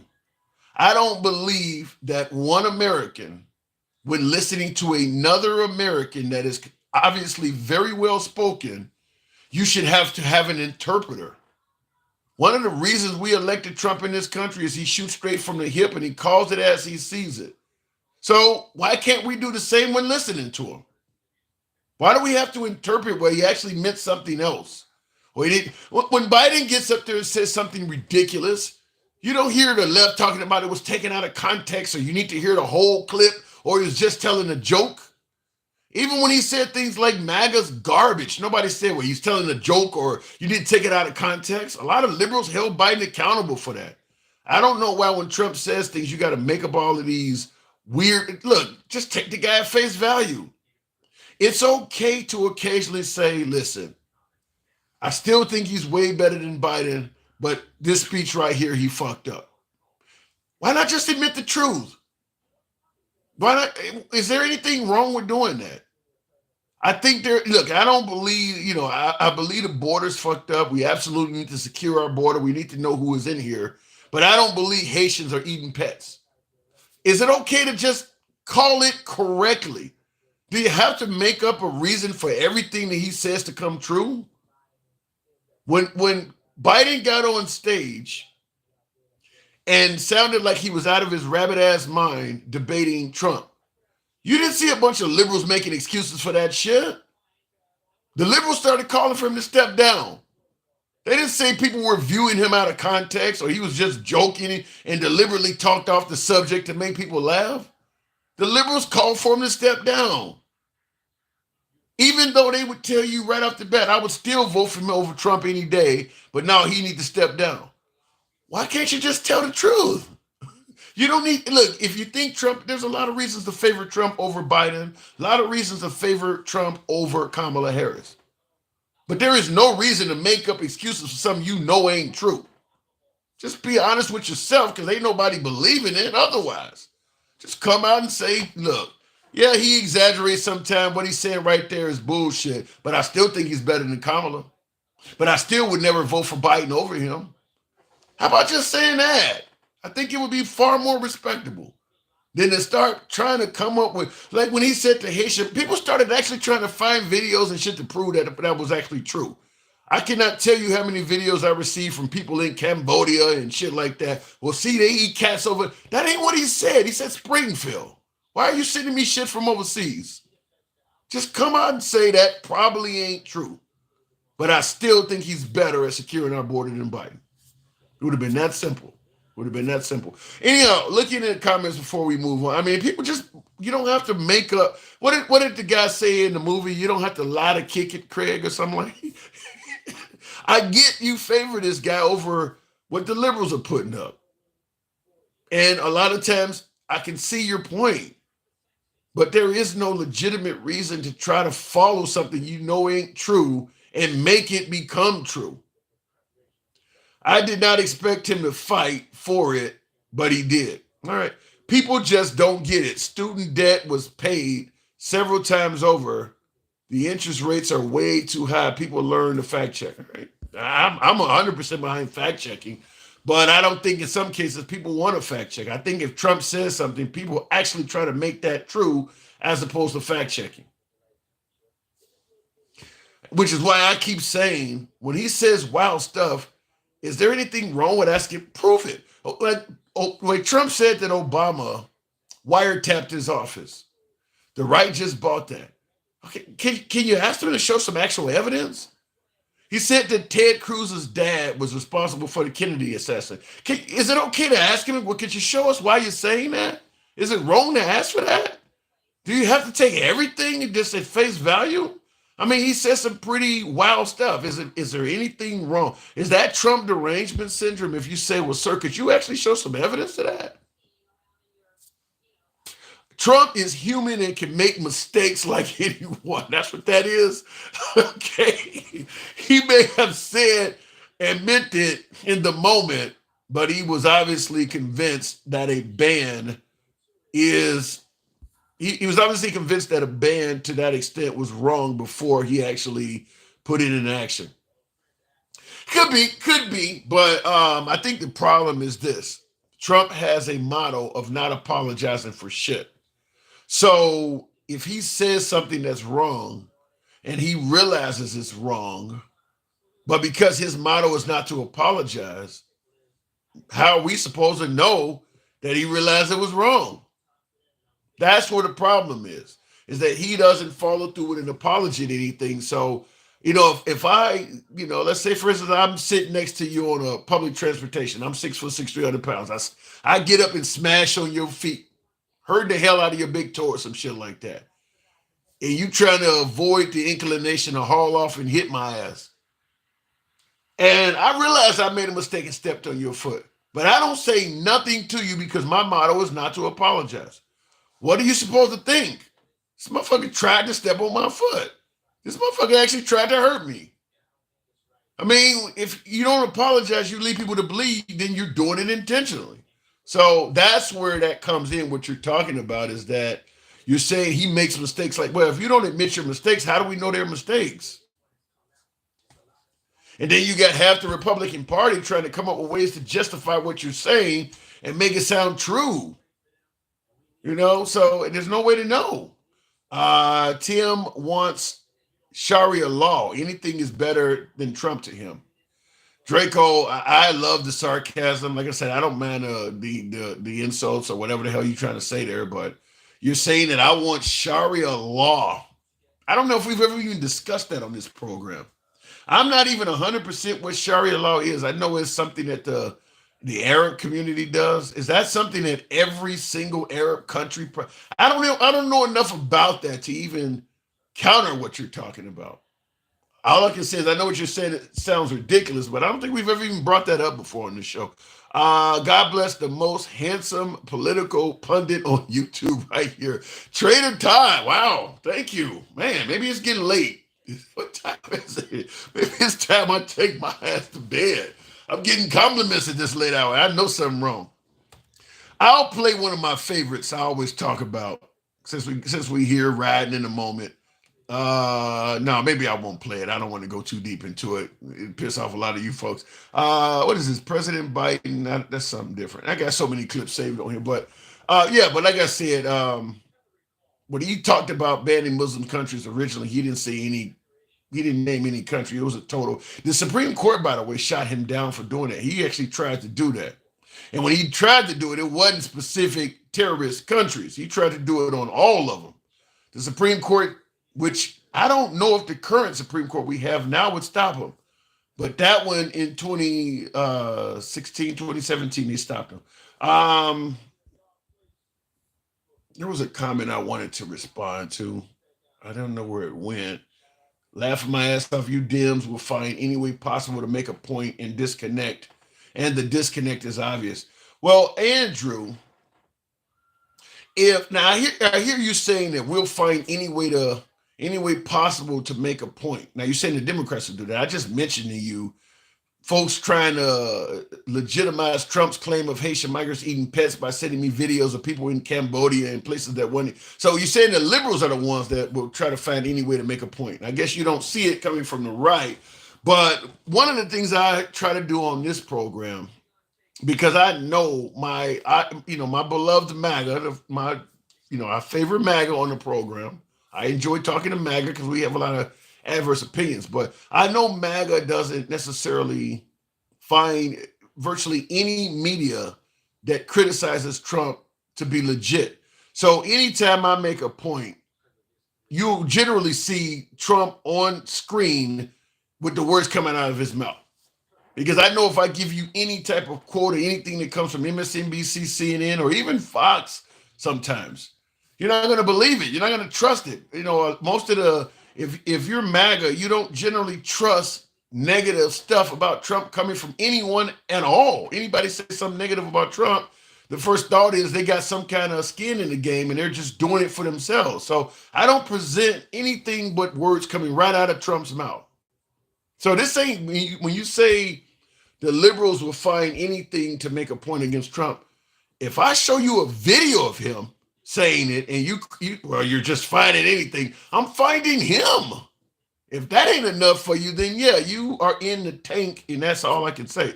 Do you really need him to apologize if he genuinely does the right thing when it matters most?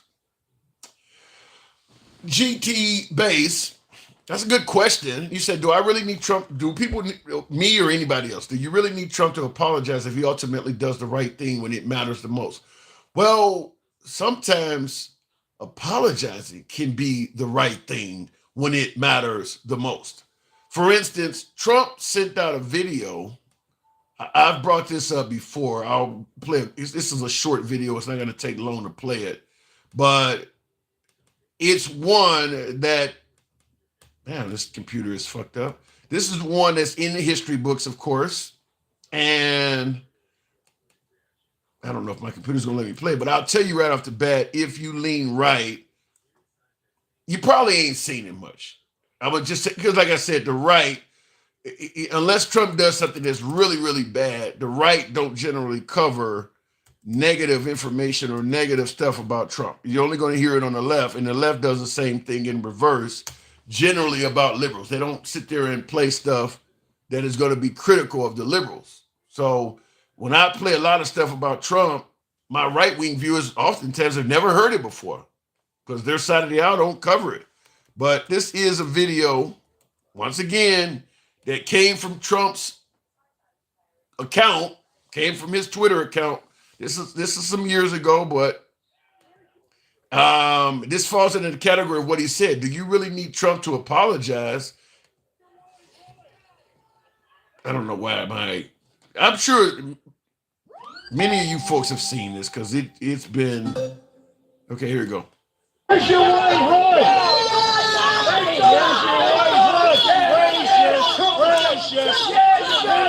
White power! Yes, there you go, white power. You hear that? Now that's a video that came right off of Trump's Twitter account. This guy yelling white power at the end of it. Once again, like I said, Trump doesn't apologize. His excuse was he didn't hear the guy yelling white power. Obviously, that's the loudest thing said on the video, damn near. And Trump never explained, then why would you tweet this out? Why would a presidential contender or a president go online and retweet this? What would be the purpose of doing that? If you didn't hear the guy say, then what else is in this video that's worthy of sending out to millions of people? Once again, he did not apologize for it. He said he didn't hear the guy saying it. Tim Scott, I love you, man. Tim Scott, of all people, was the one that begged Trump to take this down off of his site. He had that out there. So when you say, do you really need Trump to apologize if ultimately he does the right thing when it matters most? Sometimes apologizing is indeed what matters most. Obviously, the guy in this video is saying is stoking racism. I mean, that's pretty obvious what he's doing. This is something that you should apologize for. At that time, that is what mattered most. Sometimes the thing that matters most might be your actual apology. You ever get in an argument with your girlfriend? Offer to take her to dinner or offer, and nothing mattered. She want to hear that you're sorry for what you got caught doing. That might be the thing that matters most sometimes. And because he doesn't do that, you're left to think then okay, if he tweeted this out and he didn't apologize for it, then how do you know he didn't mean it? So, pleasant spamming block. What does that mean? Lotus flower. I'm not MAGA, but 70s we're cools for blacks. I don't know what that means. Can we admit Junior is a cokehead? You talking about Trump Jr., the guy who he's rubbing his gums? You know, they trying to say because he was rubbing. I don't know if Trump Jr. uses drugs, but I've seen the video of him standing there, Don Jr., where he's rubbing his gums like he's finishing off the last bit of smack. Somebody had my name as something I wanted to respond to. But like I said, the apology, I don't know how far the apology would go, but I know not doing one at all ain't going to get you anywhere. And I see in the comments, Draco says, if he apologized, Tim would pile on even more. So that gives you, so in other words, if I reached out and tried to give you an olive branch, you still would hate me. So I'm going to use that as an excuse not to do a damn thing at all. That ain't going to work. That's like a kid saying, my teacher don't like me. She's going to fail me anyway, so I'm just not going to do homework. Well, then you're guaranteeing the result. You're guaranteeing the result. You're making up an excuse to not do what you didn't want to do anyway. How about you do it and then let that happen and then prove it, where you can then at least say, I tried. Right now, he can't even say I tried. He's going, well, if I had apologized, they were going to hate me anyway. So I took the road of not apologizing at all. That don't make you look great. To me, that sounds like an excuse. That's all I'm saying. That kind of BS means I'm definitely out. Says Signal. All right, we can't win everybody. No one apologizes, Tim. Your feelings don't matter. Well, I get that. That's what we started the live stream off with. That was what did we have on the screen before we had reporting illegal aliens? I think my whole computer needs to be reset, but that's what we had on the screen originally was the whole fuck your feelings thing. Because you're right. Trump doesn't give a damn about your feelings. But the same guy who doesn't give a damn about your feelings is complaining that you don't give him a chance from day one. I don't get that. I should be to treat you like shit, but as long as I'm doing the right thing for the country, you should just let me keep doing it. Is that what I'm hearing? I should just be to do and say whatever the hell. Like the whole purpose of the live stream we started out with was asking, should the Democrats reach out and support Trump and respect the office because he is the president? And then I read the messages Trump has sent out. The message he sent out on Christmas was horrible. I got it in front of me. It's 2 paragraphs, but it's all negative. It's all critical. It's a bunch of insults and stuff. And when he takes office in, how many days is left now? We got 29. So we got, what is it? Today is the 29th. So we got 2 more days in this month. And then the 20th? So we got less than 25 days. Remember the phrase, they never gave Trump a chance from day one? You think they should give him a chance from day 2? I mean, at some point, is it okay if he from the pulpit reach out and try to at least work with the Democrats, or should they just ignore everything he's saying and try to work with him? He's perfect. Wait a minute. He is perfect, or do you mean he's not perfect, GT? You said he's perfect, but how us Trumpers see it is we would rather have a guy who sometimes says the wrong thing but does the right thing than someone who lies to your face but does wrong, also known as a Democrat. LOL. Now I don't disagree with. Let me now. I think you're kind of repeating what I said though. I made it clear that there are a lot of legitimate reasons to vote for Trump over Biden, depending on your principles and things like that. A lot of legitimate reasons to vote for Trump over Kamala Harris, depending on your principles and things like that. But as I said, there is no reason to make up lies to justify something that Trump said that you know is a lie. As I stated, you can say we need to secure the border. We don't know people in this country. We don't know who the hell they are. But yeah, he was wrong about the Haitian migrant thing. But I'm still going to vote for him because he's much better on the border than Biden. You can tell the truth without defending stuff you know he's saying is a lie. That's the difference. Now, when you say he's perfect, he's not perfect, but to us Trumpers, you say he's not perfect, but how us Trumpers see it is we would rather have a guy who sometimes says the wrong. No, he's not saying the wrong thing. He's lying. He's just making up lies. But you said who sometimes says the wrong thing, but does the right thing. That someone now, by the way, making up lies is not doing the right thing. I think you're picking and choosing to define what's the right thing.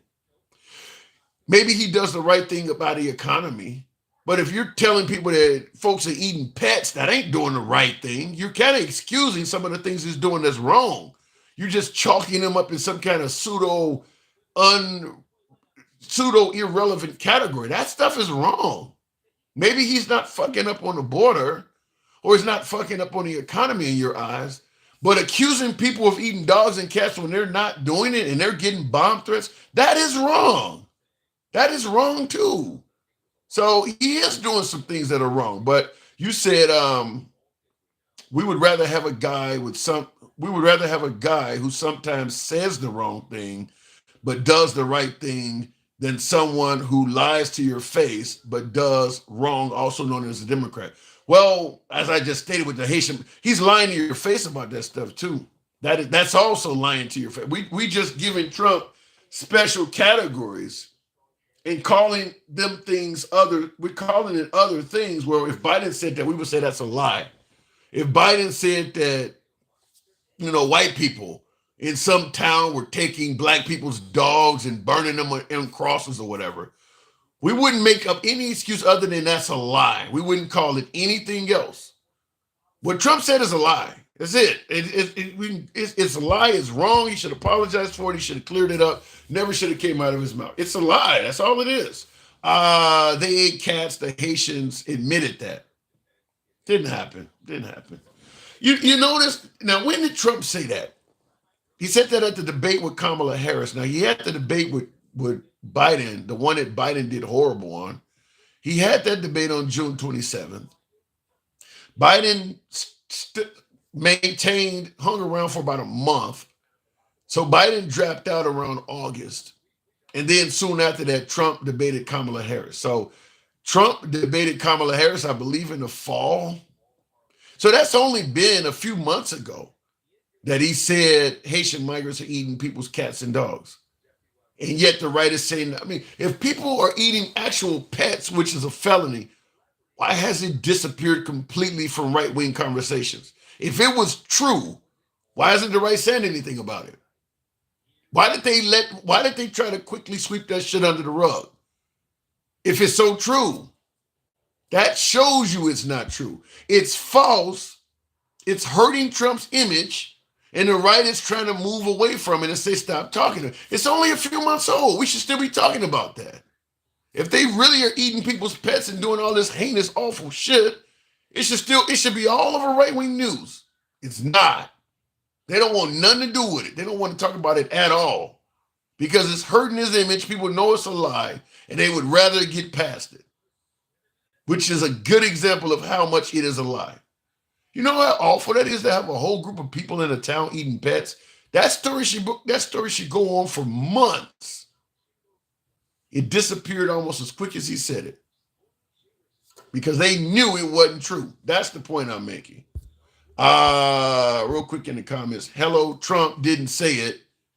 He said he saw. He didn't say nothing about he saw it. God. You know, you guys making me work for this shit. I appreciate it, but you're making me work for this shit. Let me go ahead and play the fucking clip. He didn't say nothing about he saw it. Jesus Christ. Where is it at? Where the hell is this? He saw it. Let me see if I can find the clip so we can have a little bit of fun with it. Where the hell is it? I got one here is 1 minute and 13 seconds long. I guess that might be what we're looking for. He said, what did you say? He didn't say, what was the comment again? Okay, what did he say? Can you set a sound on TV? Yes, he did watch the debate. What was it? I see somebody said, I don't see where, but he said, hello, Trump didn't say it. He said he saw it on TV, which the news did say. Okay, well, let's hear what he actually said. What they have done to our country by allowing these millions and millions of people to come into our country, and look at what's happening to the towns all over the United States. And a lot of towns don't want to talk. It's not going to be Aurora or Springfield. A lot of towns don't want to talk about it because they're so embarrassed by it. In Springfield, they're eating the dogs, the people that came in. They're eating the cats. They're eating the pets of the people that live there. And this is what's happening in our country, and it's a shame. I just want to clarify here. He didn't say shit about he saw any damn thing on TV. Once again, this is just like with his other Muslim ban comment. Later on, when it started having so much damn backlash, he decided to clear it up and try to add shit to it. You see him on stage right there. He said it is definitively happening. He said nobody saw it on TV or he heard it third party. He is telling you this is exactly what is going down right now. But once again, because folks realize this shit sucks, then he tried to backlash. Well, no, I actually heard it. Somebody said it on TV. No, you ain't saying that at the debate. You said it's actually happening. And by the way, if people were saying it on TV or something, you have an obligation to prove that before you go out on TV and say some shit like that. There is a reason why people always say allegedly. He didn't throw that in there, which is why I do believe that the Haitians have a lawsuit in against this stuff because it's inaccurate. And then, of course, the right, in effort to defend Trump, is trying to prove what he said is true, despite all the evidence to the contrary. Finding anybody they can to find one or two people that it's happening. Okay, well, you got somebody that's saying it's happening. Tell them to prove it. I had somebody in the comments just a minute ago. Well, there is a Haitian guy that said people were eating. Okay, well, tell that Haitian guy to prove it. Where's the evidence? He can lie too. You got a white woman in one video on the porch saying it's happening. Ask her, well, where's the evidence? Notice that this whole town, 20,000 migrants, people eating pets and dogs everywhere, and nobody got any evidence of it at all. Not one person can show you any carcass. Nobody want to show you how they process an animal and cook it. No evidence at all. Just a few people saying it's happening. What's next? Sasquatch is walking around? GT Base says it's not a lie. It's not a lie, though. They were eating pets. There are multiple videos from as far back as 2022. I've seen them, as well as the police 911 call recordings. I got to vehemently disagree with you, GT Base. I got to disagree with you for the simple fact that I don't hear any pet owners talking about their animals are missing.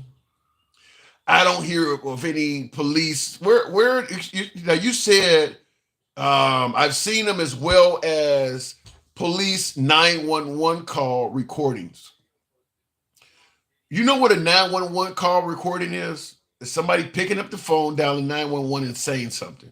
It does not mean it's actually happening. You ever heard of swatting? There are 911 calls that say people have a gun when nobody is even there. You ever heard of a Karen? Karens call 911 and say shit all the time. A 911 call is not evidence. You would learn, even in the first day of law school, you would know. I mean, a 911 call says nothing. People lie on 911 calls all damn day. I keep going back to exactly evidence. Where is the evidence of this stuff? Evidence of somebody eating a cat, dog, or a goose, I think, or somebody said, in Springfield. That is a Haitian migrant. Evidence. Very short on that. Very short on that. Where's the evidence of it? I don't want to hear people saying it's happening. You can find people that say that black people are not smart as white people. There's a whole history of America saying that. Evidence. You had people that used to think that black people didn't need anesthesia doing surgery. People won't say any damn thing. Evidence. Show me people eating the animals and show me proof it's in Springfield, not in Port-au-Prince, Haiti somewhere. I haven't seen it. And I've had, I don't know, a dozen shows on this shit. I've had MAGA sending me all kinds of videos. Not one has fit the narrative of what Trump is saying. In Springfield, dogs, cats, and ducks or whatever it is. And they're Haitian. Not one video I've seen is definitive proof that the person is a Haitian migrant. It's taking place in Springfield, Ohio, and it involves a cat, dog, or in fact, you should have a video of a cat being eaten, a dog being eaten, and a duck being eaten. 20,000 people? Shouldn't be this fucking hard to get evidence. If that many people it shouldn't be this hard. Lewis, the biggest problem with the Democrats is they can't scrape up a better option than Trump. Plus, when I'm gonna need some glasses. I apologize to you on this one, Lewis. Thank you for the super chat, but I got to read it closer. The biggest problem with the Democrats is they can't scrape up a better option than Trump. Plus, when the fucking hell does a campaign add rules that fact checking is off the table? It's like lies are a plan A. I do believe the debates leaned left. I do believe that. I do believe that they were fact-checking Trump and not fact-checking Kamala, like when Kamala said all these people died on January 6th. I do believe that's true on the debate part. But in regards to saying that they can't come up with a better option than Trump, I think they can come up with a decent competitor to Trump, but they got to have enough time. Biden fucked that up by not leaving until August. I mean, Kamala Harris had 107 days. I mean, that's a huge disadvantage. It ain't the Democrats' fault. That's Biden. Biden didn't step down. Now, I guess you could say that they should have, what is it, Article 26 or 26, whatever the amendment is or whatever, you can kick him out of office. Maybe. But Biden should have stepped down. He should never have ran again. That is the number one problem is Biden trying to run when he should have stepped down. That is worse than anything else that happened, is Biden continuing to run past his prime and refusing to admit it. I mean, he looked worse than Mike Tyson out there. Kamala was 100% better, more qualified. You bring up Springfield, Ohio, and ABC News did reach out to the city manager there. He told us there have been no credible reports of... He's doing what my viewer just talked about. He shouldn't be doing that. He shouldn't be fact-checking Trump. That's Kamala Harris's job. David Muir, and Trump is criticizing for that. David Muir should not be doing that at a debate. He shouldn't be fact-checking Trump. But like I said, what Trump said is a lie. I'm just going to tell you that. What Trump said is a lie.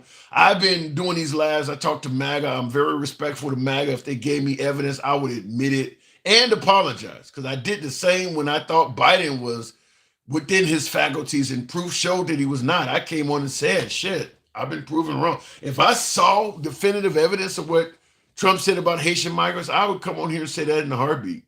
It doesn't exist. It does not exist. I've had the right send me everything they can, and none of it is actual evidence. It's, like I said, a white lady on the porch saying it's happening, or a Haitian migrant kind of saying it. Where's the proof? Just show me somebody eating a fucking dog. I don't want to hear these people. They could be lying. Tim, you've been giving them way too many softballs. Mike, sometimes I do that. I get your point now.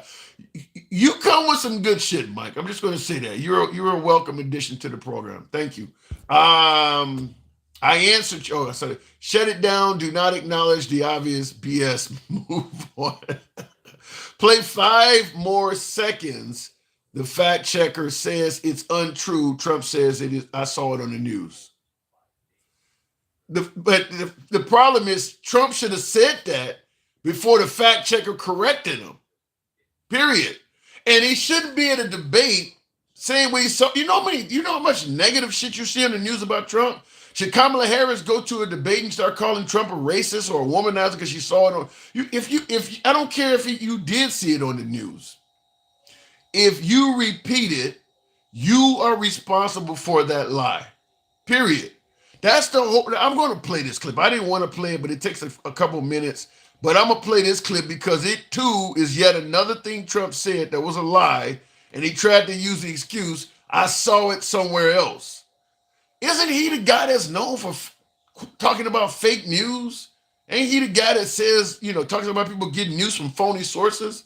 You would think he would be the number one dude that would make sure every damn thing he said was fact-checked. He's calling everybody else's news fake, yet he's admitting he just repeats shit without even checking it out. That makes him look terrible. But I'll play this because I've played it many other times on the program. This is once again Trump doing exactly that. Degrees below zero. They go from Syria to Minnesota, not exactly so great. They probably want to be there. You do a safe zone. Well, it doesn't matter what they want. A free zone. If you have a safe zone in their own country, they stay there. It doesn't matter what they want. Okay, are you aware? It's a much better idea, and certainly better for us. Are you aware that the liberal media and the Democratic Party in general trying to paint you as a racist? Are you aware of that? I think so, but I think people know better than that. I'm probably the least racist person on earth. Well, I've known you a long time, and I never saw any racism from you. However, when you tweet out a thing, and this bothered me, I got to tell you, you tweeted out that whites killed by blacks, these were statistics you picked up from somewhere, at a rate of 81%. And that's totally wrong. Whites killed by blacks is 15%. Yet you tweeted it was 81%. Now, Bill, I didn't tweet. I retweeted somebody that was supposedly an expert. But you don't and it was also a radio show. Why do you want to be in that zone? Hey, Bill, am I going to check every statistic? I get millions and millions of people. You got it. You're a presidential contender. I have millions of people. You know what? Fine. But this came out of radio shows and everything else. Oh, come on. All Radio it was shows? A retweet. I didn't say, excuse me. All it was is a retweet. It wasn't from me, and it came out of a radio show and other places because you see all the names. Look, I'm looking out for you, right? You know that? I'm looking out for you. I look out for every honest politician. I don't care what party they're in. Don't do this. Don't put your name on stuff like this because it makes the other side, it gives them stuff to tell the ill-informed voter that you're a racist. I mean, you just hand him the platter. This was a retweet. I'm sure you'll look. I'll stop it. Bill O'Reilly's afraid of Trump for over 30 years, and even he's telling Bill O'Reilly, like, this shit even concerned me that you sent it out. But like I said, he's known for telling people your shit is fake and you got fake news. And here he is admitting, I just resend shit out. I don't even check, it came from radio shows. He really is doing exactly what he's accusing the left of doing. Why wouldn't you check into some of this shit? And you hear Bill O'Reilly tell him, you're a presidential contender. You just can't send shit out. And, and like I said, in this particular video, I always bring up this slide here that is just racist as hell. Look, it's got on here that whites killed by blacks, 81%, and Bill O'Reilly told him, no, it's only 15%. So he's saying that if you are a white person and you're the victim of a homicide, there's an 81% chance a black person did it, when the actual reality is only 15%. People kill who they're around. It ain't like, black people are going into white neighborhoods and just murdering all the people wholesale. That's what this makes it sound like. I mean, this, once again, no explanation for why you say, okay, you saw this on radio shows. Is what he said. Okay, so what made you go online and retweet this? What was the goal of this? You just wanted to tell the American people that blacks are killing a bunch of folks? I still don't know why he did that. You just wanted to go on internet and just tell everybody that black people are very dangerous? I mean, to me, when people say he never said nothing that's racist, to me, this right here is probably the closest thing to just flat out racism that I can think of. Why would you do that? And I always say that if I was white and I had no black friends or associates, And I believed what the president said here, that if I get killed, there's an 81% chance that a black person is going to do it. If I don't know anybody black and I see a bunch of black people coming down the street toward me, I'm going to put my hand on my gun or I'm going to walk on the other side of the street. I mean, them motherfuckers is dangerous. If I end up dying, it's going to likely be one of them. I mean, this makes black people look terrible. Terrible. No apology, no explanation for why he sent it out or anything. That ain't, now folks, and folks be responding, well, you liberals be reaching or you liberals are gaslighting. I don't see how playing a clip of Trump talking on TV qualifies as reaching or gaslighting. I mean, his words are so inflammatory that merely playing them back give you Trump derangement syndrome. You can't even play his own words back because it makes you look like you hate him because his words are so damn bad. I don't get that. This is his shit.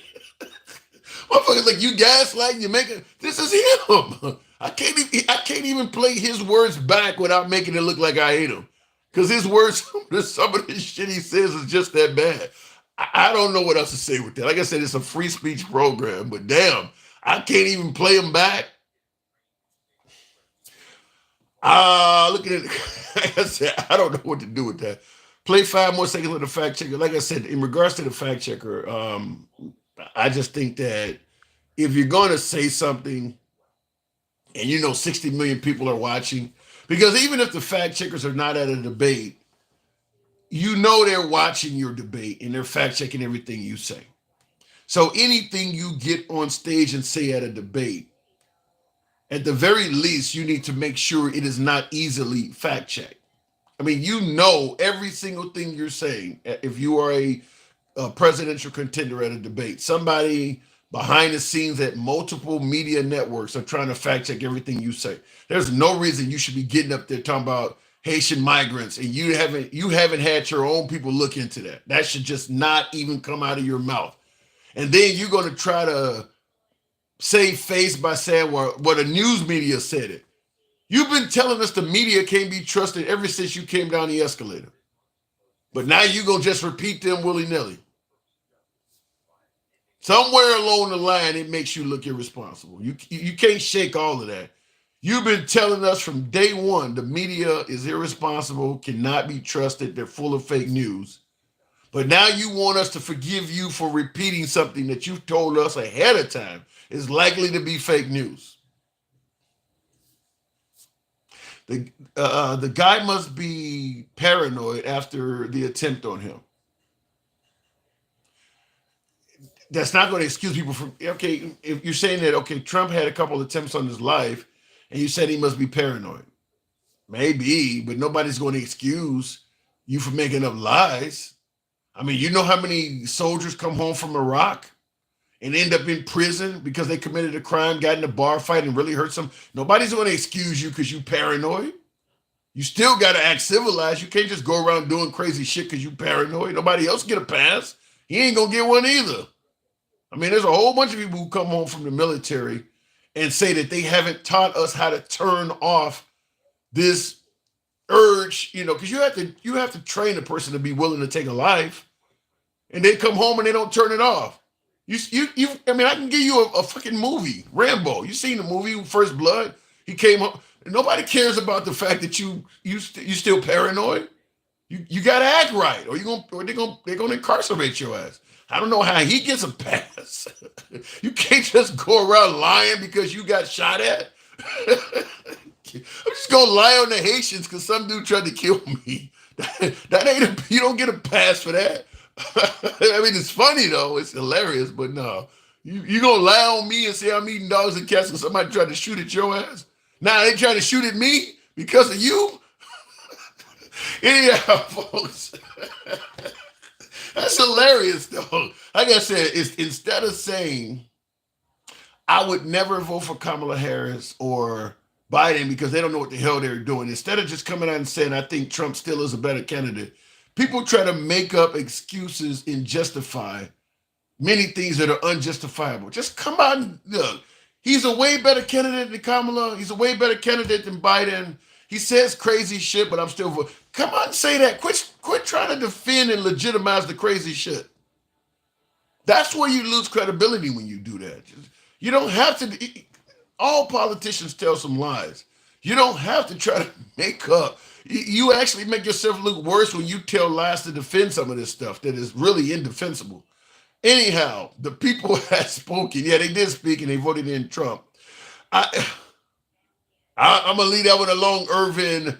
Irvin Ochoa. I don't blackmail or censor, but try to avoid typing the N-word in the comments, folks. Please try to avoid that. It is not bag peddling. Come on, man. The news reported this before Trump even said it.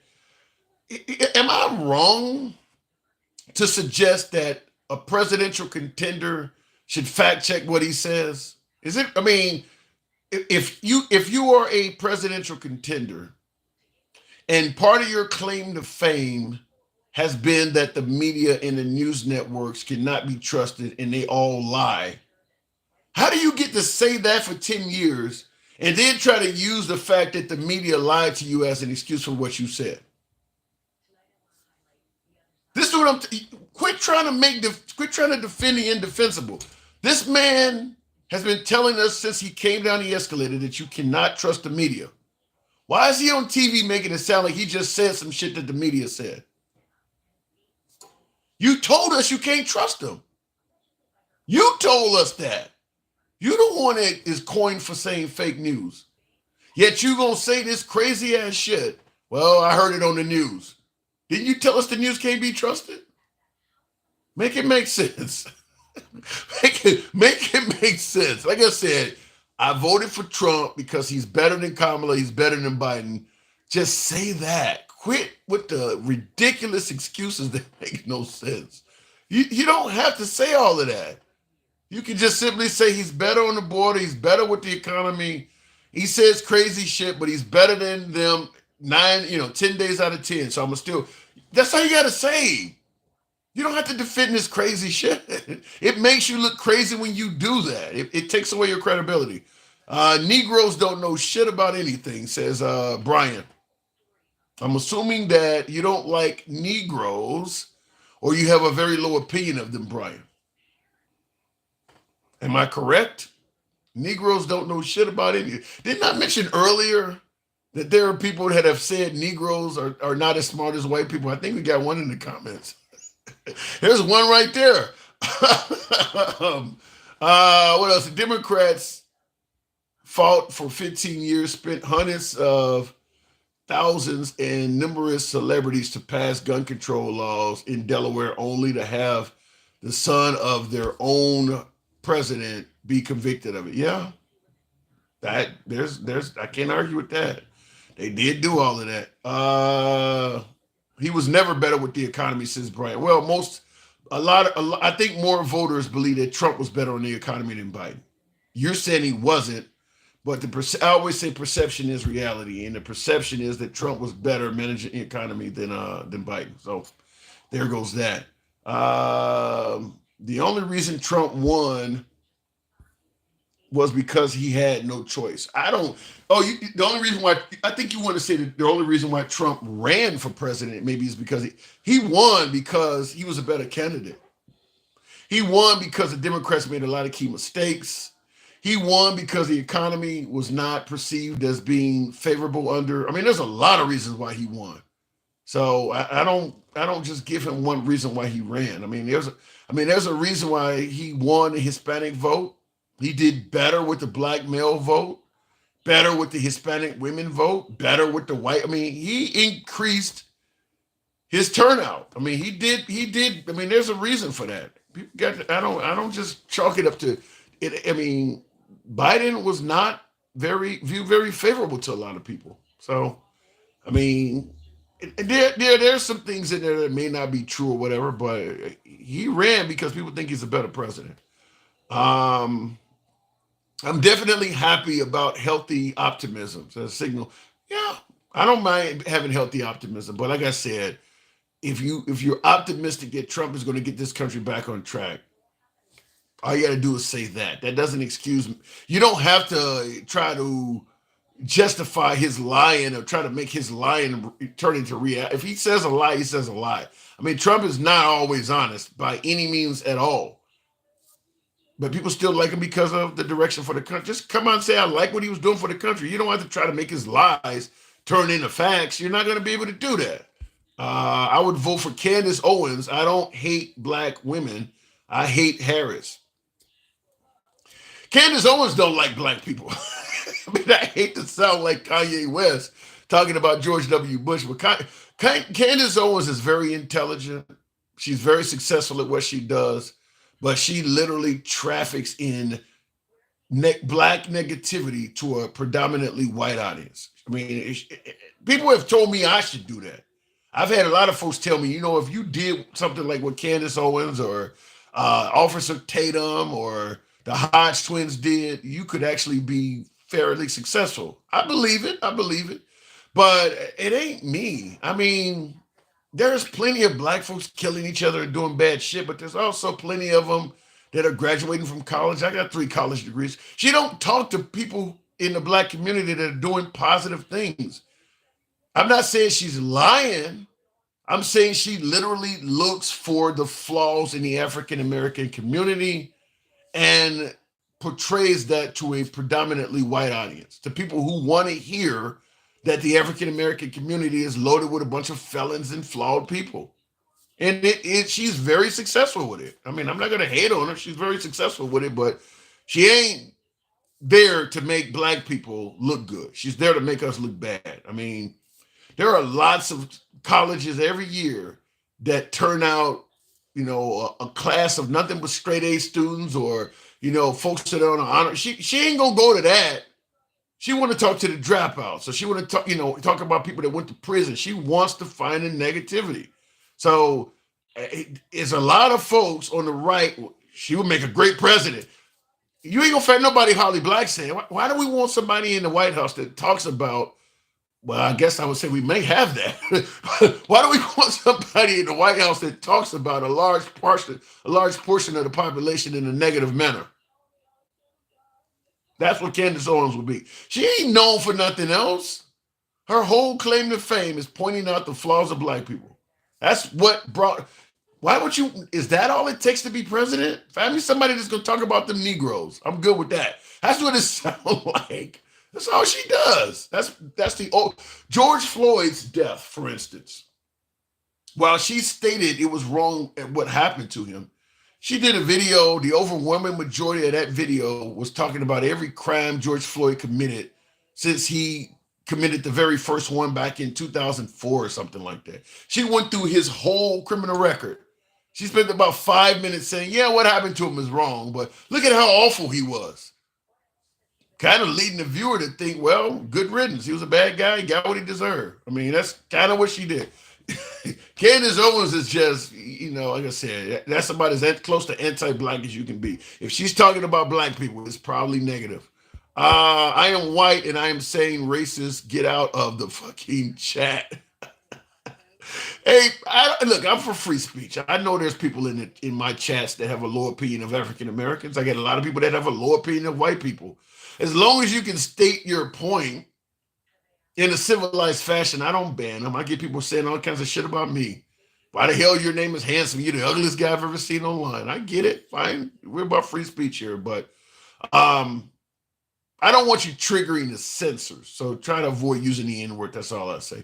Or some, slurs that, the algorithm is programmed to censor your ass out. Try to avoid doing that. Otherwise, we'll tackle what you say. I mean, people can spot homophobes and racists a mile away.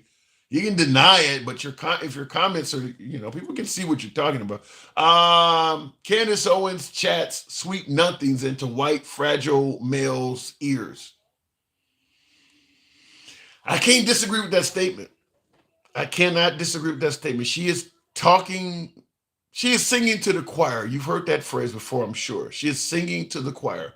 She is telling people what they want to hear or how they've already felt. She's telling them what they want to hear. If she started talking about folks like myself, I consider I'm educated. I'm officially educated. I don't have a criminal record at all. My criminal record is better than most cops. I have nothing on my rap. You're not going to hear her talking about people like me. You're not going to hear her talking about that. If she did start talking about that shit, she'd probably lose half of her viewership, probably more. She's not going to talk about that. So yeah, her claim to fame is pointing out the negativity in the black community. I didn't know Forrest Whitaker was going political. Damn, it must be time for me to go to bed. My eyes look that fucking bad. I gotta go. I appreciate you guys tuning in. When I start getting called Forrest Whitaker, I know it's time for bed. So I got to get up for the Sunday shows anyway. Thank you folks for tuning in.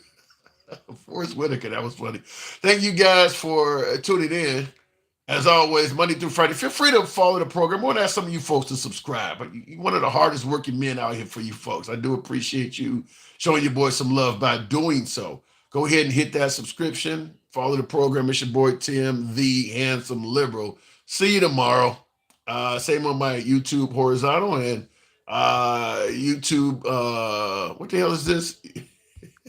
Jeez, I am getting tired. All right, YouTube version.